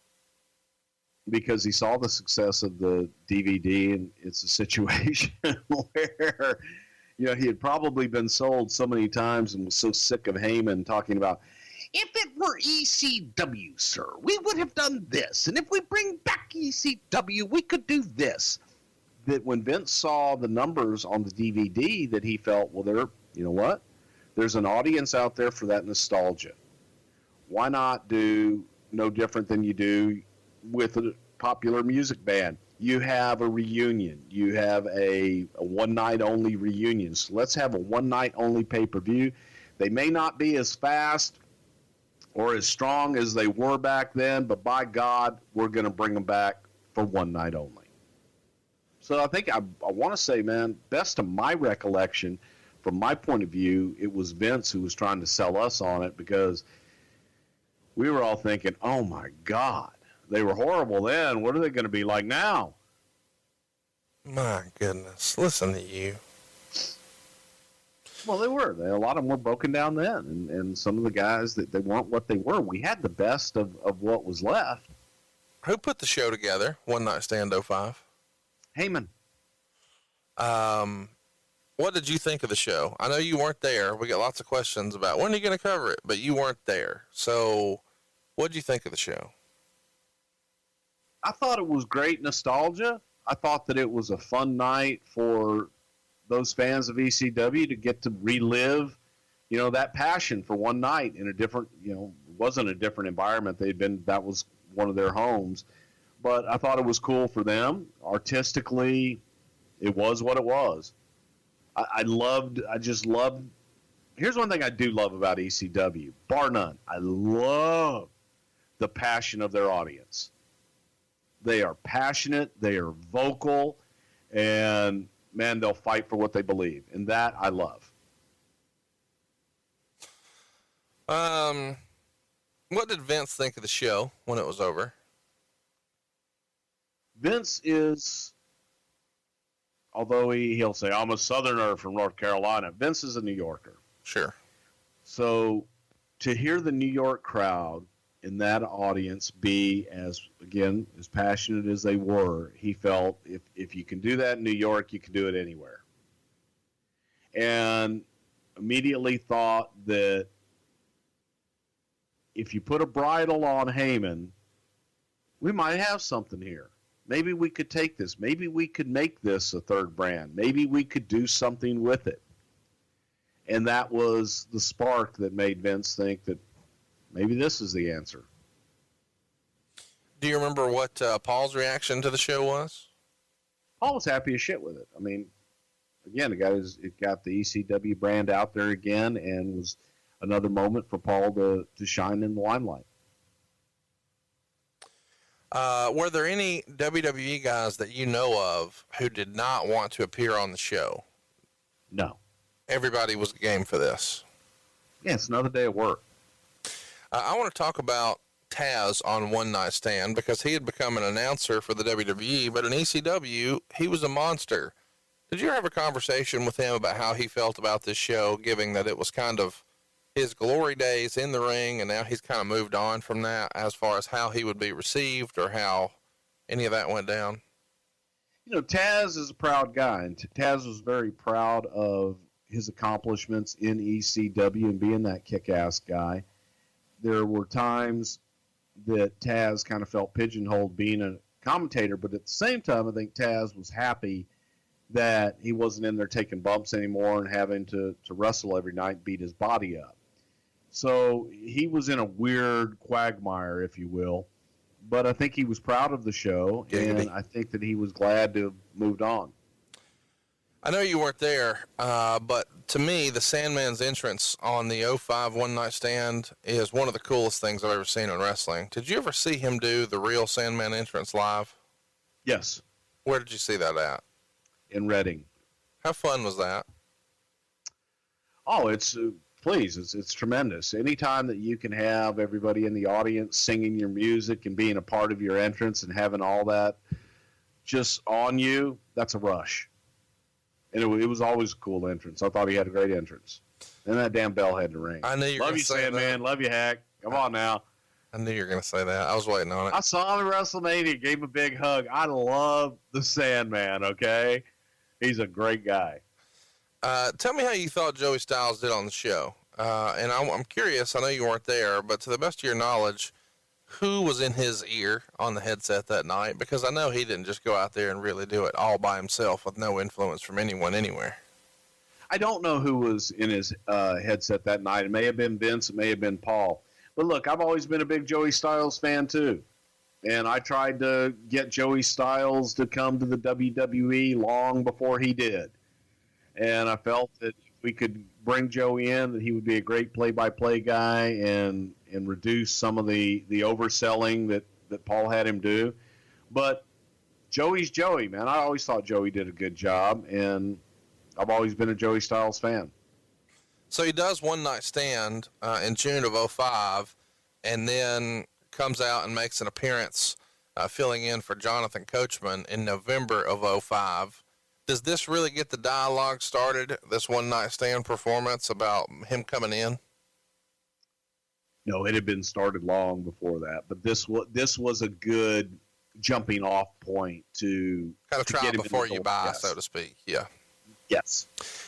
Let's talk briefly about Hardcore Homecoming and Forever Hardcore. The first being an ECW reunion show at the old arena the night before you guys presented One Night Stand in New York, and the latter being a non-WWE version of the Rise and Fall of ECW documentary. Both of those happened in 2005, and obviously whenever the WWE's doing something big, somebody on the indies is trying to piggyback it, and we see that every year with WrestleMania weekend and whatnot. Did you see Hardcore Homecoming or Forever Hardcore? And if so, what'd you think of them? I did not see either. Okay. We get lots of questions about One Night Stand 05, as I mentioned earlier. It's probably my favorite wrestling show I ever attended. But either way, I want to talk to you a little bit more about it, even though I know you weren't there. Specifically about JBL. And I know that you probably don't want to talk about this, but everybody remembers at the end of the show, there's a big melee.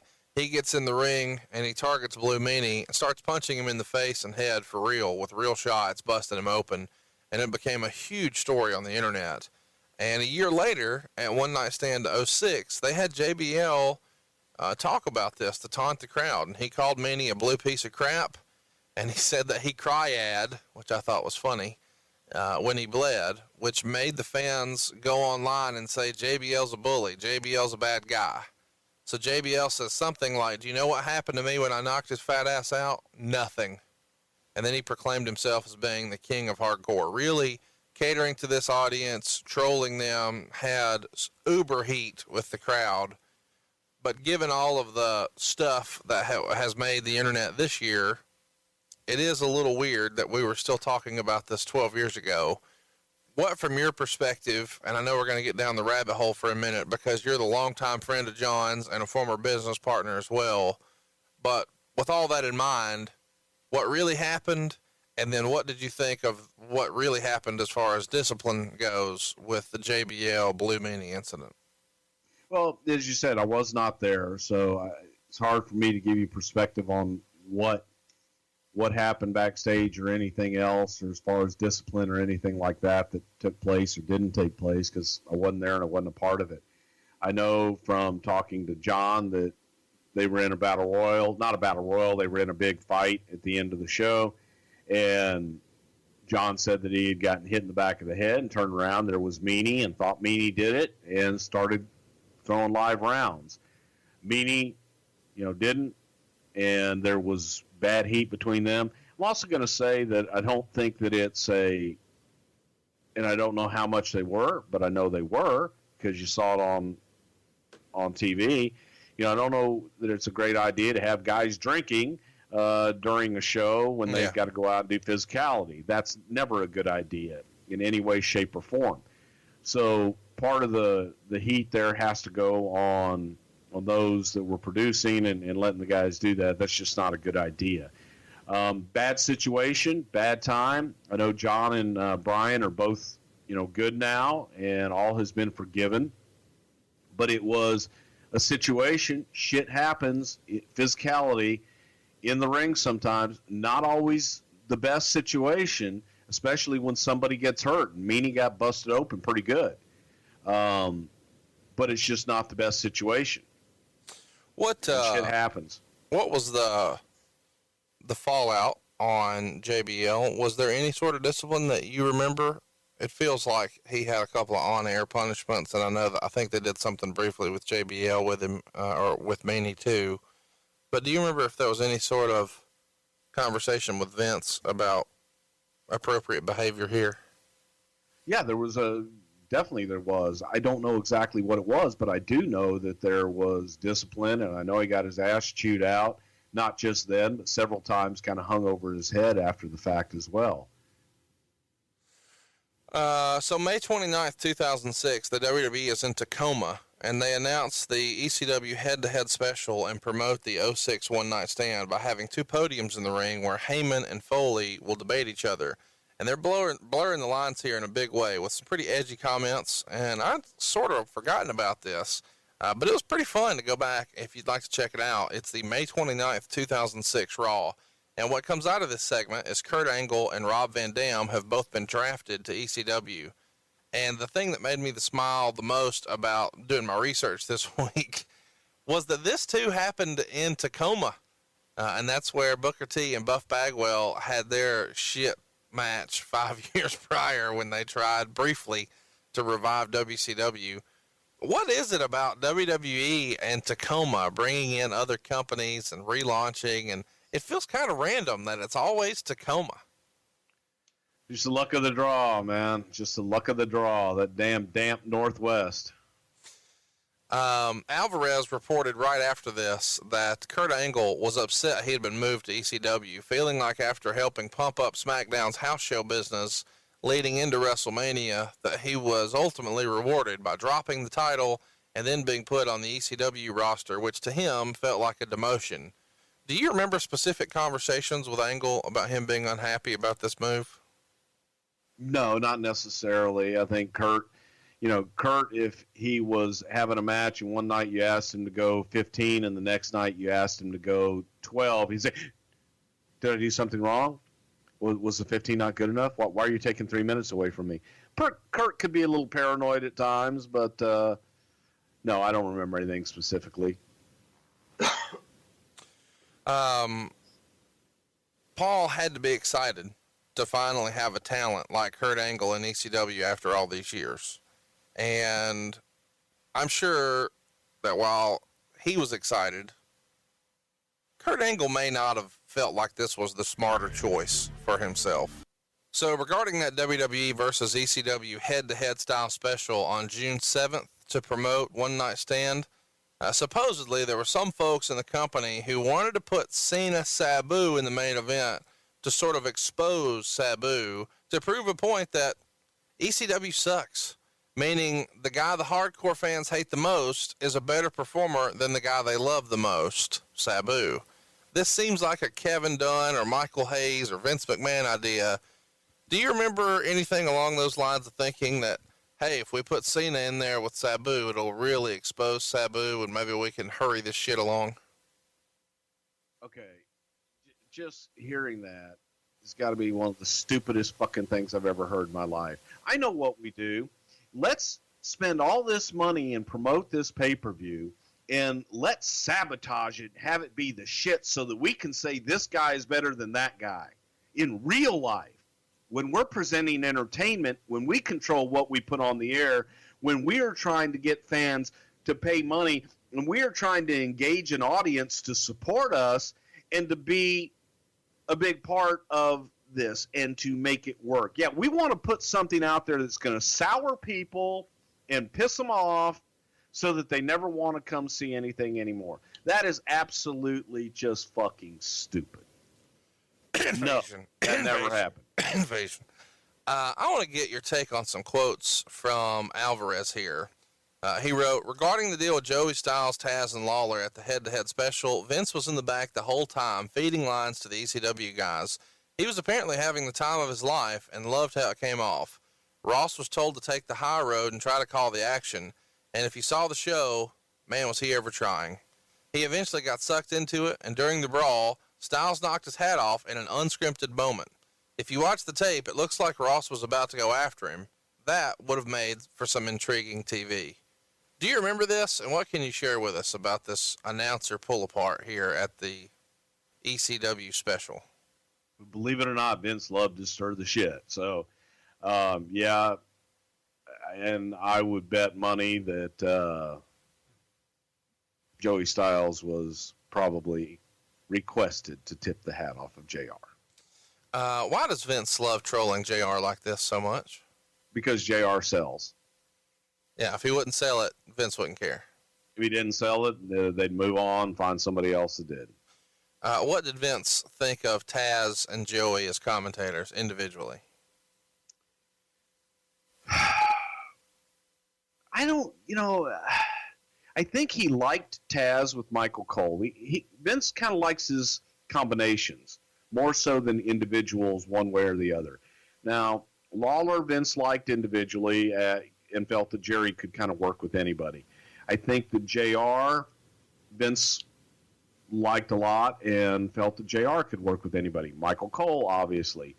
Taz, he felt that Taz and Michael Cole worked best together. Don't ask me why. For me, I personally like the pairing of Taz and JR because you got the Brooklyn accent on one side and the Southern accent on the other. I thought they complemented each other well. But when I say that, I don't know that Vince felt that you could take Taz and put him in any situation that Taz needed a counterpart. I don't think that Vince liked the combination of Joey and Taz because it was too ECW-ish. The special does a 3.1 rating, and the company only expected a 3.0, so this head-to-head special has to be considered a success. Alvarez would also write in his newsletter that week, Heyman was said to be at his most insane this entire past week. Do you remember any details about the week leading up to One Night Stand 2006 about Heyman being kind of off the rocker? Not any more so than usual, no. Let's skip over to One Night Stand 2006. On the actual show, and I'm sure we'll cover it in greater detail at some point, let's hit the highlights. Edge says that this is you fans' Christmas, except your Santa Claus is a fat Jew, and instead of presents, he hands out Percocets. This is bleeped on the network today, but how the hell did that line get the okay to make air? You have to speak to my people, good sir. And they know that I am fat, they assume that I am Jewish, and I like Percocet.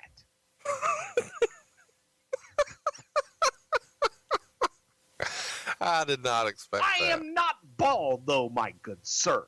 I have a hat. I wear a hat to plug my brand, sir. Terry Funk and Mick Foley used barbed wire boards on that show, and it got so bad that Funk had to be cut out to leave. And at one point, they used a flaming 2x4 wrapped in barbed wire. Fire on a WWE show always surprises me, given the risk. Whose idea is this, and how is Vince okay with it? Probably Mick's idea, and probably took a lot of convincing. But I hated using fire because it always meant that somebody was going to have to go take a walk with the fire marshal and talk him into it. How many times did you take a walk with the fire marshal? A few. Did you ever have any unmarked bills on you when you did that? You know, some fire marshals are friendlier than others. I love that. Also on that show, RVD beats John Cena for the world title, and the decision was reportedly made the Tuesday prior to the show, but Cena wasn't told until the day of, which is kind of the way things still work now, based on what I understand. Reportedly, Cena's fine with dropping the belt and actually enjoys the reaction he got live, which if you haven't seen is worth seeing. Skip over to the main event of ECW's One Night Stand 2006. You'll see the signs in the crowd, the chants. It was just unreal. But to me, the highlight of this is when Cena throws his shirt in the crowd and they throw it back repeatedly. Do you remember John having a reaction one way or another to dropping the belt here? and who was promoting the idea of RVD winning the WWE title? Do you know if anybody was against it on the other side? No, as a matter of fact, I remember it's fairly unanimous when we had pitched it. You know what? We're doing this thing. Nobody believes that Cena's going to drop the title. Right. Let's drop the title. So that, best of my recollection, everybody was for it and felt that it would be a nice shock.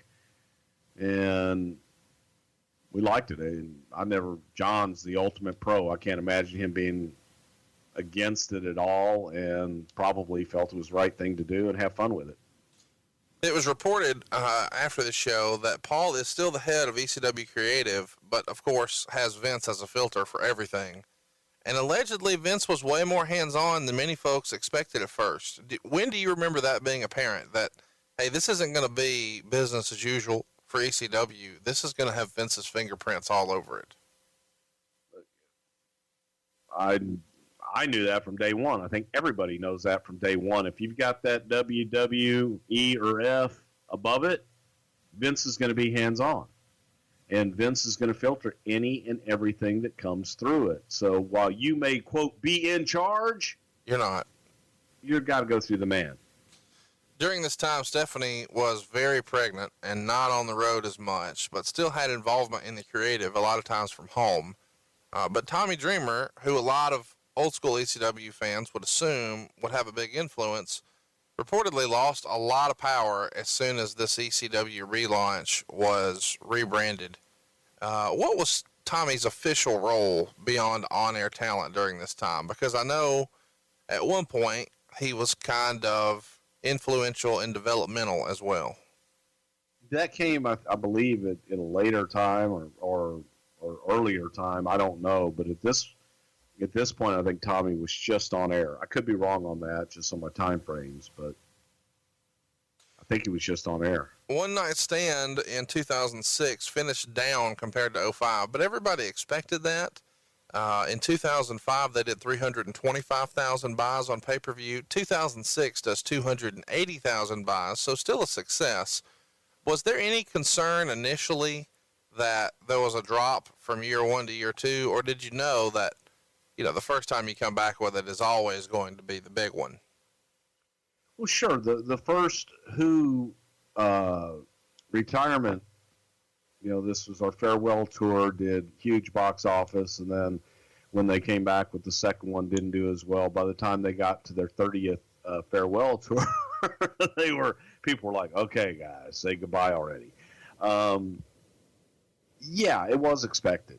It definitely was expected. Have you watched either one of those One Night Stands recently? No, sir, I have not. Did you ever watch them? Yes. Do you remember the chair shots that Masato Tanaka took that night? Yes. Hated them. Given what we know now about head trauma, that's hard to watch, is it not? It was hard to watch then. Sure. Forget knowing what we know now about head trauma. That just, the neck injuries and head injuries, and it just was brutal and, in my opinion, not necessary. Do you remember Heyman wanting Harry Smith on the ECW roster? I ask because Alvarez reports that he wants him, but Brian heard that and goes rushing him into an angle on Raw, doing some sort of underwhelming 20-man run-in angle just to make sure that he gets him on Raw before Paul gets him in ECW.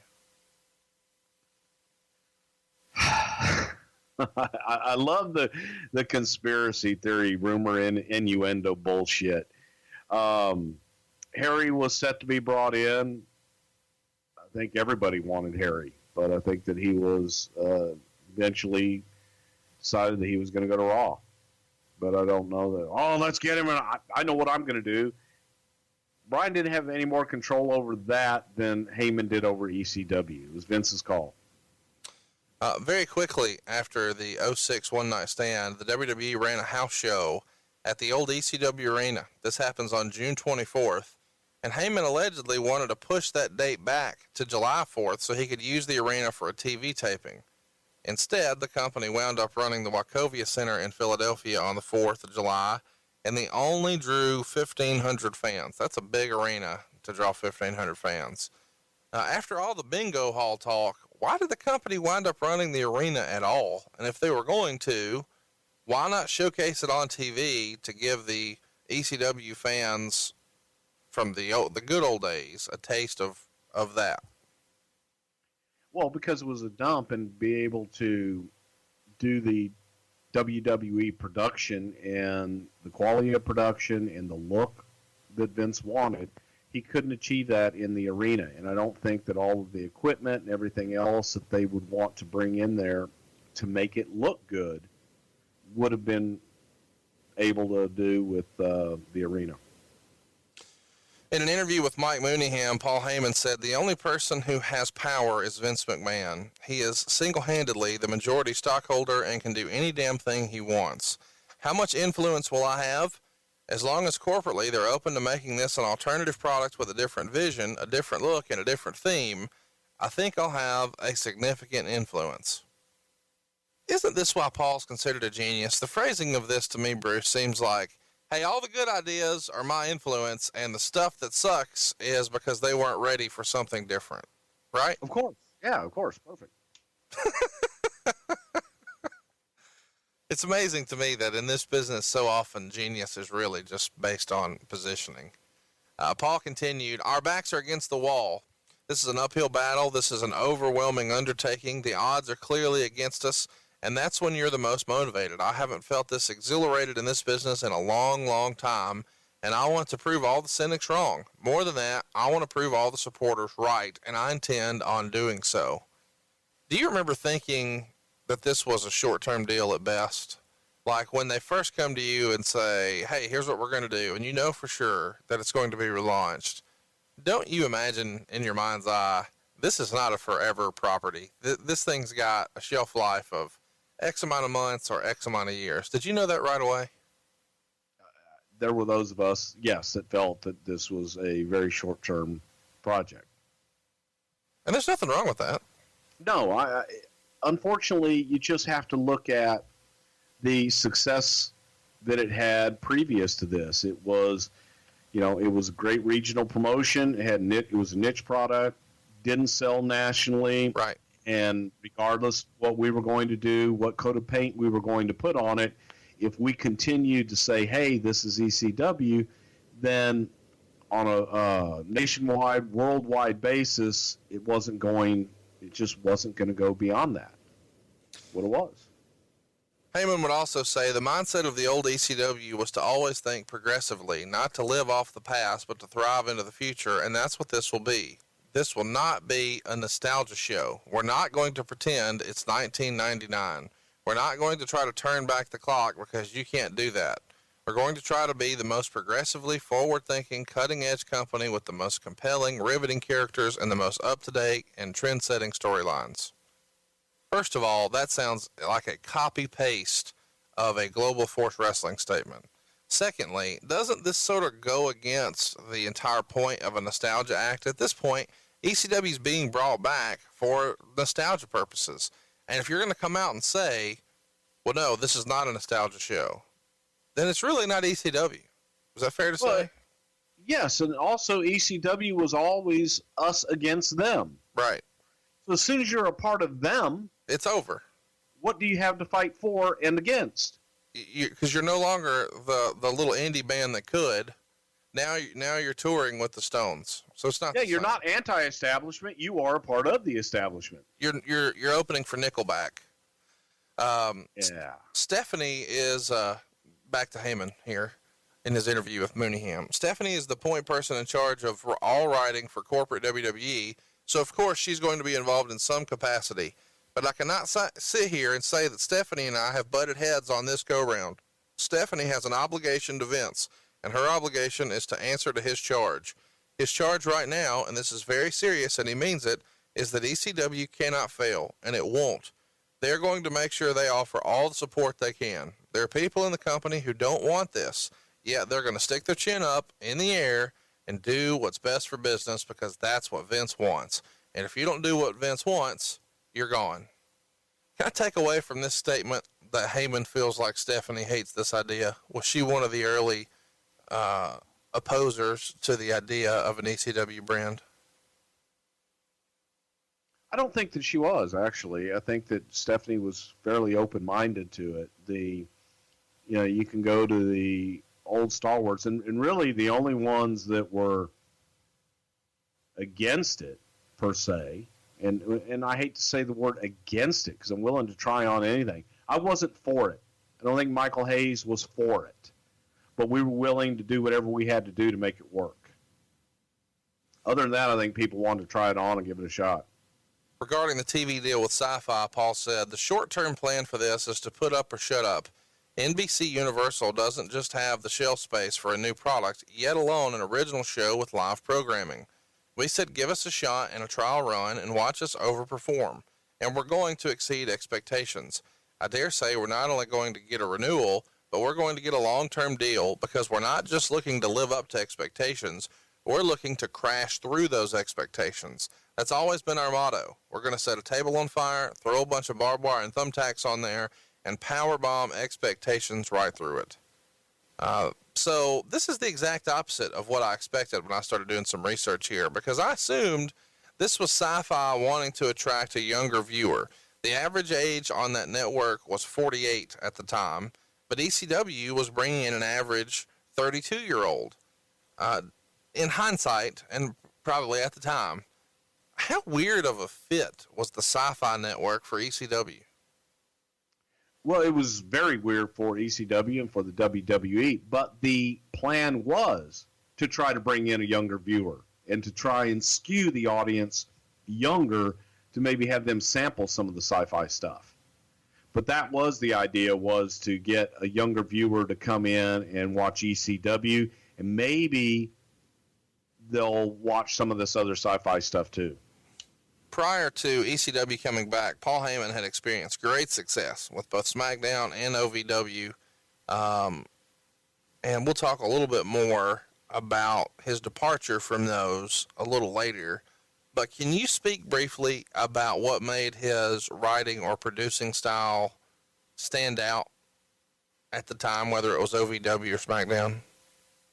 I think that what made Paul stand out overall, not just in OVW or SmackDown, but also in ECW, was Paul's ability to take negatives on talent, turn them into positives, and his ability to accentuate the positives to the point that if there were any negative, you didn't see it.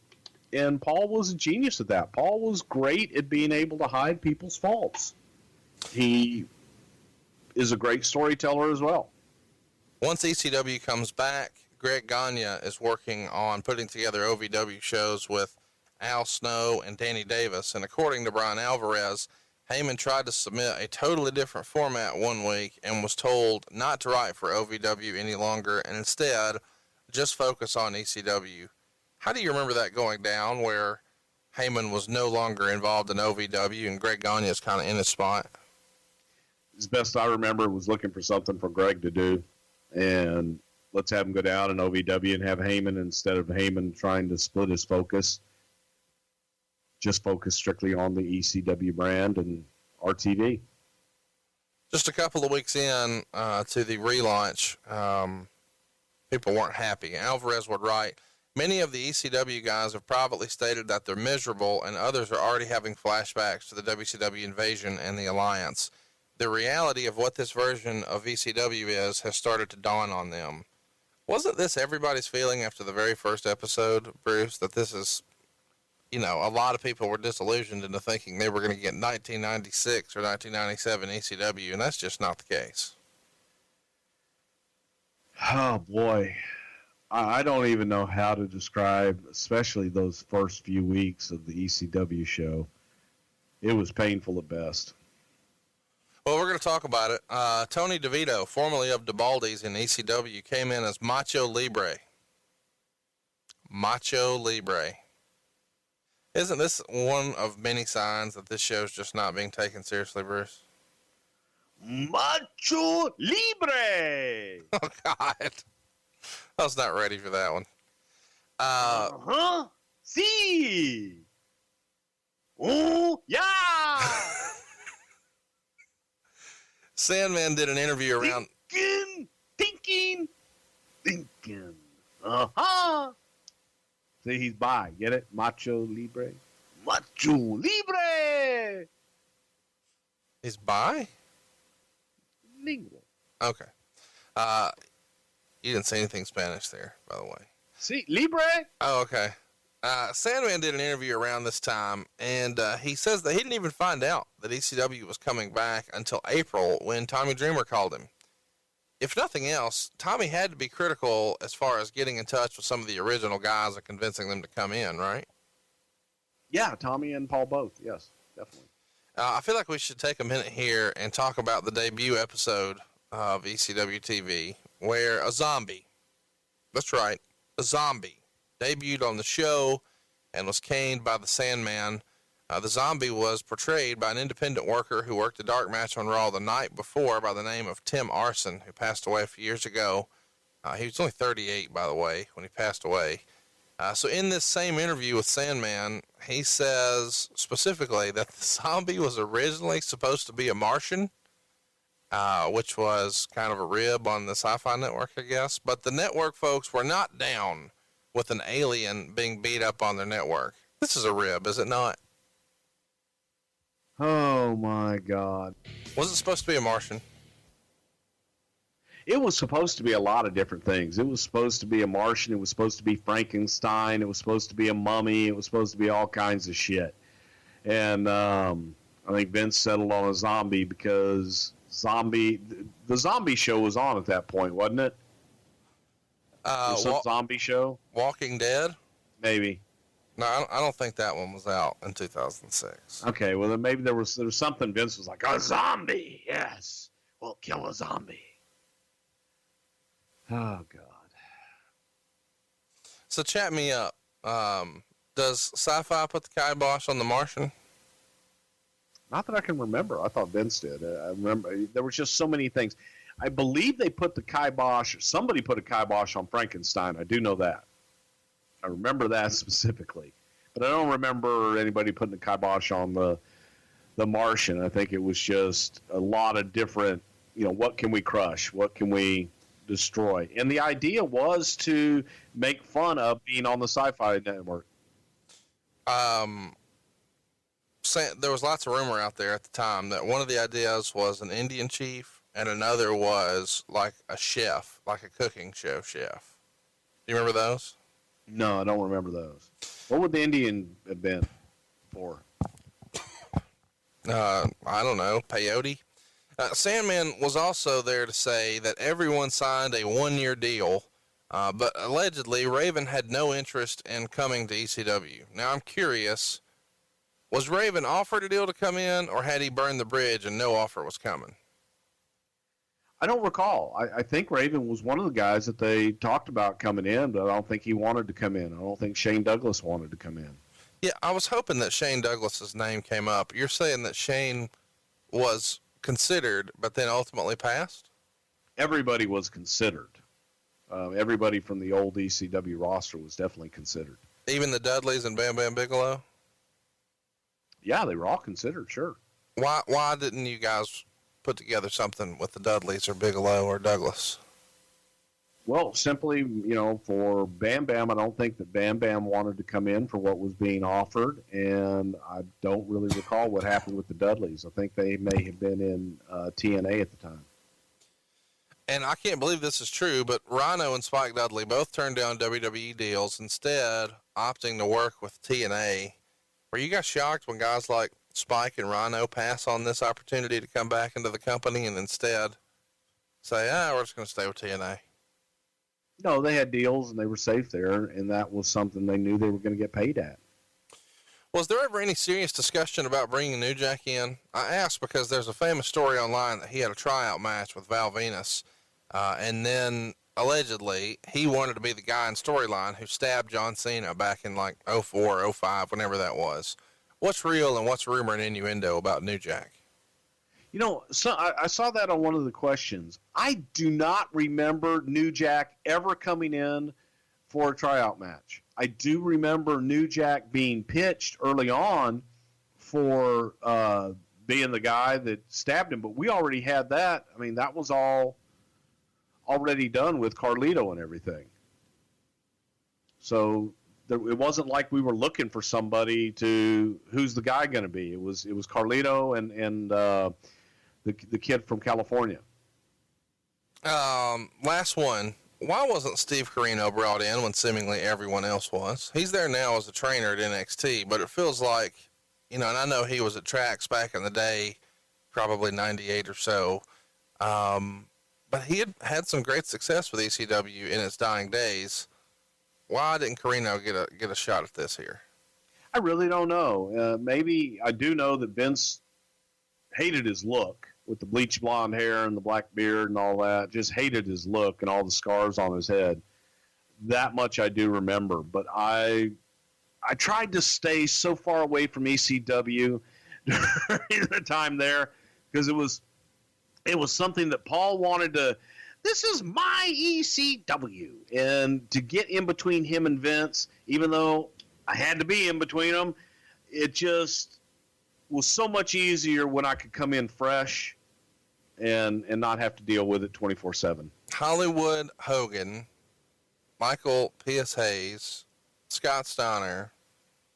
Tell me again how Vince hates bleach blonde hair and a dark beard. Hated it. Hated his look.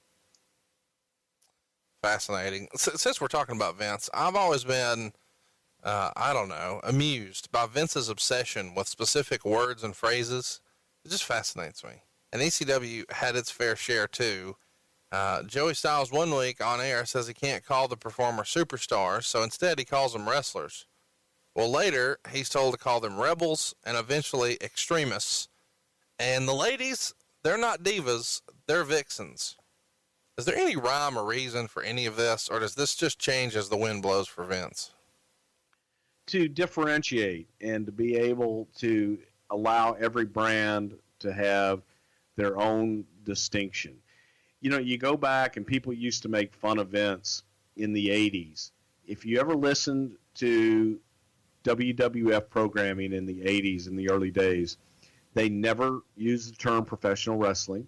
They always said, this is the greatest wrestler in the World Wrestling Federation. Mm-hmm.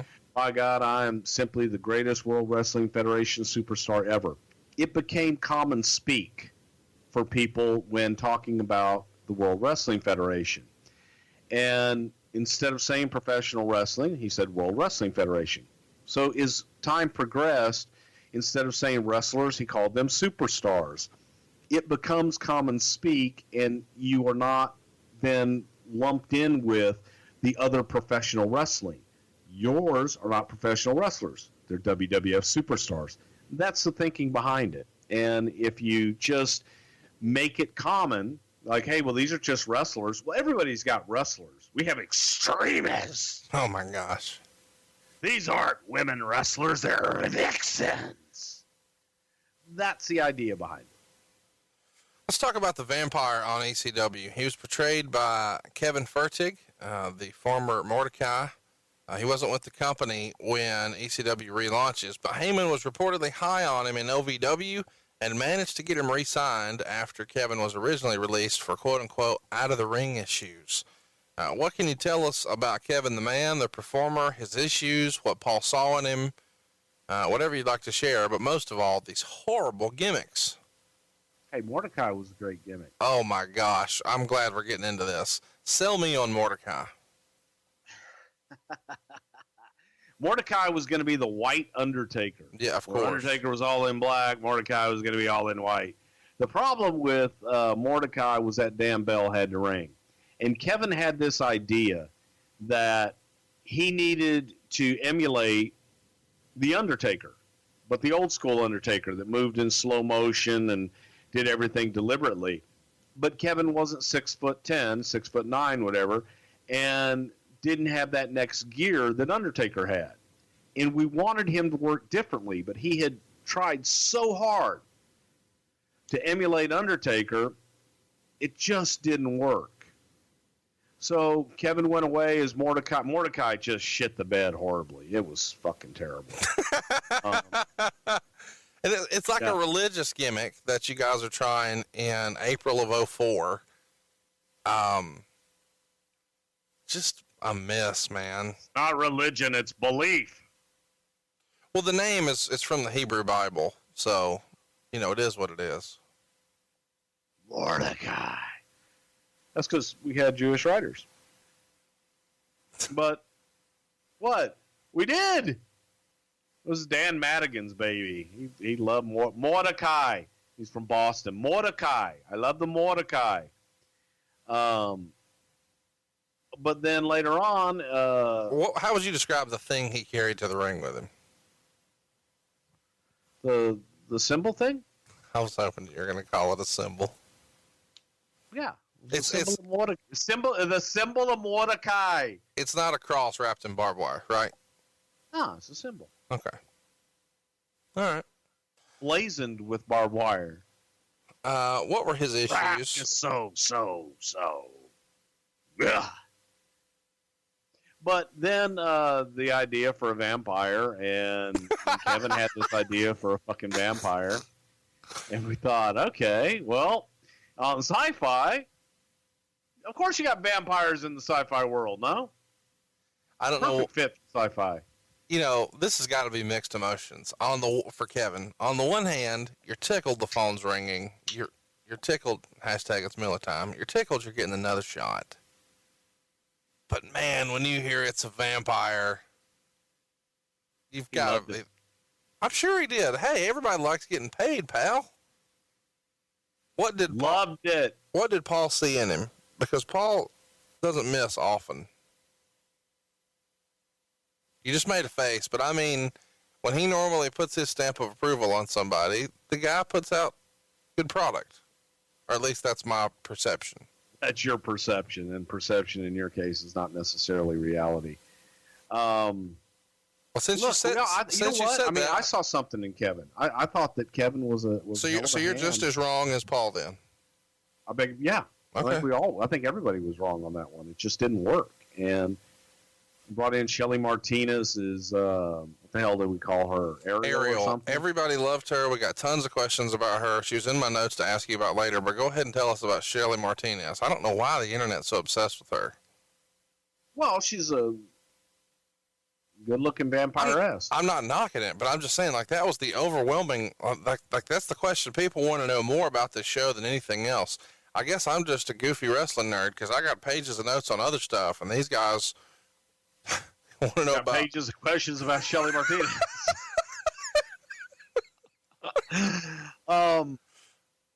No, it was a package, and it was basically, oh God, help me here. Dark Shadows. What was the premise of, Barnabas Collins and his dark vampiress, Elvira, if you will. But it was simply for ECW and specifically for the Sci-Fi Channel to have these unique over-the-top characters. Real quick, let's ask about Shelly. When it comes out that she had nude photos out there prior to her joining the company, does somebody have a sit-down conversation with her about that? Or is it just kind of, hey, it was before us, it doesn't matter, don't do it again? I would hope so. That was something that, back in the old days when I was in talent relations, we liked to ask those things up front. And it's part of a job interview. Can you imagine when you're sitting in your office, you're interviewing a potential loan officer and say, hey, are there any nude photos or movies on the internet that we need to be aware of? I need specifically to hear if Johnny Ace was hiring someone and he had to get to this topic, what might that sound like? Got naked pictures? Not for me. Not for me. I mean, I don't want to see them or anything. I mean, I do. I mean, can I? I would. But, hey, we just need to know. Cause, can I take some? Would you? Okay. I'll tell Vince. Somebody suggested a while back that we have you as JR do commentary on Sonny's adult film, and I said we weren't doing that. No. But hypothetically, if JR had to ask those type of questions, would he handle that interview process a little differently than Johnny? JR and I were direct. Now look, we're a publicly traded company here. We need to know if there's anything, any surprises. We don't like surprises. So if there's any new pictures, any videos, anything out there we need to be aware of, let's get in front of me. I don't care what you've done in your past. I don't give a fuck. But I just don't want to goddamn have you in the main event of WrestleMania and all of a sudden there's a goddamn dick pic out there. What the fuck? What the fuck? We're at a goddamn press conference and I want to talk about goddamn World fucking Championship at WrestleMania and all of a sudden say, hey, is this your dick? We don't need them kind of surprises. All right, as long as we're clear on that, I'm going to be totally upfront with you. I was not ready for that. That's so much better than I expected. But seriously, those were conversations that we really and truly had, man. And I had some conversations over the years where I had to ask people about. I'd heard they had done porn and done different things, and some of them told me the truth, some of them didn't. It was reported around this same time that Lou, the former sign guy Dudley from ECW, was hired to work in a backstage capacity for ECW. What was his role and who pushes for him to be brought in? It feels like kind of a random hire. Oh, he was a marketing guy. He was a promotions and marketing guy that applied through the marketing company, and they hired him, didn't even know that's what he did. That's what he was. But he was a good marketing guy. That's great. That's not what I expected you to say, so that's awesome. Good for Lou. Joey Styles, Paul Heyman, and Tommy Dreamer all come out and are pretty vocal after the very first ECW television show that they hated it. What did you think of the very first episode of ECW television? It would have had to improve a lot to just suck. We won't go into a lot of detail here, but Axl Rotten was very quickly no-showing events and taking to the internet to defend himself on MySpace. Do you remember having any dealings with Axl during this time, and when was it apparent that his issues had won? I don't. I really don't remember, other than just surface dealings with him. I don't remember him that much at all. Alvarez would go on to write that Dave Lagana, who'd been the head writer for SmackDown, was replaced by Alex Greenfield. Lagana will now be going full-time to ECW. I'm told this is not a demotion in any way, and in fact, he probably got a big pay raise out of the deal. The belief is that he was sent there by Stephanie to keep her abreast of all of Heyman's maneuverings and to take over if and when he loses his mind. As reported about a month back, the slot was initially reserved for Ed Koski. Heyman, Koski, and Dreamer were the guys originally slated to head creative, but Dreamer quickly lost a ton of power. Apparently, Koski knew what his role would be in that position and declined the offer. Lagana is not the most popular writer amongst the boys, who see him as a cutthroat and exact sort of guy who would gladly take this position. The irony is that Lagana got the job as lead writer of SmackDown back when Heyman was in charge, and his role was pretty much the same as it is now, to eventually take over when Heyman loses power. So let me ask you, Bruce, you were there. What's real about that, and what's just rumor and innuendo that Lagana was there just as a fail-safe because they knew that Heyman was, he had an expiration date? Best I remember was that Heyman wanted Lagana because Lagana was an ECW guy. He grew up on ECW. He had been a timekeeper there at ECW and fawned over Paul. So Paul wanted someone that he felt he could control and that was on his side. And I could never I definitely don't see Stephanie putting Lagana in a place where he would be her disciple. That just doesn't ring true at all. 2 weeks into ECW being its own brand, the WWE has a pay-per-view, Vengeance. And on that pay-per-view, Sabu faces John Cena in a lumberjack match with gentlemen from Raw and ECW on the outside. Sabu would ultimately tap out to the STFU in a match that beat all expectations at the time. Alvarez would write, the finish of the Sabu match with the tap out was changed at the last minute due to heavy lobbying by Michael Hayes. It is said that Hayes is not a fan of Heyman or the ECW brand and doesn't want to see them getting over on Raw. I'm not sure what it was, but the finish to that match was very different going into the pay-per-view. That's the end of Alvarez's testimony. John Cena was probably, in my estimation, the number 1 or number 2 guy on Raw at the time, and Sabu was probably number 3 for ECW behind RVD and Angle. So from that standpoint, I get it. But I want to ask you, why would Hayes have been lobbying so hard for this, and do you agree with him? Well, because on Raw, just the argument you just made, Cena was the number 1 guy, and it put Cena in the position to be the number 1 guy. And Sabu wasn't the number 1 guy at ECW at that time. It was a match, and it was a way to get John Cena over. It's simple as that. It's worth mentioning that on that Vengeance pay-per-view, RVD did get the win over Edge in the title match, but Angle would lose to Randy Orton in the first match on the card on the very first pay-per-view after they launched ECW. The undercard has Flair versus Foley in a hardcore match, too. The main event, DX versus the Spirit Squad, not a rib. When the ECW arena was home for a WWE show, I have to admit that this made no sense to me at the time, Bruce. I was an old ECW fan, and this wasn't my ECW, so it being in the arena kind of felt like BS. And if you were a WWE fan who enjoyed the new ECW, which I can't imagine, then this building probably feels like a real turd compared to typical WWE arenas. When did you guys know this was a mistake to run this arena? Because it certainly feels like one in hindsight. I think walking into the building.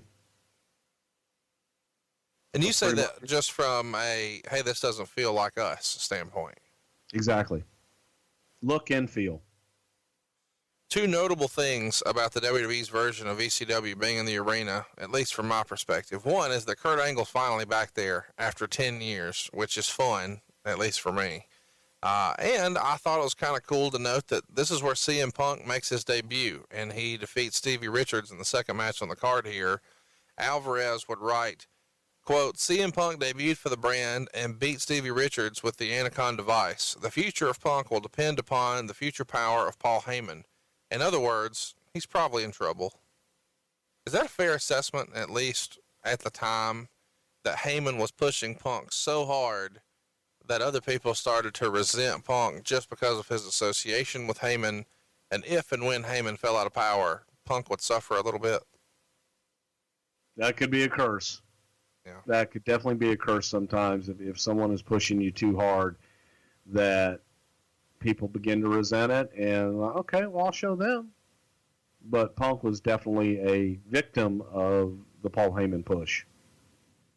There's a rumor online that Shane McMahon and Paul Heyman once pitched Vince on buying the old ECW arena and turning it into a training facility for ECW, kind of like a northeastern version of their own developmental territory for ECW.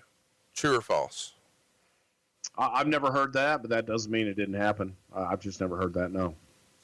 Agents for this show at the arena were Dean Malenko, Ed Koskey, and Steve Kern. A lot of folks listening probably only remember Kern for his time as Skinner, but he did a lot of stuff before and after that too. Can you tell us a little bit more about Steve Kern and his role as an agent backstage with the company? Well, Steve was a great wrestler back in his day, and Steve had retired from active being in the ring and was trying out his hand on the road. Steve ultimately wanted to open up the training facility in Florida, Florida Championship Wrestling, and have the training facility in Florida and him to be the head trainer. At this time, Steve was just kind of learning the ropes as an agent on the road. We haven't talked about Ed Koskey on this show very much. Tell us about Ed's contributions to the company. Ed was a writer's assistant, became a writer on Raw, and now I think he's the head writer of either Raw or SmackDown. I'm not sure which one, but he came from Philadelphia. He's another one. He grew up on the ECW brand and was just always a fan. Good guy. Well, we're here. It's time to talk about the time the WWE World Champion was popped for drugs by the police. It hadn't happened up until this point, which when you think about it in hindsight, that's probably really saying something. And this flips the entire company upside down. Of course, we're talking about when RVD and Sabu were arrested on a Sunday night, driving back from a show in Huntington, West Virginia. A lot of the boys have reportedly been pulled over in a known speed trap there, including Sandman on the exact same night. But when they pull over RVD, they smell marijuana and decide to search the car. They find that Rob has 18 grams of marijuana on him and 5 Vicodin with no prescription, while Sabu was found with drug paraphernalia and, quote, 9 pills that were not immediately identifiable but were known to be controlled substances. They were cited and posted bond at the scene. And there's video of this arrest online now. You can only see the taillights of the car, but you can hear about a minute of the conversation. In there, you'll hear that RVD was doing 73 in a 55 and driving without a shirt, which the cop asked about. The cop asks if they have any drugs in the car, and the guys pause before the cop continues. Well, can you explain to me why your car smells like dope? Does a video like this get passed around the locker room, Bruce? And did you laugh out loud when you heard the phrasing from the cop? I mean, I know it's not funny when somebody, gets arrested, and obviously this situation with him being the champion is very serious. But after a pause, well, can you explain to me why your car smells like dope? Seems like it would make me laugh out loud. That's not funny. No, man, it sucks. But I when you started talking about it, I go, really? There was a tape? Then I realized, oh, yeah, I remember seeing that. No, it sucked. It really sucked. It's just unfortunate. Shit happens. I like the part about, and he was not wearing a shirt. Is there a fucking law about driving without a shirt on? No, I know you and I have to put a shirt on before we go out in public, but, Rob should be allowed to go out in public without a shirt on. The next morning, the local paper put a huge color photo of both men on the front page, and the Ohio State Patrol confirmed that the arrest had taken place. And this obviously throws a monkey wrench in all the plans. The main event of Raw the next night was supposed to be a 3-way tag match with triple threat. So there'll be Edge, Cena, and RVD, and each guy will choose a mystery partner. But of course, all of that changes after the arrest, and now it's a singles match with the title on the line. At the end of the night, Cena would hit the FU on RVD, and Edge would steal the pin to win the title. And this was the plan for Saturday night's main event, for Edge to win the belt there. But now they feel like they have to do it here because of the arrest, and now they're stuck with no main event for an NBC special. What kind of chaos does this cause with the arrest happening the night before this match and then so close to Saturday night's main event? Do you remember having a conversation with Vince? This feels like it would have been a major catastrophe. It was. It sucked because anytime that you have to rewrite and you have to shuffle the deck again, it just sucks. The strange thing that I do remember about this, Vince was pissed. Vince was obviously pissed to have his world champion getting busted for drugs. But at the same time, I remember him kind of chuckling about it almost. Like, it's only marijuana, goddamn. But he wasn't happy, but he also wasn't as livid as he could get sometimes about some things, because he liked Rob. And it's unfortunate, but shit happens sometimes. You got to make changes, and you just have to go. But yeah, it caused chaos, and we just had to change plans. We knew we were going with Edge anyway. Right. Just sped it up.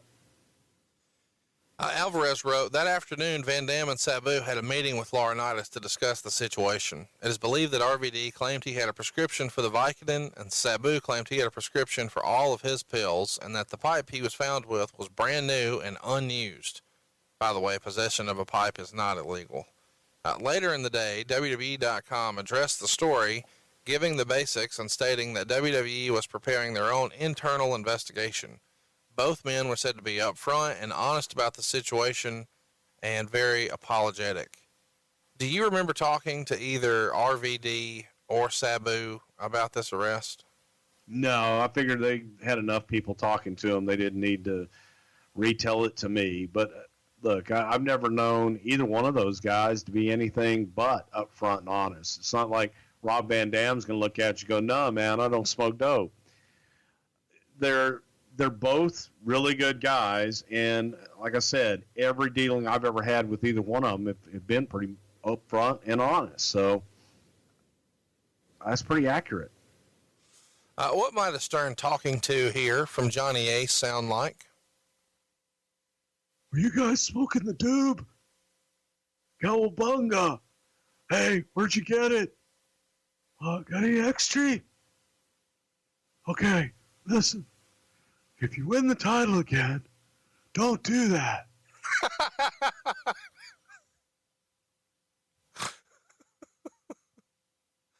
Never gets old.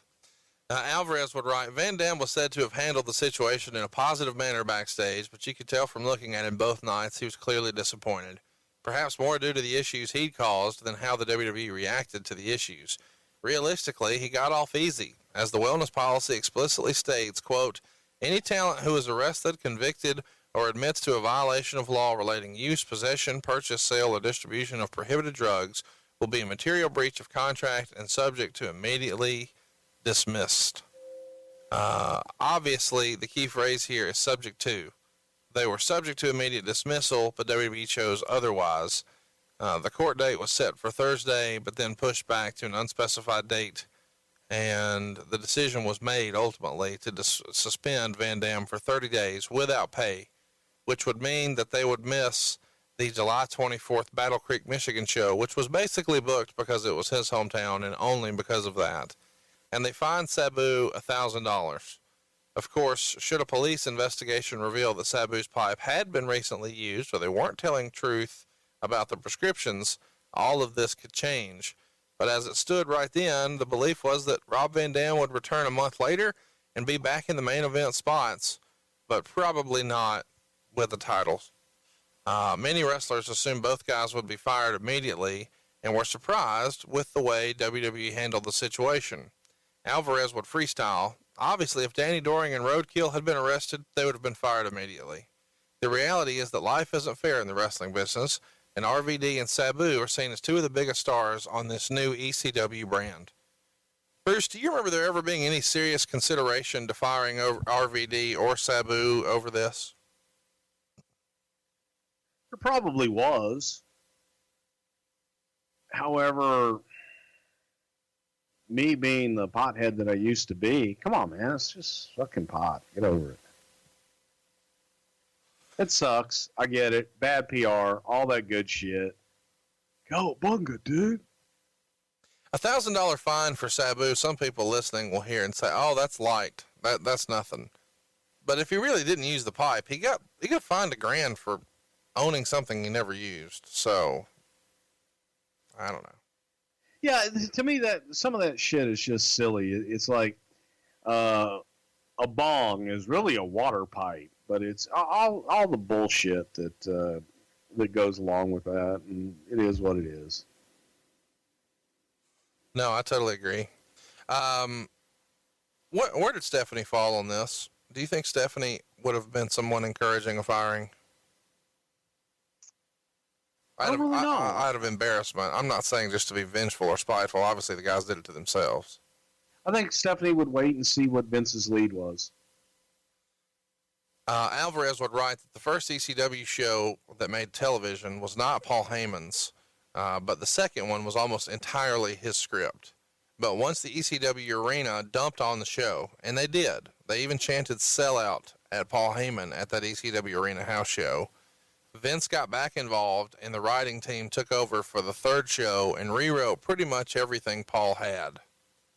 I'm curious, do you remember hearing this and thinking that Vince didn't understand why the ECW arena fans dumped on the show? I don't think it was so much them dumping on the show because of what they presented as it was, this isn't the target audience. We're running an arena here where people expect 1996 ECW, and that's not what you're going to get.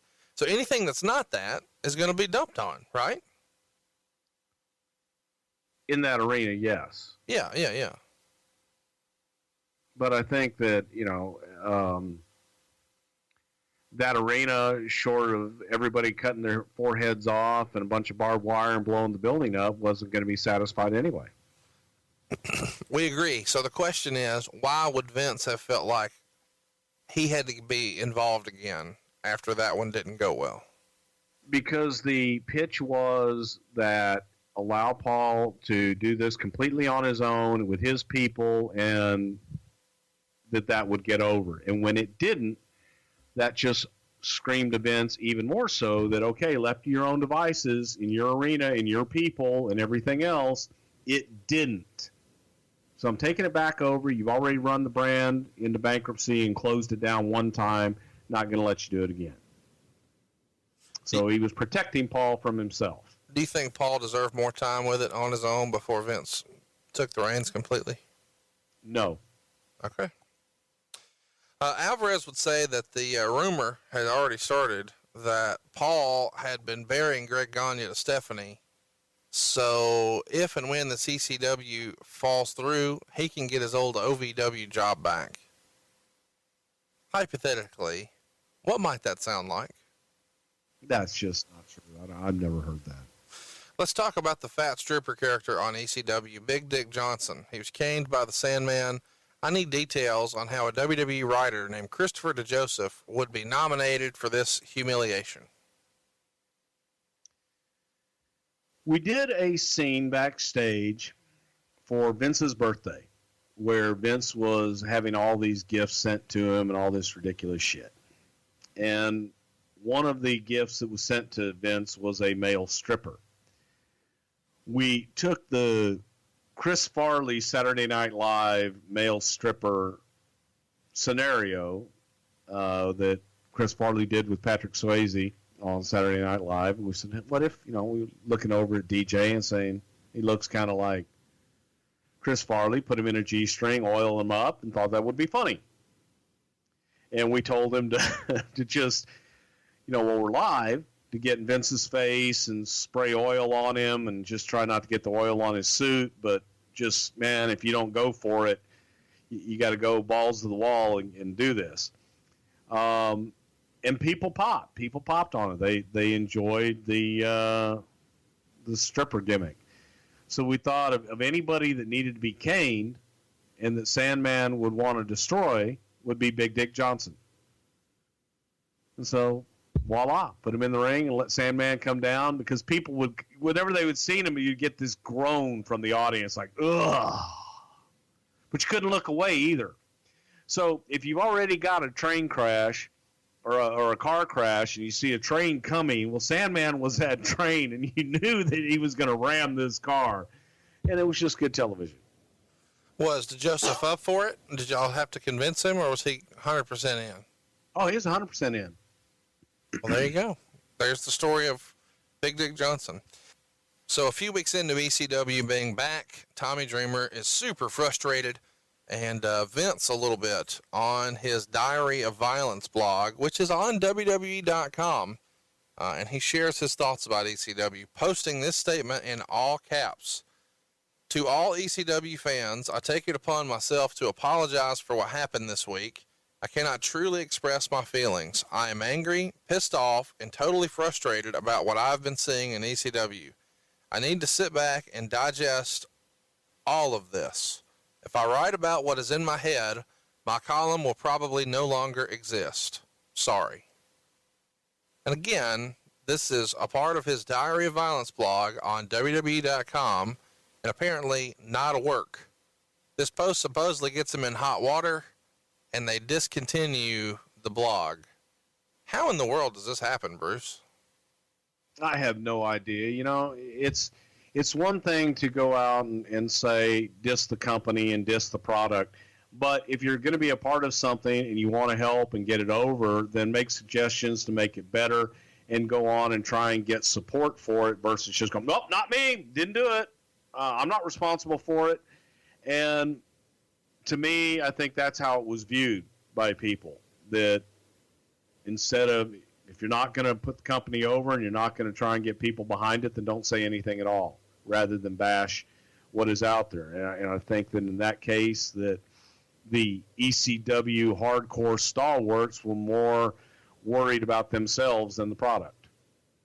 Not too long after this, Dreamer was replaced as the director of the developmental system, despite Heyman's best effort, and Mike Bucci, a.k.a. Simon Dean or Supernova, takes over Dreamer's spot in developmental. On a scale of 1 to 10, how much do you hate Simon Dean, Bruce?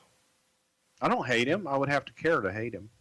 Ric Flair versus Big Show is a hardcore match with thumbtacks, and it happens in ECW. That's right. When I think of thumbtacks in ECW, I know who springs to mind. Ric Flair. Who booked this shit, man? This is awful. God. Awful doesn't begin to describe. I hated that shit. Absolutely hated it. I just remember that match. And both guys, Flair and Big Show, like, what the fuck? What? That's what they did. You want ECW, you want hardcore, let's go do this shit. Let's cut up Ric Flair with thumbtacks. Stupid. Let's talk about something great for a change. We've talked about a little negative. Let's talk about Kelly. Let's talk about Kelly Kelly. She was stripping on the shows, Roll Tide, and dancing with Candice Michelle. And then eventually she would claim she's an exhibitionist and Flash Balls Mahoney. Who found her and who spent some extra time making sure she understood the ins and outs of the business? Barbie came to us through a talent search. I wonder if she came to us through the Diva search. I don't really remember. 19 years old. Heyman was infatuated, absolutely infatuated with her. And Vince was like, okay. But the first night that she came in and we were going to put him out there dancing, bless her little heart, she couldn't dance to save her life. So when you have a female that can't dance, that looks like that, what do you think you should do? That's a question, Conrad. You can go ahead and answer anytime. Oh, sorry. I was looking at pictures. I'm distracted. You can keep talking. I'm listening. What do you do when you have a beautiful young 19-year-old gorgeous girl like Kelly Kelly and she can't dance? Find a position for her backstage. I'll teach her to dance. It's even better. I shit you not. Me and Vince McMahon and Kasama Basatidi spent most of the fucking afternoon in Vince's office showing Kelly Kelly how to dance. This makes me happy. You gotta move. You gotta groove. Feel the music. Come on, baby. Come on. Come on.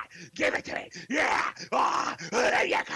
Move. Uh-huh. Yeah, like this. Oh. The entire fucking afternoon. I think it's time to roll credits on the episode. There's no way we're beating that.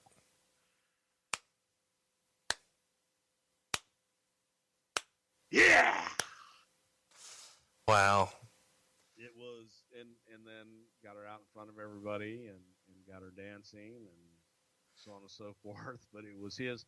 I mean, he actually brought, and man, and again, it's the shit you remember sometimes. Some things I can't fucking recall for shit. Then there are certain things that are just etched in your mind.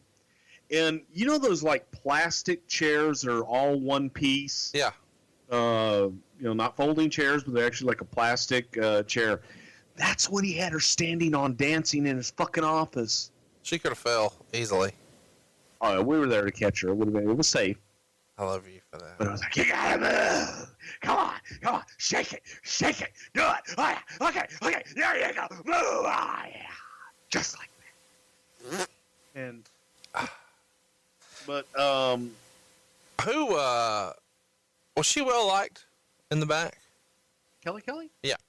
Yeah, sweet as could be. That's nice, great. really nice. I mean, too nice for the wrestling business. Well, that's great. Good. Yeah. Heyman's heel turn on air would happen, and he would essentially become a cult-like figure, like a cult leader, which is kind of natural fit for him, I guess. People have been making that whole Jim Jones drinking the Kool-Aid line about him for more than a decade at that point.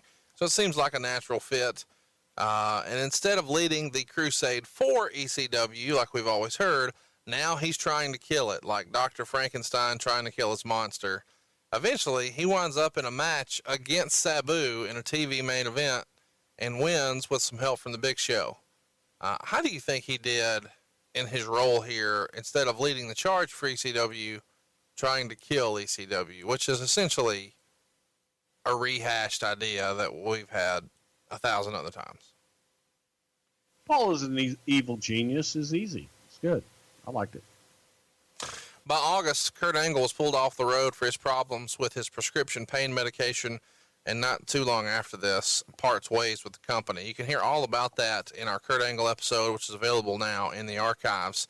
His last match would be August 8th against Sabu. Bruce, doesn't this start to feel like this ECW relaunched is a bit snake bit? You've had your top three guys, Kurt Angle, Rob Van Dam, and Sabu, all within the course of a month either be arrested for drugs or released because of drugs.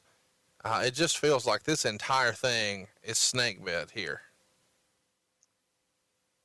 Yes, it was snake bit, but maybe it was just an ill-conceived idea from the start. We probably should have just quit after the 2 reunion shows and been done with it, and maybe 5 years down the road do another reunion show or something. But to try and restart the brand, I think was not planned out well. But the opportunity presented itself on Sci-Fi, and we thought, hey, let's capitalize on this. How big of a hit to ECW was it at the time to lose Kurt Angle? It was a big hit to the whole company. Sure. Not just ECW, but just WWE as a whole. It was a big hit, and it was a big hit for Kurt Angle too. It just was a sad time. We should mention this silliness. Big Show challenged Undertaker at Saturday night's main event, and they have a Punjabi prison match at the Great American Bash. Whose idea was this style match? Who made the structure? And how did the Undertaker and Big Show enjoy this BS? Well, the motherfucker that made the structure obviously had never worked a day in their fucking life and never planned on fucking having to take a bump into it or work with it. God. We came up with the fucking Punjabi prison for the Great Khali, trying to do something different to try and disguise Khali's limitations. By the way, Khali is not in this match. Undertaker I know. and Big Show. But he was, yeah, I know. But it was, oh God. It was made for him. It just, I don't know how many different ways I can say it sucked. It just absolutely sucked. And I remember Taker and Big Show being like, what the fuck are we going to do with this? What do we, now we're here. What do we do now? Which way did he go? Which way did he go? But how does that happen? How do you guys say, hey, this will be fun, and then do it, and then the guys are like, we have no idea how to do this? You figure it out when you get there. That's amazing to me. I think that happened recently with the House of Horrors match. Like, I think they had it on the sheet, and then nobody had really an idea of how they would do it, and then they just figured it out. But once upon a time, wrestling was you start and you work backwards. I shit you not, man. We'll tell this story when we talk about it. But the famous bull rope match with John Layfield and Eddie Guerrero. Yeah. Okay, I had a finish. When I booked the match. I had a finish that I pitched Layfield, that I pitched Vince, that I pitched Eddie. Everybody loved it. The day of the show, it was a Great American Bash. Vince was not there. And I remember being on the phone with him, and he says, I don't get the finish, pal. And I try to explain it to him over and over and over again. And he says, God damn it. Call Dusty did those goddamn rope match things. Call Dusty and get a finish. I said, Vince, Dusty works for TNA. So? Just call him and tell him we need a finish. I was like, okay, I'll get right on that. But so my point being that did you really call?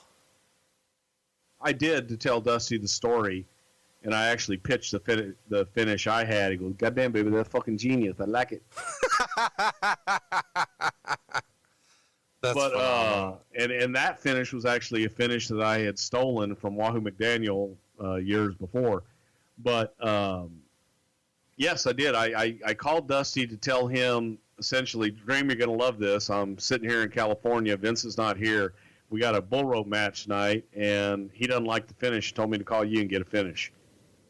Well, of course, baby, I could forget more bull rope matches than I've been in. What you got? And I gave him what I had. He goes, that's a damn genius finish, Pumpkinhead. And needless to say, we didn't do it. But, oh well. We'll talk about that, when we get to that Great American Bash thing at some point. Yeah, it's But so to answer your question, I'm sorry, Conrad, you asked me a fucking question. I haven't answered your question. Is sometimes you just get there and we'll set the fucking thing up and figure it out. Sometimes, 6 months ahead of time, and sometimes you just set the motherfucker up and go, oh, I didn't know that it looked like that. Do you have a racist way to pronounce this cage match? What are you talking about? I'm just saying, you have a Mexican offensive voice. Do you have a way to... Punjabi prison. You go to Punjabi jail. Do you know how we came up with the Punjabi prison match? No, but I can't wait to hear. Check this shit out. Great Khali in real life was a fucking prison guard in India. And this is what it looked like? The Punjabi prison. It's made out of bamboo. That's amazing. Yeah. Did it sell a lot of toys? It had to sell a lot of toys, right? I think they did, as a matter of fact. But at least we didn't make him like the Punjabi big boss man. When you come calling down to Punjab, India, you better look around. You better think twice. I give you a hard time. Talking hard pipe. Oh, I can't breathe. Oh, this is our best show ever. Oh my God.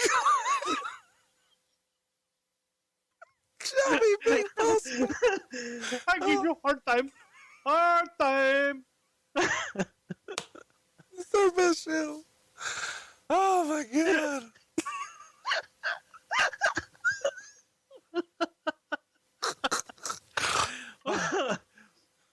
Listen, folks, please no. There, no offense. That is not. I'm getting ready. I'm going to India at the end of the month, for fuck's sake. This is our. Hey, Mr. Prichard, is this you? We listen to you all the time here on the Punjabi podcast. Oh, this was a good run. If they're going to murder you in India, you're going to get food poisoning and a tapeworm, and this is it for you. But I had a good time. I love fucking Indian food. I go down to cuisine of India at least once a month, man, and I get to buff it. Chicken tikka masala, vindaloo. Okay, you're going to need to stop that, or I'm not going to get through the rest of this. Hey, now's a good time. Chicken. You like naan?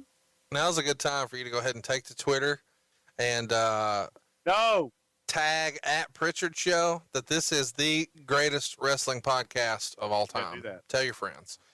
Paul Heyman did an interview with the UK Sun and said, quote, "The way things work with ECW is I have a staff, but I am the person responsible for presenting the ideas, whether they're mine or not, in a concise form to Vince McMahon. Then we discuss the show and take it from there." Who else would have been involved in those meetings, Bruce, besides Lagana? So it's Paul, Lagana, and who else is pitching ideas that ultimately Heyman would present to Vince? I think that was all of Paul's staff. It was him and Lagana. I used to have to be in on the pitch meetings to Vince, whether it be in person or on the phone. So I would get everybody's stuff ahead of time, and then I would sit in on the pitches with Vince. Heyman would say in that same interview that everyone was disappointed in the first TV show, but they expected that going in. Quote, "Any other TV show would take a year just to put a pilot on the air, and we went from being an internet concept to a big television show in under just 2 months. So we lack the time to adjust. Is it fair to say that here, Bruce, or is this kind of a cop-out? Because that's the way wrestling's always worked, has it not? Well, it's a cop-out. It is the way that wrestling has always worked, and it's either good or bad. You know, same concepts that had less time than that were successful. So this just wasn't that good. Sometimes they're shitty ideas. Sometimes they're just good ideas. In that same interview, they wanted to know what the new vision for ECW was, and he said it was the same as the old vision. Quote, "We want to be ahead of the curve. We want to have the most compelling and realistic characters. By way of example, CM Punk is someone whose debut is so highly anticipated based on the fact that the interviews we've aired are so real, articulate, and intelligent. They're not the over-the-top 1980s, I'm going to kick your ass, brother kind of promos. Shannon Moore and even the Vampire also represent huge audiences out there who are into those types of concepts and lifestyles. Another thing is, we don't deny the influence of mixed martial arts, which is huge on a worldwide basis, but it's different to anything on Raw or SmackDown right now. The cruiserweights on SmackDown have been tempered, but in ECW, we're going to go all out with them. So the difference in ECW to the 90s is us simply recognizing that the cultural shift is and playing to it." I think this sums up what made ECW great originally, being ahead of the curve.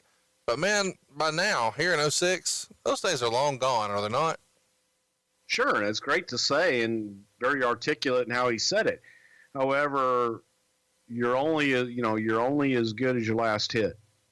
Absolutely. His message to ECW fans who are unhappy with the product was, quote, "The bottom line is ECW is going to move forward with this audience or without, with Paul Heyman or without, and with Rob Van Dam or without. If the audience likes certain things, it's in their best interest to let everybody know. And if the audience doesn't like something, they should also be very vocal about it. But being vocal sitting on your couch doesn't help. You have to be there and say, hey, I don't like this direction. It sucks. I want it to change. You have to be in the game to win the game. And if the audience wants ECW to go in a certain direction, you can't just sit at home and bitch about it. You've got to step up and let your feelings be known, because it's going to move forward with us or without us." And Bruce, to me, this sounds like Paul has already given up and has resigned himself to thinking, hey man, this is Vince's now, and it's only a matter of time before I'm out of here. Did you think that was the case a few months in? I think everybody did. I think there were those of us that felt it was the case long before we even launched our first show. But that was the sentiment, and we knew that Vince was going to put his spin on things. To think anything else was just simply a pipe dream. Rene Dupree in ECW. Was this a rib? Why is that? I don't know. Just doesn't feel like a place where Rene Dupree would be. But he is. There you go. If you've never seen it, go out of your way to see the August 1st, 2006 match on ECW television between Batista and Big Show, just to see the crowd reaction from the fans inside the Hammerstein Ballroom. The fans are actually chanting, "Change the channel," and Taz even acknowledges it on air. Bruce, were you at this show, and did the guys get heat in the back for what they did after the match, where they teased a fight and then hugged it out and then flipped off the fans before going to the back? Thank God I was not there. Why? Because I didn't have to go to a lot of ECW stuff. Not that. Why, thank God? Well, just simply that, because it was ECW, and I hated the push and pull between Paul and Vince. It was exhausting. Well, it's good news on the home front, because by September, Sci-Fi had extended the contract through the end of 2007, which was great news. It was actually the best rated show on their network, averaging 2.7 million viewers per week. The replays were only getting like 50,000 or less, but the first run shows were considered a huge hit. And Heyman was actually quoted on WWE.com as saying an hour was a godsend, but he wanted 75 to 90 minutes one day. Is the advantage to being on Sci-Fi, and I'm not saying this to be funny, I'm being serious, is the advantage to being on Sci-Fi that everything else there sucks so badly that it actually makes your shitty show look pretty good? Absolutely. I mean, in comparison, when you're either going to watch whatever the hell else that they had on the channel, or the throngs of people good or bad, that simply came to the Sci-Fi Channel to watch wrestling and to watch ECW, and that was the only wrestling that was on there. So, yeah, it made you look great. The first ECW TV deal was paying the company about $169,000 in rights fees from Sci-Fi for each episode. Talk about typical television expenses for a minute for those who may not be aware of how expensive taping television could get. Roughly for a day of taping, you're looking, and again, dude, I haven't been involved in the budgeting of a television taping in probably 5 years. But for WWE, it can be anywhere from $800,000 to $1 million a day production costs. Which is why it makes sense for them to tape piggybacked on top of the SmackDown show, because this 169 is not going to be enough on its own to be sustainable. ECW would get renewed again on October 23rd, 2007, this time through the end of 2008. The network president at the time was Bonnie Hammer. Bruce, did you ever meet Bonnie, and how was she to work with? I worked with Bonnie a lot. Bonnie was, she was a joy to work with, and she was a joy to work with because in many ways, her dealings with the WWF is what put her on the map at USA Network. She got us almost as a, I want to say a punishment, but kind of a consolation prize. And when we became the darling of the USA Network and were pulling in record ratings, Bonnie took a lot of that credit. And rightfully so, because she was very involved in it. But all of my dealings ever had with Bonnie Hammer were good. She was straightforward, honest, and a really nice lady. When Balls Mahoney was popped for a wellness violation in September, were you surprised? Extremely. Let's talk about Matt Stryker. He's working some shots here, doing his classroom bit, and many folks listening may not know the story about how all of that came to be for him and the controversy that surrounded him originally. Can you kind of catch everybody up to speed and give us a good Matt Stryker story?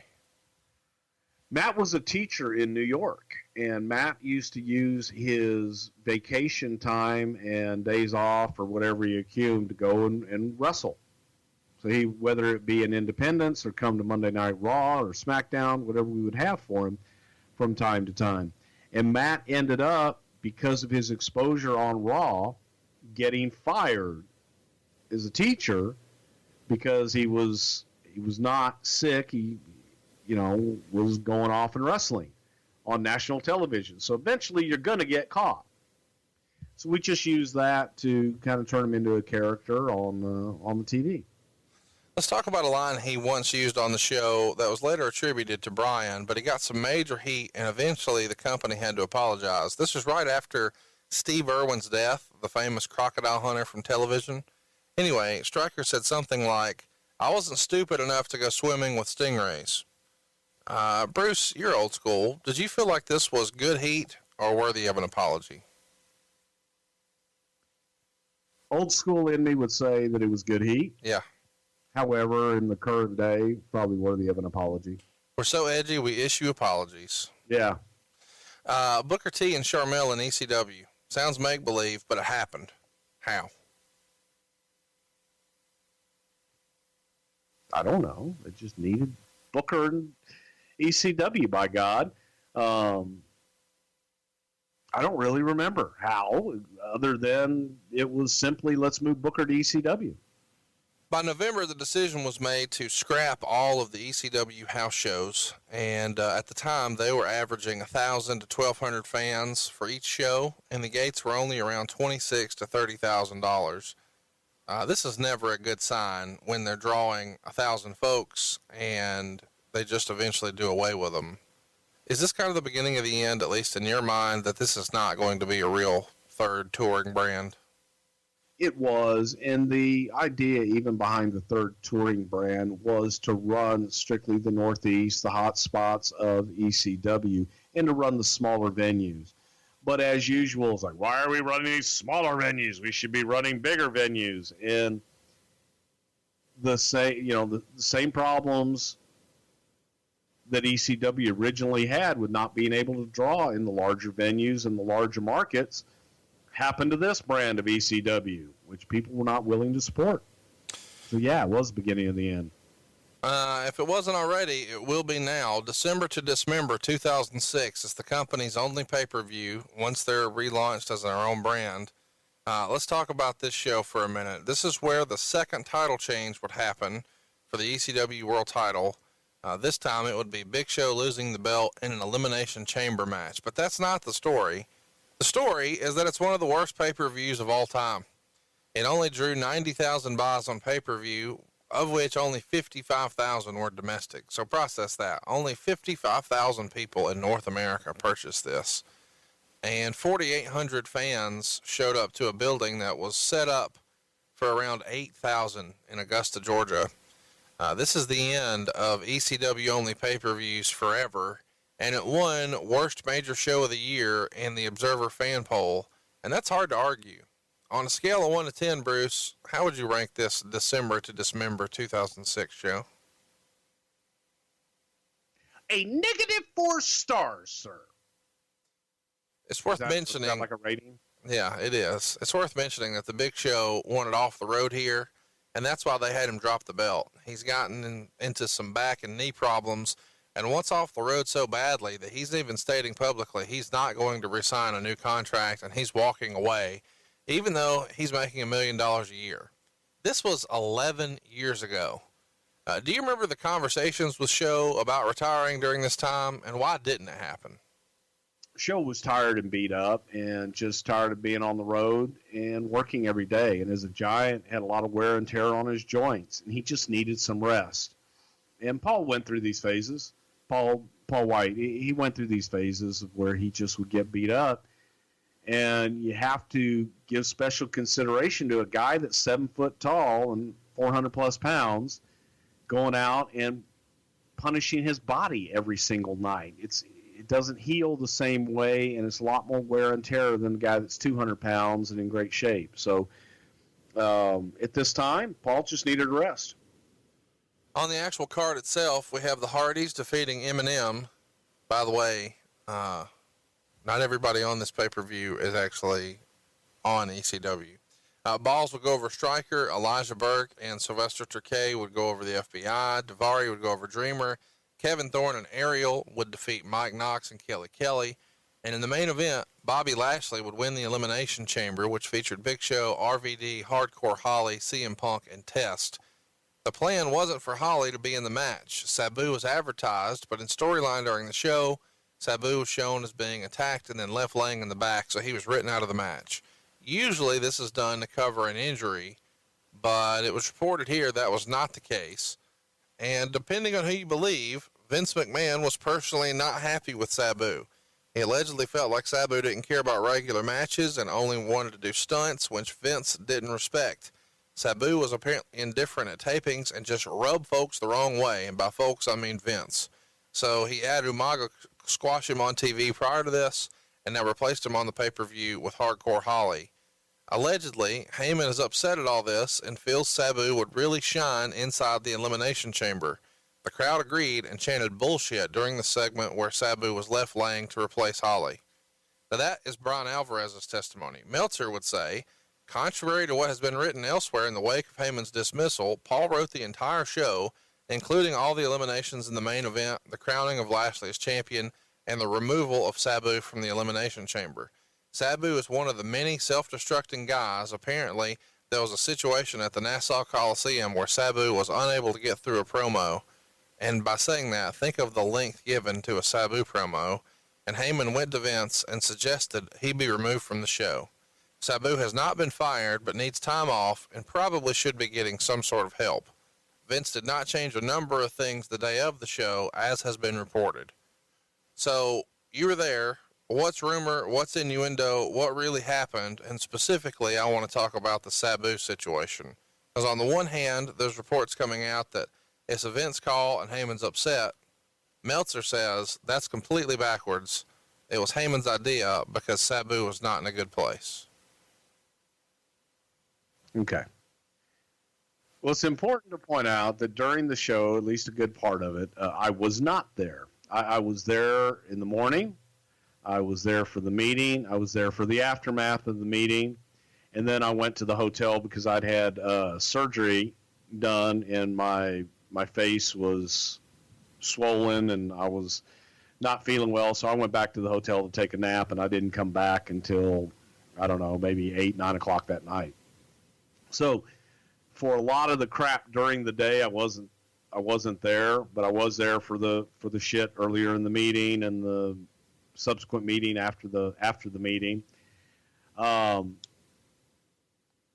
This was a situation where Heyman didn't take Vince's suggestions and didn't make the changes that Vince had wanted him to make, and Vince was adamant getting his way, and Heyman was adamant to just buck the system, if you will.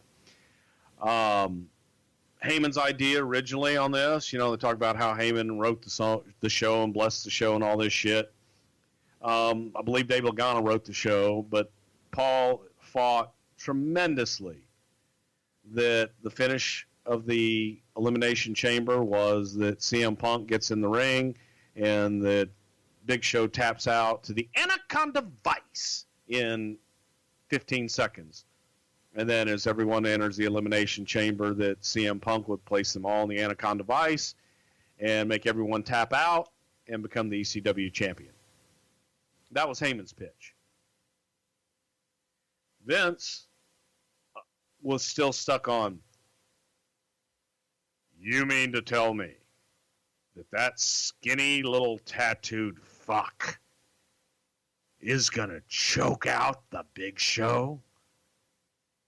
The Anaconda Vice, sir. And that was all Vince heard. And Vince was furious that Paul was still fighting this one fight. And Vince, knew they were taking it off a Big Show, but he saw Bobby Lashley as the guy and really wanted to elevate Bobby Lashley. And that was how Vince saw this Elimination Chamber. It was ugly. It was bad. It was a moment where there were points that I wanted to just slap the shit out of Paul and say, man, just shut the fuck up. It's, we're past the point of arguing now. Just let's go and get this done. And Paul continued to fight and continued to fight and continued. One more volley, if I may. And then one more volley turned into his last volley. Vince was just done. Didn't want to see him anymore. And that was kind of the end of Paul. The Sabu stuff in particular, going back is to how Vince saw Sabu. Vince saw Sabu as a character, and Vince liked the Sabu character, but he wanted Sabu to speak. Heyman did not want Sabu to speak. Because he can't. I'm sorry? Because he can't. He can. Actually, he can be very engaging and very entertaining as Terry Brunk. However, as Sabu saw himself one way and Heyman saw him one way, and neither one were willing to try and broaden that character beyond what they saw. And that did infuriate Vince, the fact that they didn't want to do more with it. So, in my opinion, I kind of think that Heyman,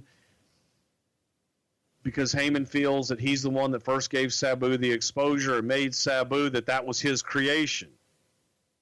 When in reality, Sabu's creation, or the Sheik's creation.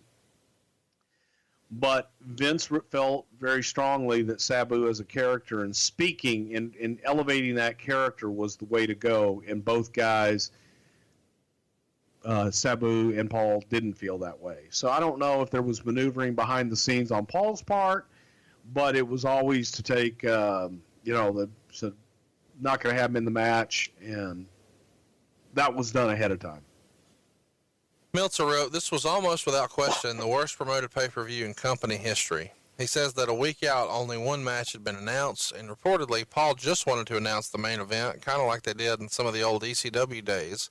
And Vince always thought that the main event carried the show and is what should be hammered home on TV.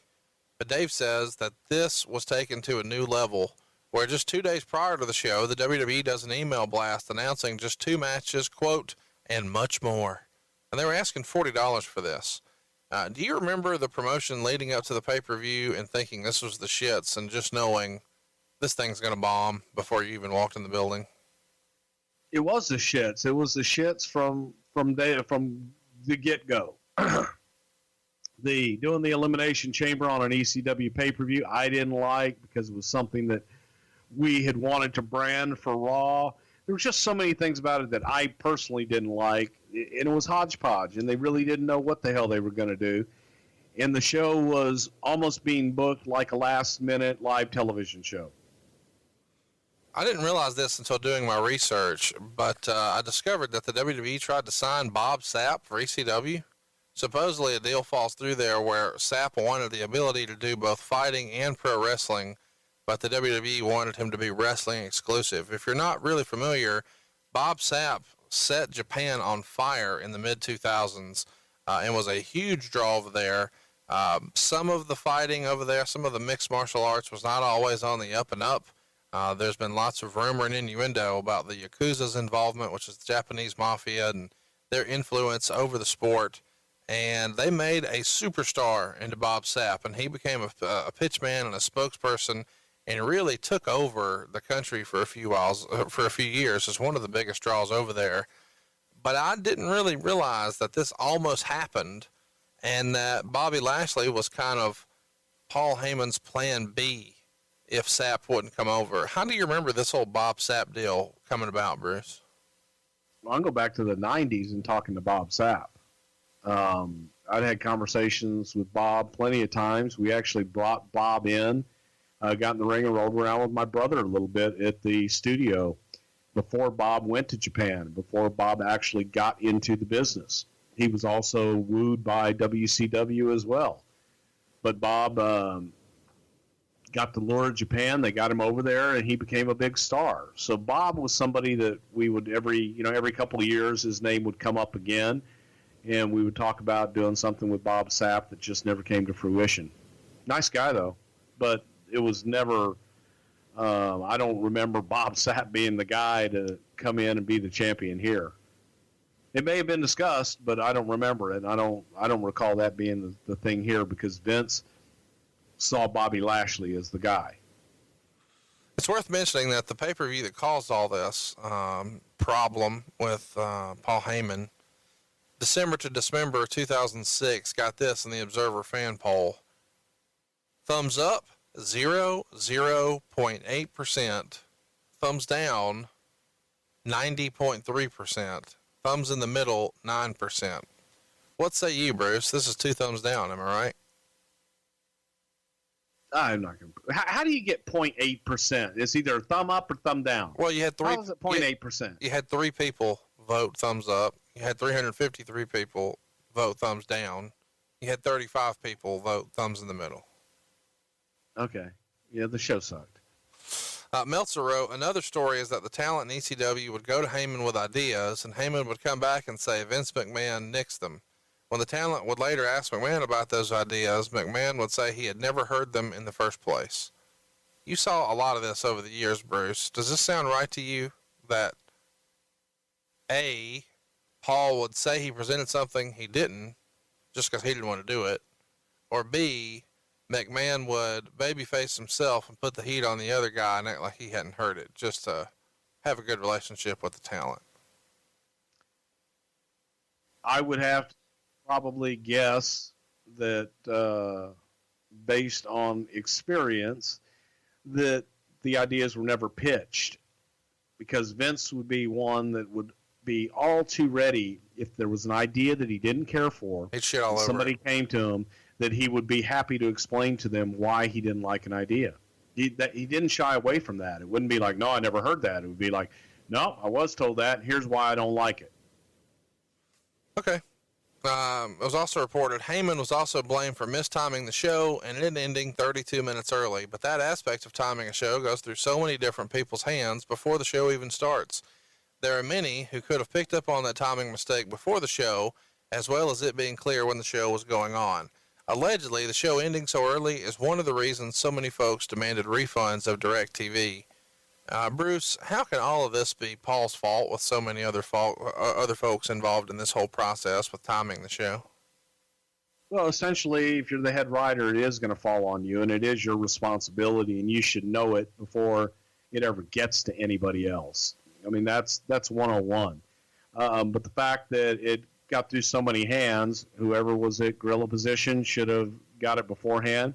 And maybe you know what? Maybe it was timed out right, but maybe guys went home early. Maybe other shit changed in the middle of the show. I don't know. Internally, this is from Meltzer. Internally, the blame for the pay-per-view went to Heyman, who was supposed to get the script of events several weeks ago. Heyman didn't finish the script until last week, and all the finishes and much of the show, particularly undercard, was his. Because of the timing of the finished script, the only match Vince and Stephanie had major input on was the Elimination Chamber match.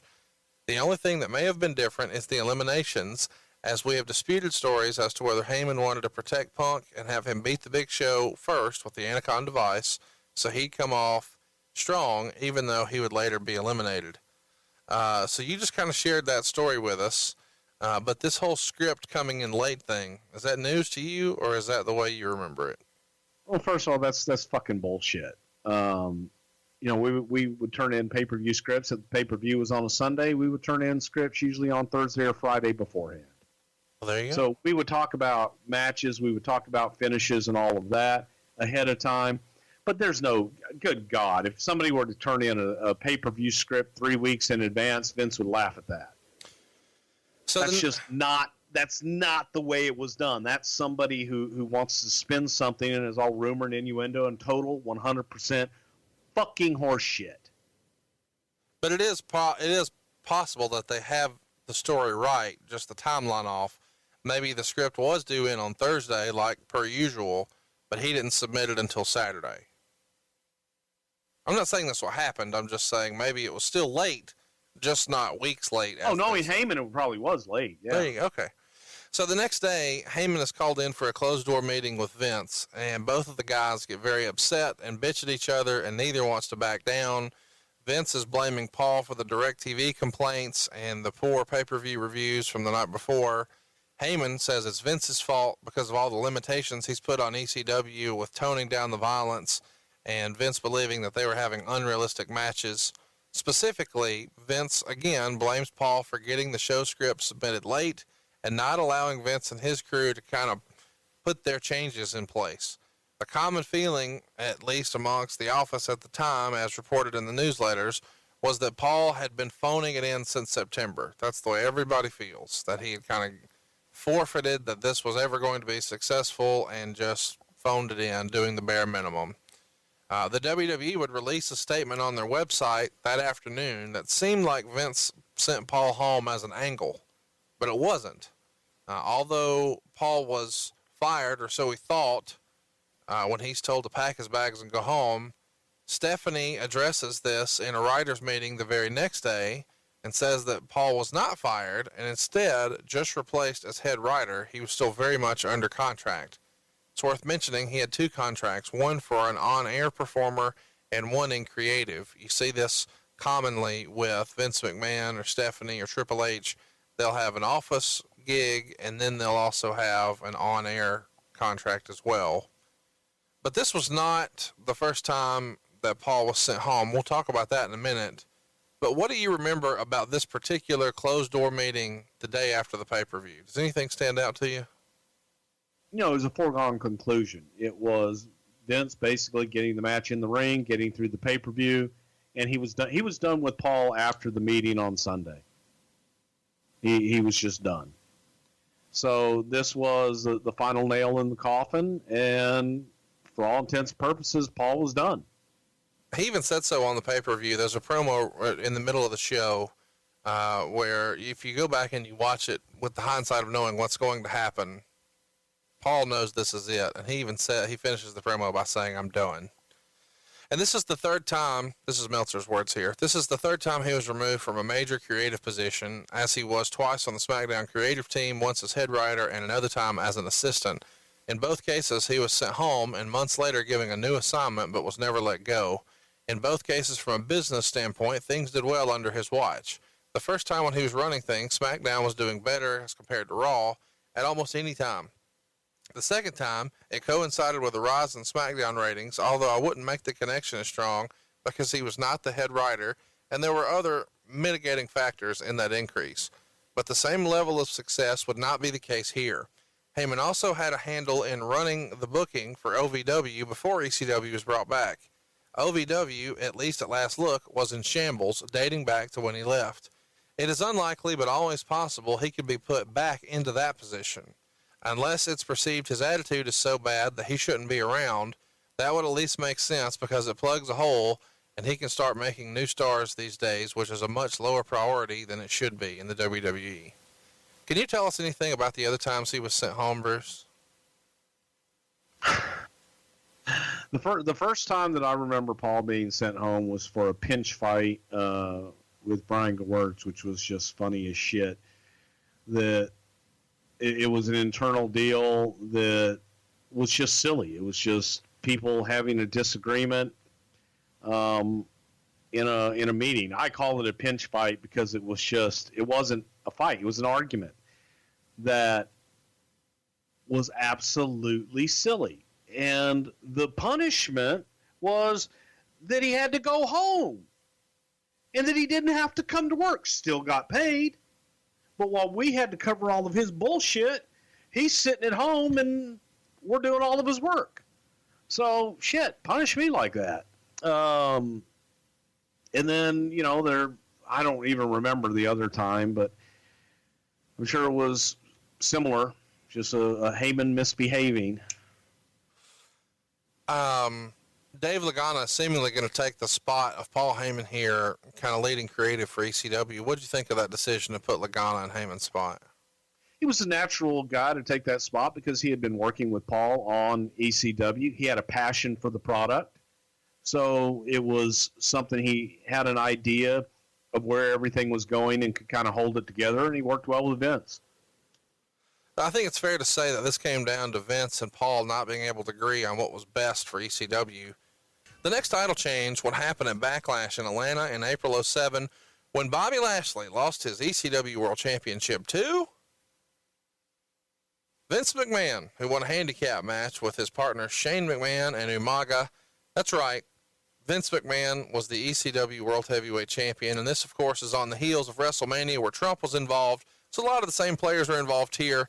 After he wins the match, he makes a couple of victory laps around the ring, doing a huge celebration. And then later in the back, he's celebrating, saying no one is more extreme than him. He drinks the Sandman's beer and takes Tommy Dreamer's cane. And he's wrestling here in sweatshirts. So maybe the Mr. McMahon physique of a few years ago has subsided a little bit. And he's probably self-conscious about his hair having just been shaved at WrestleMania because we're treated to do-rag Vince here, which is maybe one of the things I look forward to talking about the most with you today. Do-rag Vince. Do you remember any specific conversations about Vince putting the belt on himself? And more importantly, I think we all need to know about the do-rag. First of all, his arms look great. Take it back, Conrad. Okay, I take it back. I just couldn't help but notice that he wrestled without a shirt when he was wrestling Austin in '98. Here we are 9 years later, and he's wrestling in a sweatshirt. But what I'm more interested in is what he's wearing around his waist and what he's wearing on his head. Vince made himself the ECW champion and is wearing a do-rag. Talk me through this. Well, I wanted him to wear a mask with a wig shaved into the top of it so that you wouldn't see his bald head, but he felt that was silly, so he put a do-rag on. Do-rag. Do-rag. Hey, Vince, I got an idea. How about do-rag? How does Vince get the green light to put the belt on himself? I mean, who's saying, oh, it's a great idea, boss. This is an excellent idea, boss. Well, Lagana was the head writer. I guess it was Lagana. Lashley would get his revenge at ECW One Night Stand in June '07 when he won the title back in a 12-minute street fight in Jacksonville where Shane and Umaga were again involved, this time with tables, chairs, and trash cans. Somewhere in the match, Vince found a hammer. What does Vince McMahon do with a hammer in a street fight? Well, he chokes a man with it, of course. That match took place right before a pudding match between Melina and Candice. Bruce, what was your favorite pudding match? Probably this one. How Vince McMahon is it to choke a guy with a hammer? I know. You'll get a hammer, and then you rear it back, place it around his throat, and choke the life out of him.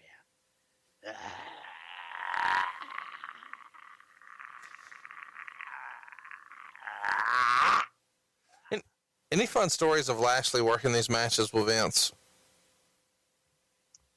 No, this was simply an attempt to get Bobby and have Bobby be the guy. Vince really liked Bobby Lashley and felt that he could get him to the next level. It was logical coming out of WrestleMania to put Lashley up there and try and, in his own way, reincarnate the Vince Austin stories with Lashley here. Lashley making Vince suffer the ultimate humiliation and having his head shaved, it was a logical transition to move to Lashley and Vince. Did Vince feel like he needed to be on TV since ECW ratings were dipping? I mean, it feels like that's kind of the fail-safe. If ratings are down, throw McMahon on. Oh, boy. If you were to hear it from Vince, Vince would tell you no, that his goal was always to get him off TV. Blow me up and kill me. I can't be on TV if I'm dead. It always seemed like the fail-safe. You're right. Whenever ratings started to dip or there was interest that started to wane, let's put Vince back on TV and spike the ratings. It's hard to argue with it when it worked. Well, this is kind of a no-win spot, right, for Lashley? I mean, I'm sure Vince enjoys working matches like this, even though he denies it. But there has to be pressure for Lashley and Umaga. It's a no-win spot, because if it's awesome because Vince was involved. But if it's not awesome, I mean, there's not a worse spot to be in than making Vince look bad on TV, is there? Oh yeah, it's tough, but at the same time, it's an opportunity, and it's an opportunity to step up and be the center of attention for everybody. Lashley only held the belt for about a week before being drafted to Raw, and thereby stripped of the belt, so they had a tournament. It came down to Chris Benoit versus CM Punk for the vacant ECW World title at Vengeance Night of the Champions in June 2007. Benoit won the right to be in the match on June 19th, winning his last televised match against Elijah Burke. Of course, Chris Benoit no-showed the pay-per-view that day, and Joey Styles made the announcement that Benoit was out for a family issue. The issue was that he was dead and had in fact murdered his entire family that weekend. Johnny Nitro took his place in the match, which was CM Punk's first world title shot in the company. And of course, as we know, Nitro would win the match and become the 6th WWE ECW champion. According to everything I've read, Benoit was supposed to win the ECW world title that night. And I think there's even promo shots out there of him with the belt. Bruce, can you confirm that the plan was for Benoit to beat CM Punk and become the ECW champion here at the pay-per-view? Yeah, that was the plan at the time. Yes. Have you ever talked to the Pope at TNA about having the weird distinction of having Benoit's last televised match? No, I haven't. Why was Johnny Nitro chosen to replace Chris Benoit? Nitro had balls. Nitro was somebody that was coming up. He was a guy that always had different ideas. Johnny Nitro and The Miz both. They did a lot of things on their own to just try and get over, and they were willing to try something new, and they were always out there fighting and striving to get over and willing to do whatever it took. So it was an opportunity to reward somebody for their hard work and see, let's put the championship on him. Let's see how he does with it. If Nitro wasn't the choice, who would have been? Would Probably leave it on Punk. Yeah, so they'd have just thrown somebody else in there and let Punk win it? Yeah. Punk would get his revenge and beat Nitro at the Last Chance match, which was taped for an ECW show in Cincinnati. It was a tape show that aired on September 4th. Heyman was on the outs by this point, of course. So who became the new advocate for Punk here? Well, I don't want to say that I became the new advocate for Punk, because I think that the younger guys were all big fans of Punk. But what happened was, listening to people describe Punk was painful, because nobody could describe who he was, what he was all about, or anything else. So I took it upon myself, because for the record, I didn't know either. And I was guilty of tuning Punk out because of how hard, Heyman supported and how hard he pushed. And the harder he pushed, the harder we probably pushed away. But I also felt that Punk really wasn't getting a fair shake, my opinion. That he was being lumped in as a Heyman guy and that he was being ignored because Paul pushed so hard for him. And I started feeling bad for him because when you would have conversations with him just one-on-one, he's a very interesting, clever guy. I took a camera and I took CM Punk and we went up into the stands in the arena one day. And I just talked to him on camera for roughly, I don't know, an hour and a half, 2 hours. And I asked the questions that people didn't have answers to. It was things like, you know, tell me the stories of the tattoos. Why do you have Pepsi on your shoulder? Why this tattoo? Why that tattoo? What is straight edge? And he just talked. And the more that he talked, the more interesting he became. And he became a real person that I felt that our audience could identify with if we just told that story. The next ECW World Champion would be Chavo Guerrero when he beat Punk in a no DQ match in January 2008 in Virginia. At the time, Chavo was a SmackDown wrestler, so the title was shared on both shows. Pay attention here. Kane would win the ECW World title as a SmackDown wrestler at WrestleMania 24 in Orlando, and 2 days later defected to ECW full-time before being drafted to Raw in June, and therefore making himself the only SmackDown ECW champ, and Raw ECW champ. This and $1.09 will get you something on the dollar menu at the drive-thru. How silly is this nonsense, Bruce? If you're in Tennessee and have the ability to vote for Glenn Jacobs as mayor, please do so. I'm sure he'll do great. Mark Henry of ECW won a triple threat match between Kane of Raw and the Big Show of SmackDown, which means the ECW title is now exclusive to ECW again after the Night of Champions in June 2008. That makes no sense. They go about 8 minutes, and this is 3 Hall of Famers, but again, all 3 brands were represented. What did you think of the match here? Well, you know, I personally didn't think it was that bad.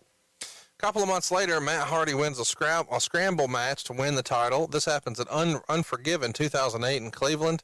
He's in there with Fit Finlay, The Miz, Chavo Guerrero, and Mark Henry in a 20-minute match to open the show for the title. What did you think of this scramble at Unforgiven 08? Glad it's over. Once Bruce was gone, the other champions for ECW would include Jack Swagger, Christian twice, making him the only 2-time WWE ECW champion, Tommy Dreamer, and Ezekiel Jackson. Were you watching any of this, Bruce? I was a little bit on the fringe.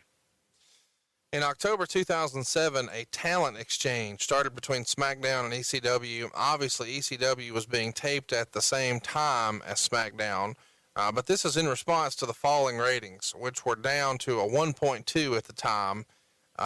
Originally, they were hoping for a 3. They were happy with a 2, and now they're barely at a 1 by the fall of 2007. And this talent exchange would again happen with Raw in September of 2008. At this point, though, Bruce, with all of this silliness, what's the point of the different brands? An infusion of new and different talent and trying to make the ECW brand unique, that it had not just ECW exclusive talent, but also talent from Raw and SmackDown. It's unique in that it has what all of our other shows do. They would eventually stop all this silly exchange nonsense with the 2009 draft. Hey, Bruce, knock, knock. Who's there? Braden Walker. Who? Exactly. Let's take a minute to talk about the historic run of Braden Walker, who was a part of a prominent TNA tag team that I enjoyed called America's Most Wanted. He was tagging there with James Storm, and many folks thought Chris Harris would be the bigger star of the two. He worked with TNA from 2002 through January of 2008, and just a few weeks after that, signed with the WWE. He debuted on ECW TV in July 8th, actually, of 2008, and he makes the debut not as Chris Harris, but as Braden Walker, defeating Armando Estrada. He would be cut less than a month later. What the hell happened to Chris Harris here, Bruce? Well, the guy that you were a fan of in TNA and the guy that we had seen in TNA and the guy that was hired several months before didn't show up. Some other guy showed up out of shape, much heavier, and lacking any personality. So when Chris came in, he was just a lot heavier and he didn't even look like the same guy. He had put on so much weight. But what did Vince think of him? He didn't.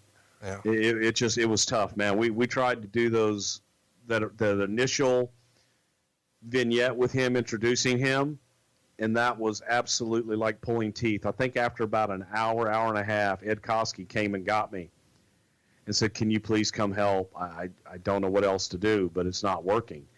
And I got there, and then Vince followed, and we all looked at each other and looked at Johnny like, what the fuck happened to Chris Walker? He just didn't, I don't know, man. He didn't train. He wasn't in ring shape. I guess all the personality there was James Storm. When Sci-Fi renamed itself Sci-Fi, SYFY, the WWE changed the name of their show to ECW on Sci-Fi, and they did this as a solid for the network. This happened once you were gone, but I at least wanted to make mention of it. And the company did send some talent over to other Sci-Fi shows like Ghost Hunters. Bruce, did you ever watch any of those shows? No, I didn't. I talked to Chris Jericho about his fascination with sci-fi, but don't share the same fascination. Let's talk about some commentators quickly. Let's start with Joey Styles and Taz. What did you think of that combination when they first started doing the ECW TV shows? I thought it fit for the ECW brand because you immediately identified Taz and Joey both as ECW guys, so it gave a familiarity, and I thought it worked. Joey Styles quits on Raw, and his last gig on air is April 8th, 2008 for ECW. Why was he coming off TV here? To head up WWE.com and be able to focus all of his time and energy to the website. He's replaced by, and I don't know when we'll talk about him again, Mike Adamle. Who in the hell hired this guy, and why did Vince like him? Give us some of the hilarity we didn't see on TV that I just know in my heart exists. Mike Adamle is a great guy. Wonderful guy. He was a great pro football player. My first experience with Mike Adamle was a pilot that we did back in 1988. There was a boxing pilot that Mike Adamle was the host of with Tex Cobb, Randall Tex Cobb. And boy, there's some crazy stories there. But Mike, we used him for that. And then later on, he did the XFL, and this was another opportunity. He looked good, was a sports guy. So Vince hired him as play-by-play guy. Was his favorite wrestler Jeff Harvey? As a matter of fact, yes. Mr. Harvey was at the top of the list. That only lasts a few months before, mercifully, Todd Grisham replaces him. We haven't talked about Todd much on the show. Any fun stories of working with Todd? I don't know about fun stories, but Todd's a great guy working over doing – what's he doing now? He's with UFC now. ESPN, doing a little bit there. Yeah. But he left ESPN. I think he's with UFC now. Okay, cool. Hey, Taz leaves in the summer of 2008. How'd that go down?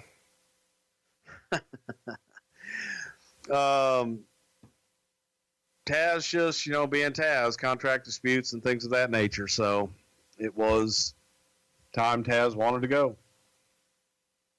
That's all you got? That's all I got. All right, let's wrap up our commentator talk, and let's ask you about Matt Stryker. He would go on to take Taz's spot and join Todd Grisham. I feel like this was an underrated crew, the pairing of Grisham and Stryker. What were your thoughts on Stryker as a commentator? I thought Stryker's a good commentator. I thought he was good here, and I think he's good on Lucha Underground too. He's articulate, witty, and has a bit of a heel slant to him, but I liked him. Did he get a lot of heat for saying marking out on that Rumble show? Is that ultimately what was the nail in his coffin with Vince McMahon? I don't know. I really don't know. I don't think that Vince liked him as much, but I always did. Let's talk about the authority figures on the show. Paul Heyman was the representative, that's what they called him, from May to December of 2006. And then Armando Estrada was GM from August 07 to June 08. Was this just you guys needing something for him to do? and nobody wanted him on Raw or SmackDown, but you just knew he could talk, so let's throw him on ECW? It was an opportunity to try and give him a chance to see how he'd do on another brand. How do you think he did? I think that his character was one better suited for a managerial role. I agree. Teddy Long would take over. That would happen in June of 08, and he would carry that position through April 09. To me, I don't know about you listening at home, but nothing says ECW like a tag team match, playa. Holla, holla. Holla, holla. Is this a rib? Teddy Long being the GM of ECW? Why not? He's got experience in the general manager role. I'm not arguing that. In time, of course, WWE would start to cut production costs for ECW too. They originally were doing things like changing the ring ropes, the aprons, etc., just like they do for the cruiserweights now. They even set cameras up in different spots to try to shoot it differently. And allegedly, Heyman wanted them to darken the arena to make it just feel differently. But Kevin Dunn argued that he thought that made it feel cheap to the WWE viewer. Eventually, all of this effort goes away, and in time, it just becomes more and more of a WWE show. Bruce, this is a telltale sign that Vince has just given up on the idea of making this its own brand, and he's just trying to honor the TV contract through the end. Am I right? I think he had given up on it before that and, was just trying to do something that he felt was right for the TV, the product itself, I guess. But it just was, it was a dead brand going in, my opinion. It's a little silly thing, but the rules actually changed for ECW over time too. As you may remember, in the original ECW, guys didn't get counted out or DQ'd really. It started that way here too, but eventually the rules became more WWE rules unless it was noted as being a quote-unquote extreme rules match.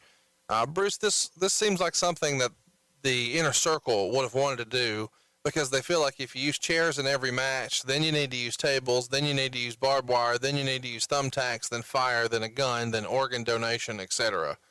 Would you agree? Yeah, because after the first 50 chair shots, after number 3, it doesn't mean anything. Well, we always want to give you all the details. We're going long here, so we're going to try to rapid fire and get through everything else WWECW. Let's run through the Piper's Pit style segments that ECW produced. I'm sure there's some fun stories in here somewhere.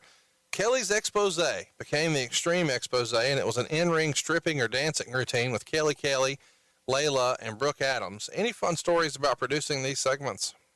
That's how Brooke Adams got her gig. She's a dancer and she's a choreographer. Between her and Layla, they knew how to dance, and so you could kind of hide Kelly with those two in there, and it was a relief. A respite from wrestling. Stryker's Classroom was essentially an updated version of the Dean Douglas character a decade before. Who did it better, Matt Stryker or Shane Douglas? The genius. 15 Minutes of Fame with John Morrison was another segment that was done on ECW TV. Is there a more underrated guy not with the company today than John Morrison? No, I like John. I think this was a great vehicle for him. He partnered with The Miz to do a segment called The Dirt Sheet. Tell me this isn't a rib that there's a segment on WWE TV called The Dirt Sheet. No, this actually what kind of got them over with me is how hard they worked, and they produced all this shit on their own and did it all on their off time. Real quick, we're going to do a word association. I want you to think very quickly. We're going to go rapid fire, and I'm just going to run through some of the names that were on the roster, and maybe a lot of these we haven't ever discussed before on the show. Are you ready? Okay. Ariel. Elvira. Alicia Fox. Foxy. Armando Estrada. Mike Subs. Balls Mahoney. Santa Claus. Bam Neely. No clue. Big Daddy V. What if we put him in spaghetti straps and no top and had his puppies hanging out and call him Viscera? Big Guido. Russo. Bobby Lashley. Bad Mamma Jamma. The Boogeyman. Worms. Brian Majors. No clue. Brooke Adams. World class rear end. C.W. Anderson. Vanilla. We got lots of questions about this one. Colin Delaney. Ice Milk. Tell me some Colin Delaney stuff. I don't know why, but we got the most questions about him and Shelly Martinez, aka Ariel. Tell me about Colin Delaney. Colin Delaney was essentially the modern day version of Colin Delaney is James Ellsworth, whatever his name is. That was our Colin Delaney. Took a great ass whooping. Well, so there you go. That's it. DJ Gabriel. Not much, man. Nice guy. Daivari. The Flying Carpet. Danny Doring. Elijah Burke. The Pizzo. Evan Bourne. Fantastic. Francine. I'm curious about her because she wasn't utilized a whole lot here, but she was a big part of the original ECW. What was Vince's takeaway of Francine? Never got it. Gavin Spears. Who? The Great Khali. Don't do it. No, just skip it. Skip Hardcore Holly and the awful cut he got on his back during that table spot. Do you have a fun story that you can share with us there about Hardcore Holly or that cut on his back during the table spot with Rob Van Dam? The true definition of hardcore was Bob Holly. Jack Swagger. A legit fucking badass. Yeah, and great pick for a world champion. Jazz. Another legit badass. Just Incredible. I always just saw Justin as PJ. Katie Leah Burchill. Katie Lee, provocative. Kevin Thorne. Okay. Kofi Kingston. Jamaica man. Kofi was ahead of his time. Layla. Too nice for this business. Lena Yoda. Lena Yada, the shits. Mike Knox. Mike Knox was the guy that Paul Heyman wanted to make the ECW champion and build the brand around. And? The bell rang.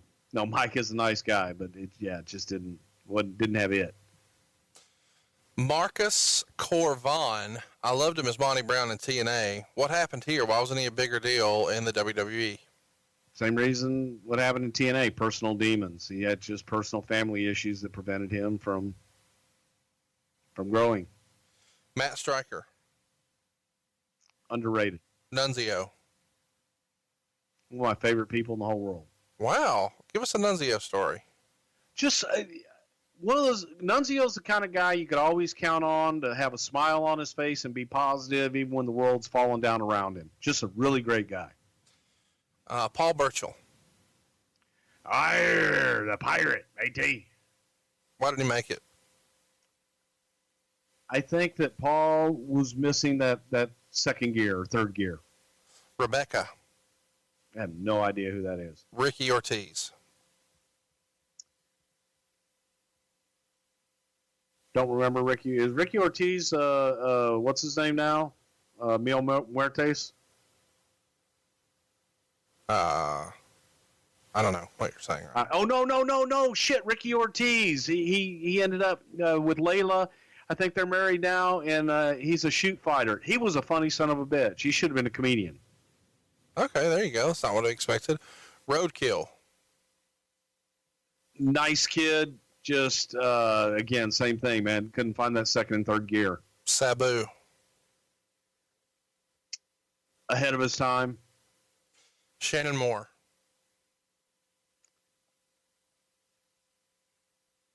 Interesting. You wanted to shit on him there and you stopped yourself. No, I like Shannon. Dillagav. Do I look like I give a fuck? I like that. Shelton Benjamin. Shelton Benjamin, again, one of the truly badasses. Back in the old days, Shelton Benjamin would have been world champion. Snitsky. Hilarious. Likes feet. Stevie Richards. Takes himself too seriously. Super crazy. Super loco. Super crazy. He's another guy. Just wonderful, man. Always has a smile on his face. Fun to be around. Sylvester Turkey. Belonged in Japan. Tiffany. Live and in living color. Taryn Terrell, man. She's great. Tony Mamaluke. Don't really remember him. Zack Ryder. Gotta love him. Woo, woo, woo. It's woo, woo, woo, bro.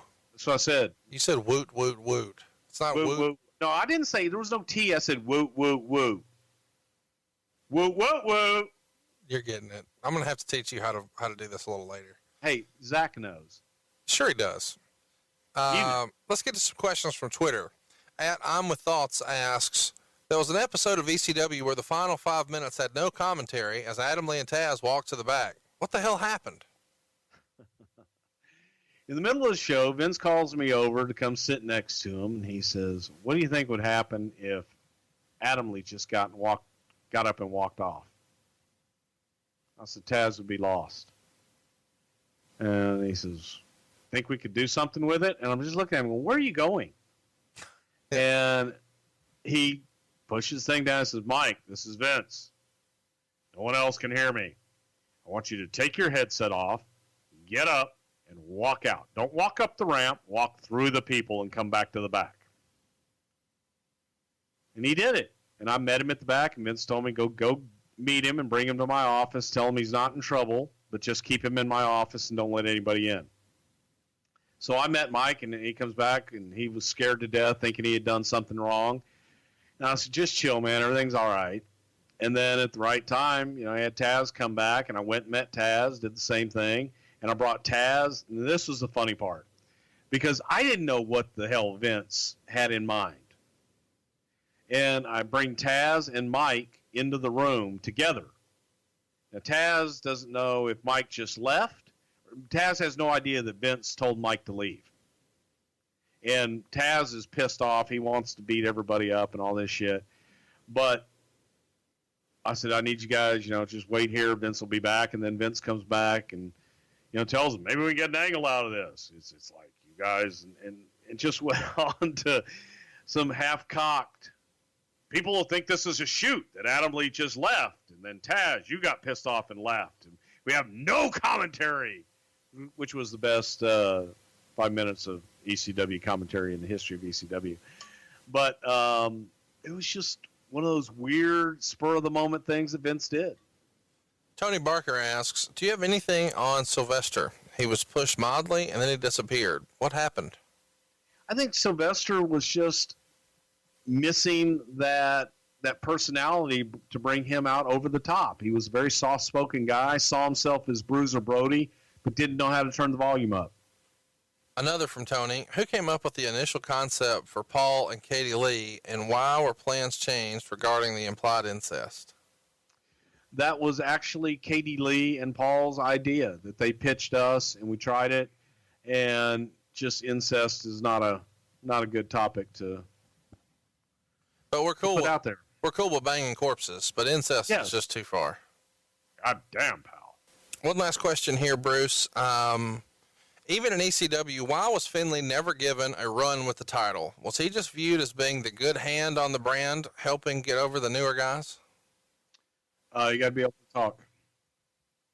And you feel like the company didn't have any confidence in his ability to do a promo, so therefore they wouldn't put the strap on him? If it wasn't a promo guy. What's your favorite Bobby Lashley promo? The one that I did with him in Impact Wrestling when I first came in. Okay, just making a point. Travis Brown wants to know, why didn't the WWE ever use ECW tag or TV titles? Because TV titles are stupid, and it was only a 1 hour show, and Vince didn't like tag teams. Well, there you go. That's the most honest answer I think we're going to get this year. This is one of my follow-ups, though. Who designed the awful world title? I know that you guys had a guy in Atlanta at AFX Studios, Andre. He made it, but it feels like one of the uglier world championship designs in the history of the company. Do you know who was involved in that process? Would have been Creative Services. It's worth mentioning that while Bruce wasn't there when ECW died in 2010, the show that replaced it was NXT. And I attended my first NXT house show back in like March of 2015, and the crowd very much reminded me of an ECW crowd. It was certainly that same demographic, and it was a fun time. So while ECW may be dead, it certainly lives on in spirit. And now, let's go to Jerry Jarrett and we'll see you next week right here on Something to Wrestle With. Fuck Jerry Jarrett. Hey, what would it sound like if Great Khali said your name right here? First Prichard. So joining us right now is the man, the legendary promoter for Memphis Wrestling. Ladies and gentlemen, please welcome to Cerrito Live, Jerry Jarrett. How you doing today, man? Well, got allergies, but otherwise I'm doing great. Are you aware of your new pro wrestling internet popularity? No. Not at all? Okay. Are you aware that Bruce Prichard, I know you know who Bruce Prichard is, are you aware that he has a podcast? No. No? Okay. No. What would you say is your favorite food? My favorite what? Well, sitting. Food, like thing to eat. What's your favorite food to eat? I'm still not hearing you. You're like, what do you like to have for lunch? Yeah. I'm big on pasta. Pasta? Do you have a special chicken salad recipe? Yes. I do a lot of cooking. And in my chicken salad, I put grapes and apples and dice them up. It has a mayonnaise base. And it's very good. Everybody likes it.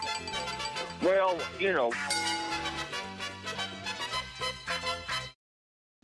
after this, it doesn't feel like there is a solid plan for him. He works the Armageddon pay-per-view in December, and here we would see the Bashams beat Charlie Haas and Hardcore Holly. It only gets 1 star. At the 05 Royal Rumble, he comes in at number 4, and he eliminates Daniel Puder, and then was eliminated by Eddie Guerrero and Chris Benoit. He's booked with Daniel Puder a little bit here, but he's really not doing much through the rest of 05. In October, he gets a brief feud with Mr. Kennedy, where they wrestle at No Mercy on October 9th. Kennedy, of course, wins. But at the end of 05, he gets a really bad staph infection, and he winds up being out till like mid 06. It's a pretty rough deal here.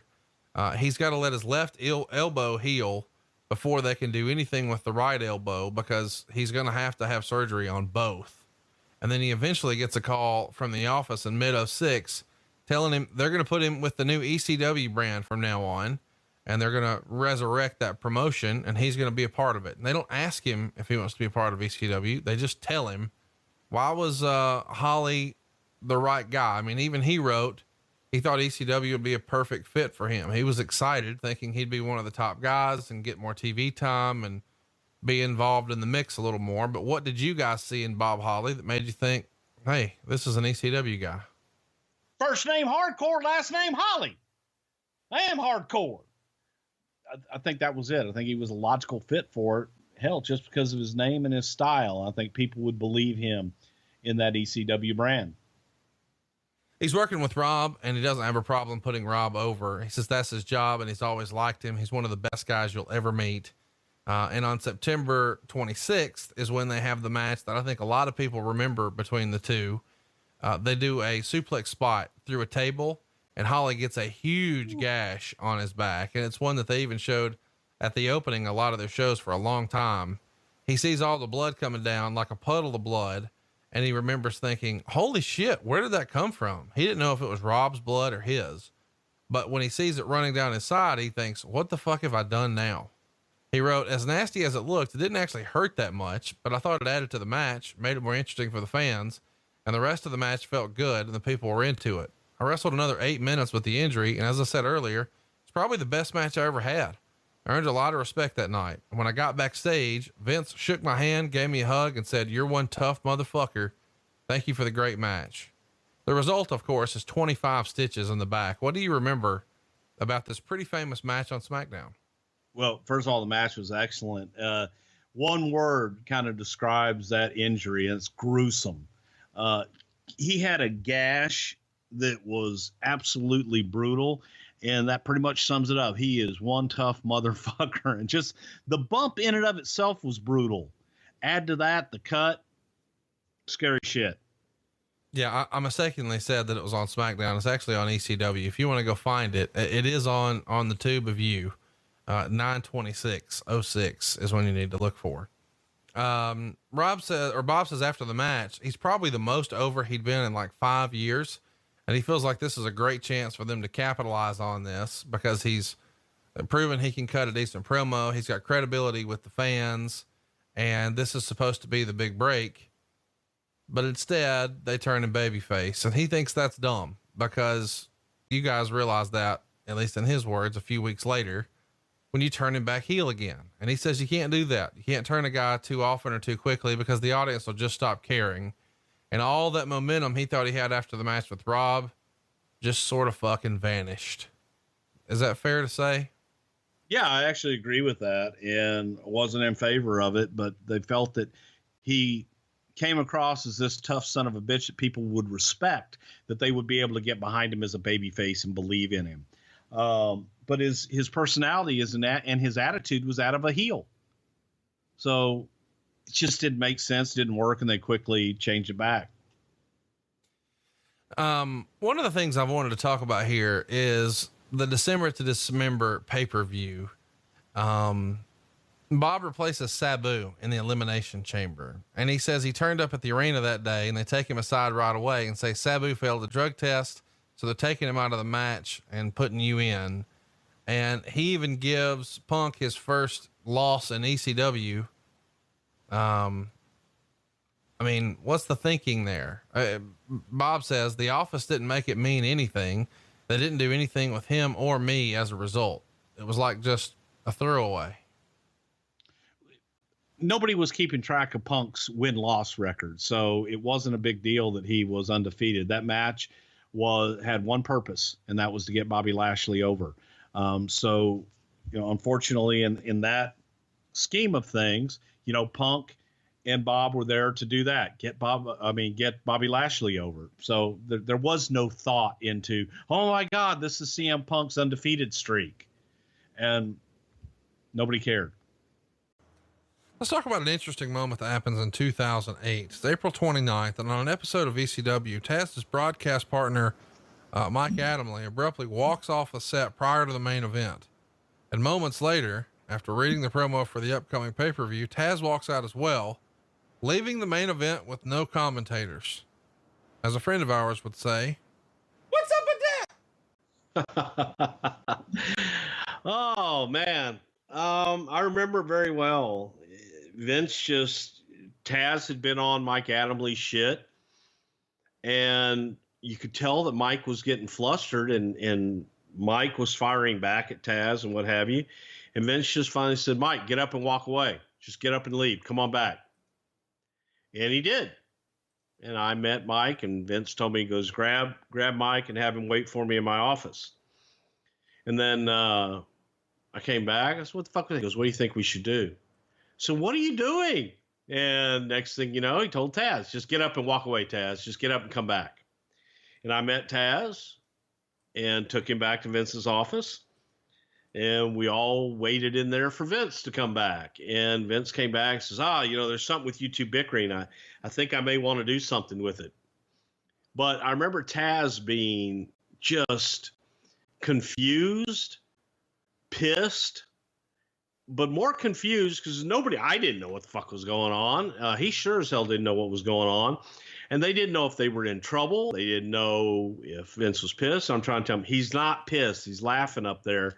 And I think he's got an idea. It never materialized to anything, but in that moment, it was a moment of confusion and a moment of totally what the fuck.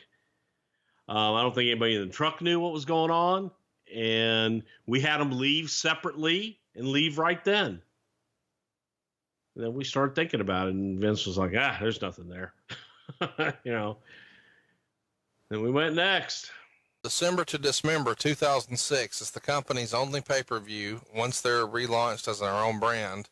Let's talk about this show for a minute. This is where the second title change would happen for the ECW World title. This time it would be Big Show losing the belt in an Elimination Chamber match. But that's not the story. The story is that it's one of the worst pay-per-views of all time. It only drew 90,000 buys on pay-per-view, of which only 55,000 were domestic. So process that. Only 55,000 people in North America purchased this. And 4,800 fans showed up to a building that was set up for around 8,000 in Augusta, Georgia. This is the end of ECW only pay-per-views forever, and it won Worst Major Show of the Year in the Observer fan poll, and that's hard to argue. On a scale of 1 to 10, Bruce, how would you rank this December to Dismember 2006 show? A negative 4 stars, sir. It's worth mentioning. Is that like a rating? Yeah, it is. It's worth mentioning that the Big Show wanted off the road here, and that's why they had him drop the belt. He's gotten into some back and knee problems, and once off the road so badly that he's even stating publicly he's not going to re-sign a new contract, and he's walking away, even though he's making $1 million a year. This was 11 years ago. Do you remember the conversations with Show about retiring during this time, and why didn't it happen? Show was tired and beat up and just tired of being on the road and working every day. And as a giant, had a lot of wear and tear on his joints, and he just needed some rest. And Paul went through these phases. Paul White, he went through these phases of where he just would get beat up. And you have to give special consideration to a guy that's 7 foot tall and 400 plus pounds going out and punishing his body every single night. It doesn't heal the same way, and it's a lot more wear and tear than a guy that's 200 pounds and in great shape. So at this time, Paul just needed a rest. On the actual card itself, we have the Hardys defeating M&M. By the way, not everybody on this pay-per-view is actually on ECW. Balls would go over Stryker, Elijah Burke, and Sylvester Terkay would go over the FBI. Daivari would go over Dreamer. Kevin Thorne and Ariel would defeat Mike Knox and Kelly Kelly. And in the main event, Bobby Lashley would win the Elimination Chamber, which featured Big Show, RVD, Hardcore Holly, CM Punk, and Test. The plan wasn't for Holly to be in the match. Sabu was advertised, but in storyline during the show, Sabu was shown as being attacked and then left laying in the back, so he was written out of the match. Usually this is done to cover an injury, but it was reported here that was not the case.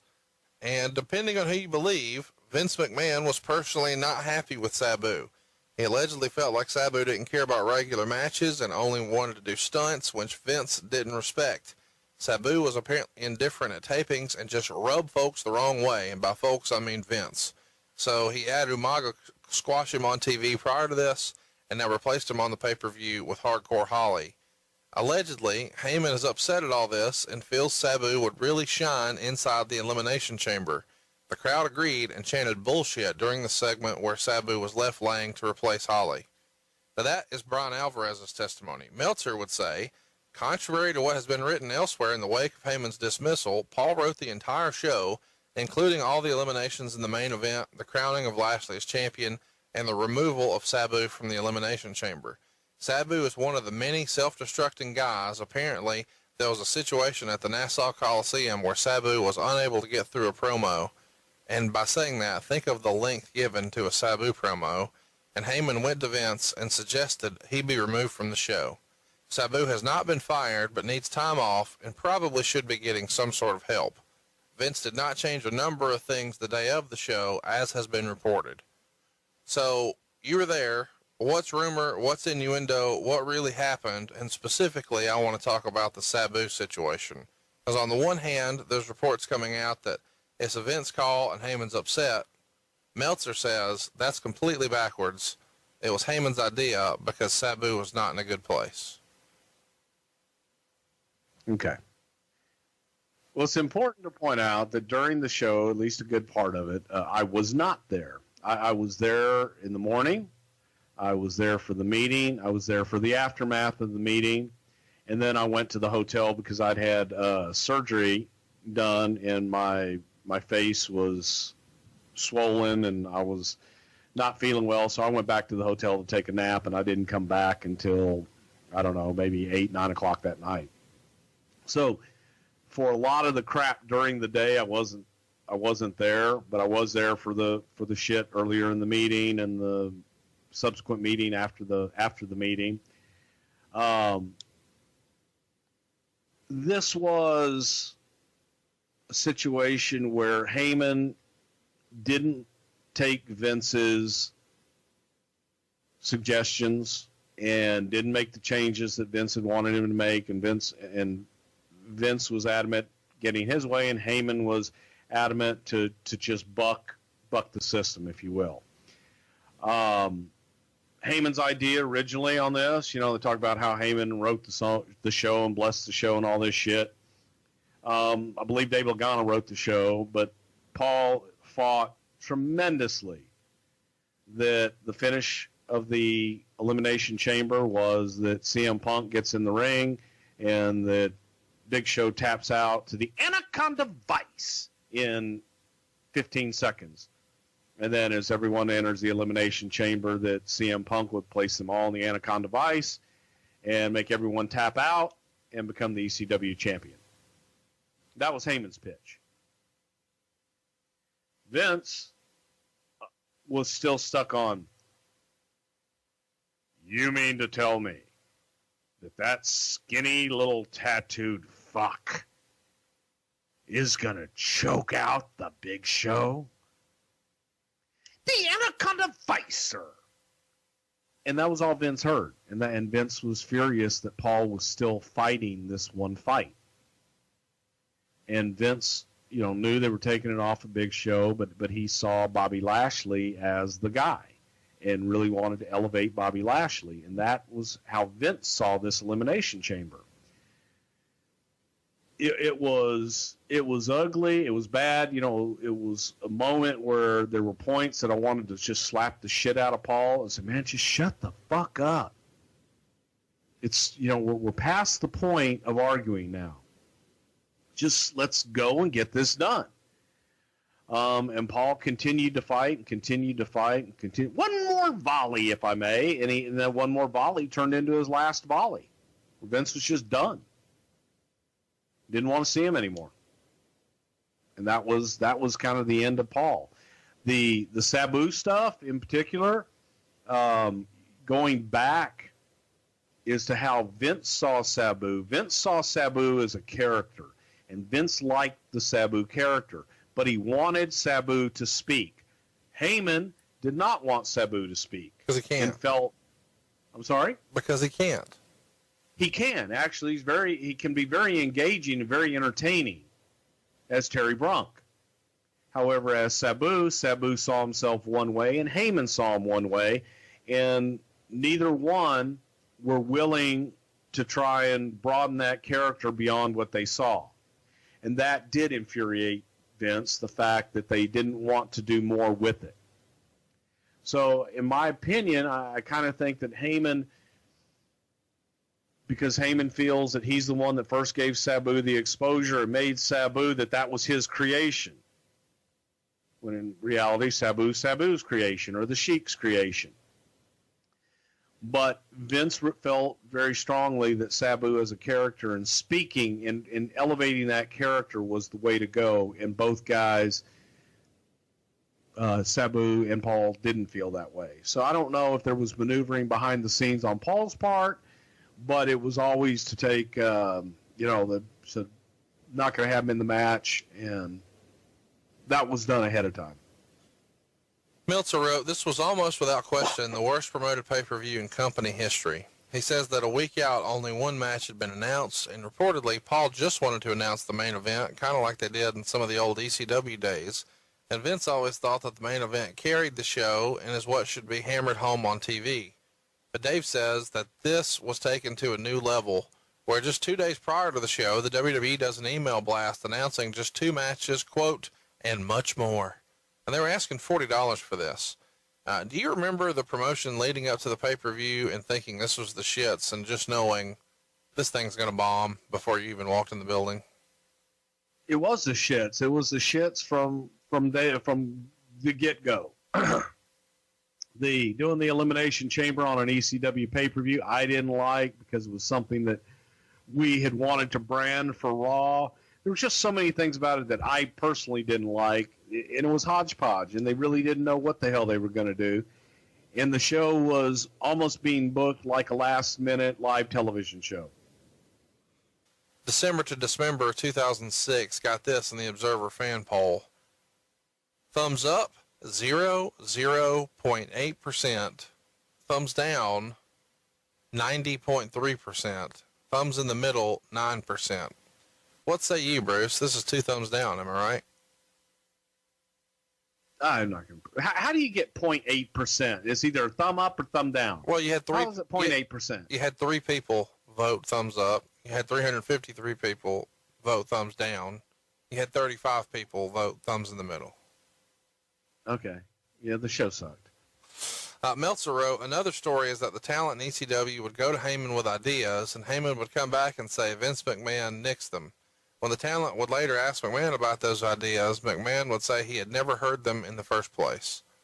You saw a lot of this over the years, Bruce. Does this sound right to you that A, Paul would say he presented something he didn't just because he didn't want to do it, or B, McMahon would babyface himself and put the heat on the other guy and act like he hadn't heard it just to have a good relationship with the talent? I would have to probably guess that based on experience that the ideas were never pitched, because Vince would be one that would be all too ready if there was an idea that he didn't care for. He'd shit all over somebody it. came to him, that he would be happy to explain to them why he didn't like an idea. He didn't shy away from that. It wouldn't be like, no, I never heard that. It would be like, no, I was told that. Here's why I don't like it. Okay. It was also reported Heyman was also blamed for mistiming the show and it ending 32 minutes early, but that aspect of timing a show goes through so many different people's hands before the show even starts. There are many who could have picked up on that timing mistake before the show, as well as it being clear when the show was going on. Allegedly, the show ending so early is one of the reasons so many folks demanded refunds of DirecTV. Bruce, how can all of this be Paul's fault with so many other folks involved in this whole process with timing the show? Well, essentially, if you're the head writer, it is going to fall on you, and it is your responsibility, and you should know it before it ever gets to anybody else. I mean, that's 101. But the fact that it got through so many hands, whoever was at gorilla position should have got it beforehand. And maybe you know what? Maybe it was timed out right, but maybe guys went home early. Maybe other shit changed in the middle of the show. I don't know. Internally, this is from Meltzer. Internally, the blame for the pay-per-view went to Heyman, who was supposed to get the script of events several weeks ago.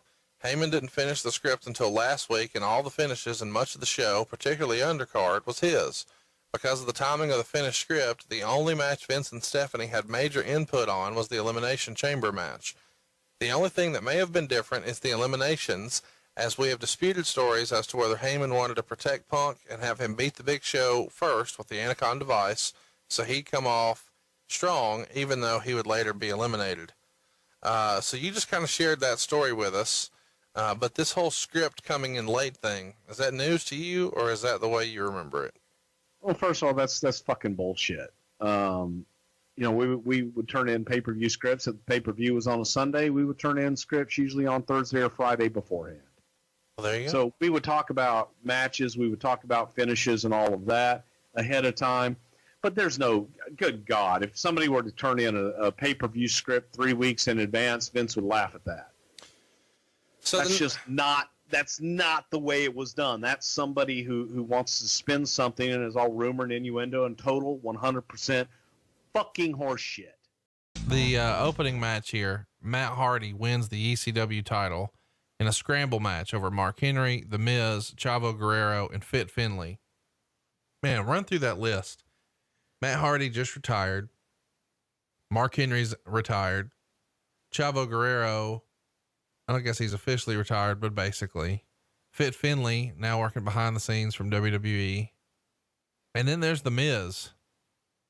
It's interesting to look back 10 years and see, you know, how things have changed.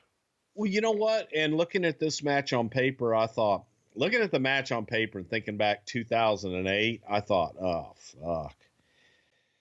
Maybe I can fast forward through this thing. I thought the match was great. Oh, absolutely. I'm not dumping on the match. I'm just saying it's interesting that most of these guys have now retired. Well, that too, but also look at them where they were in their career then.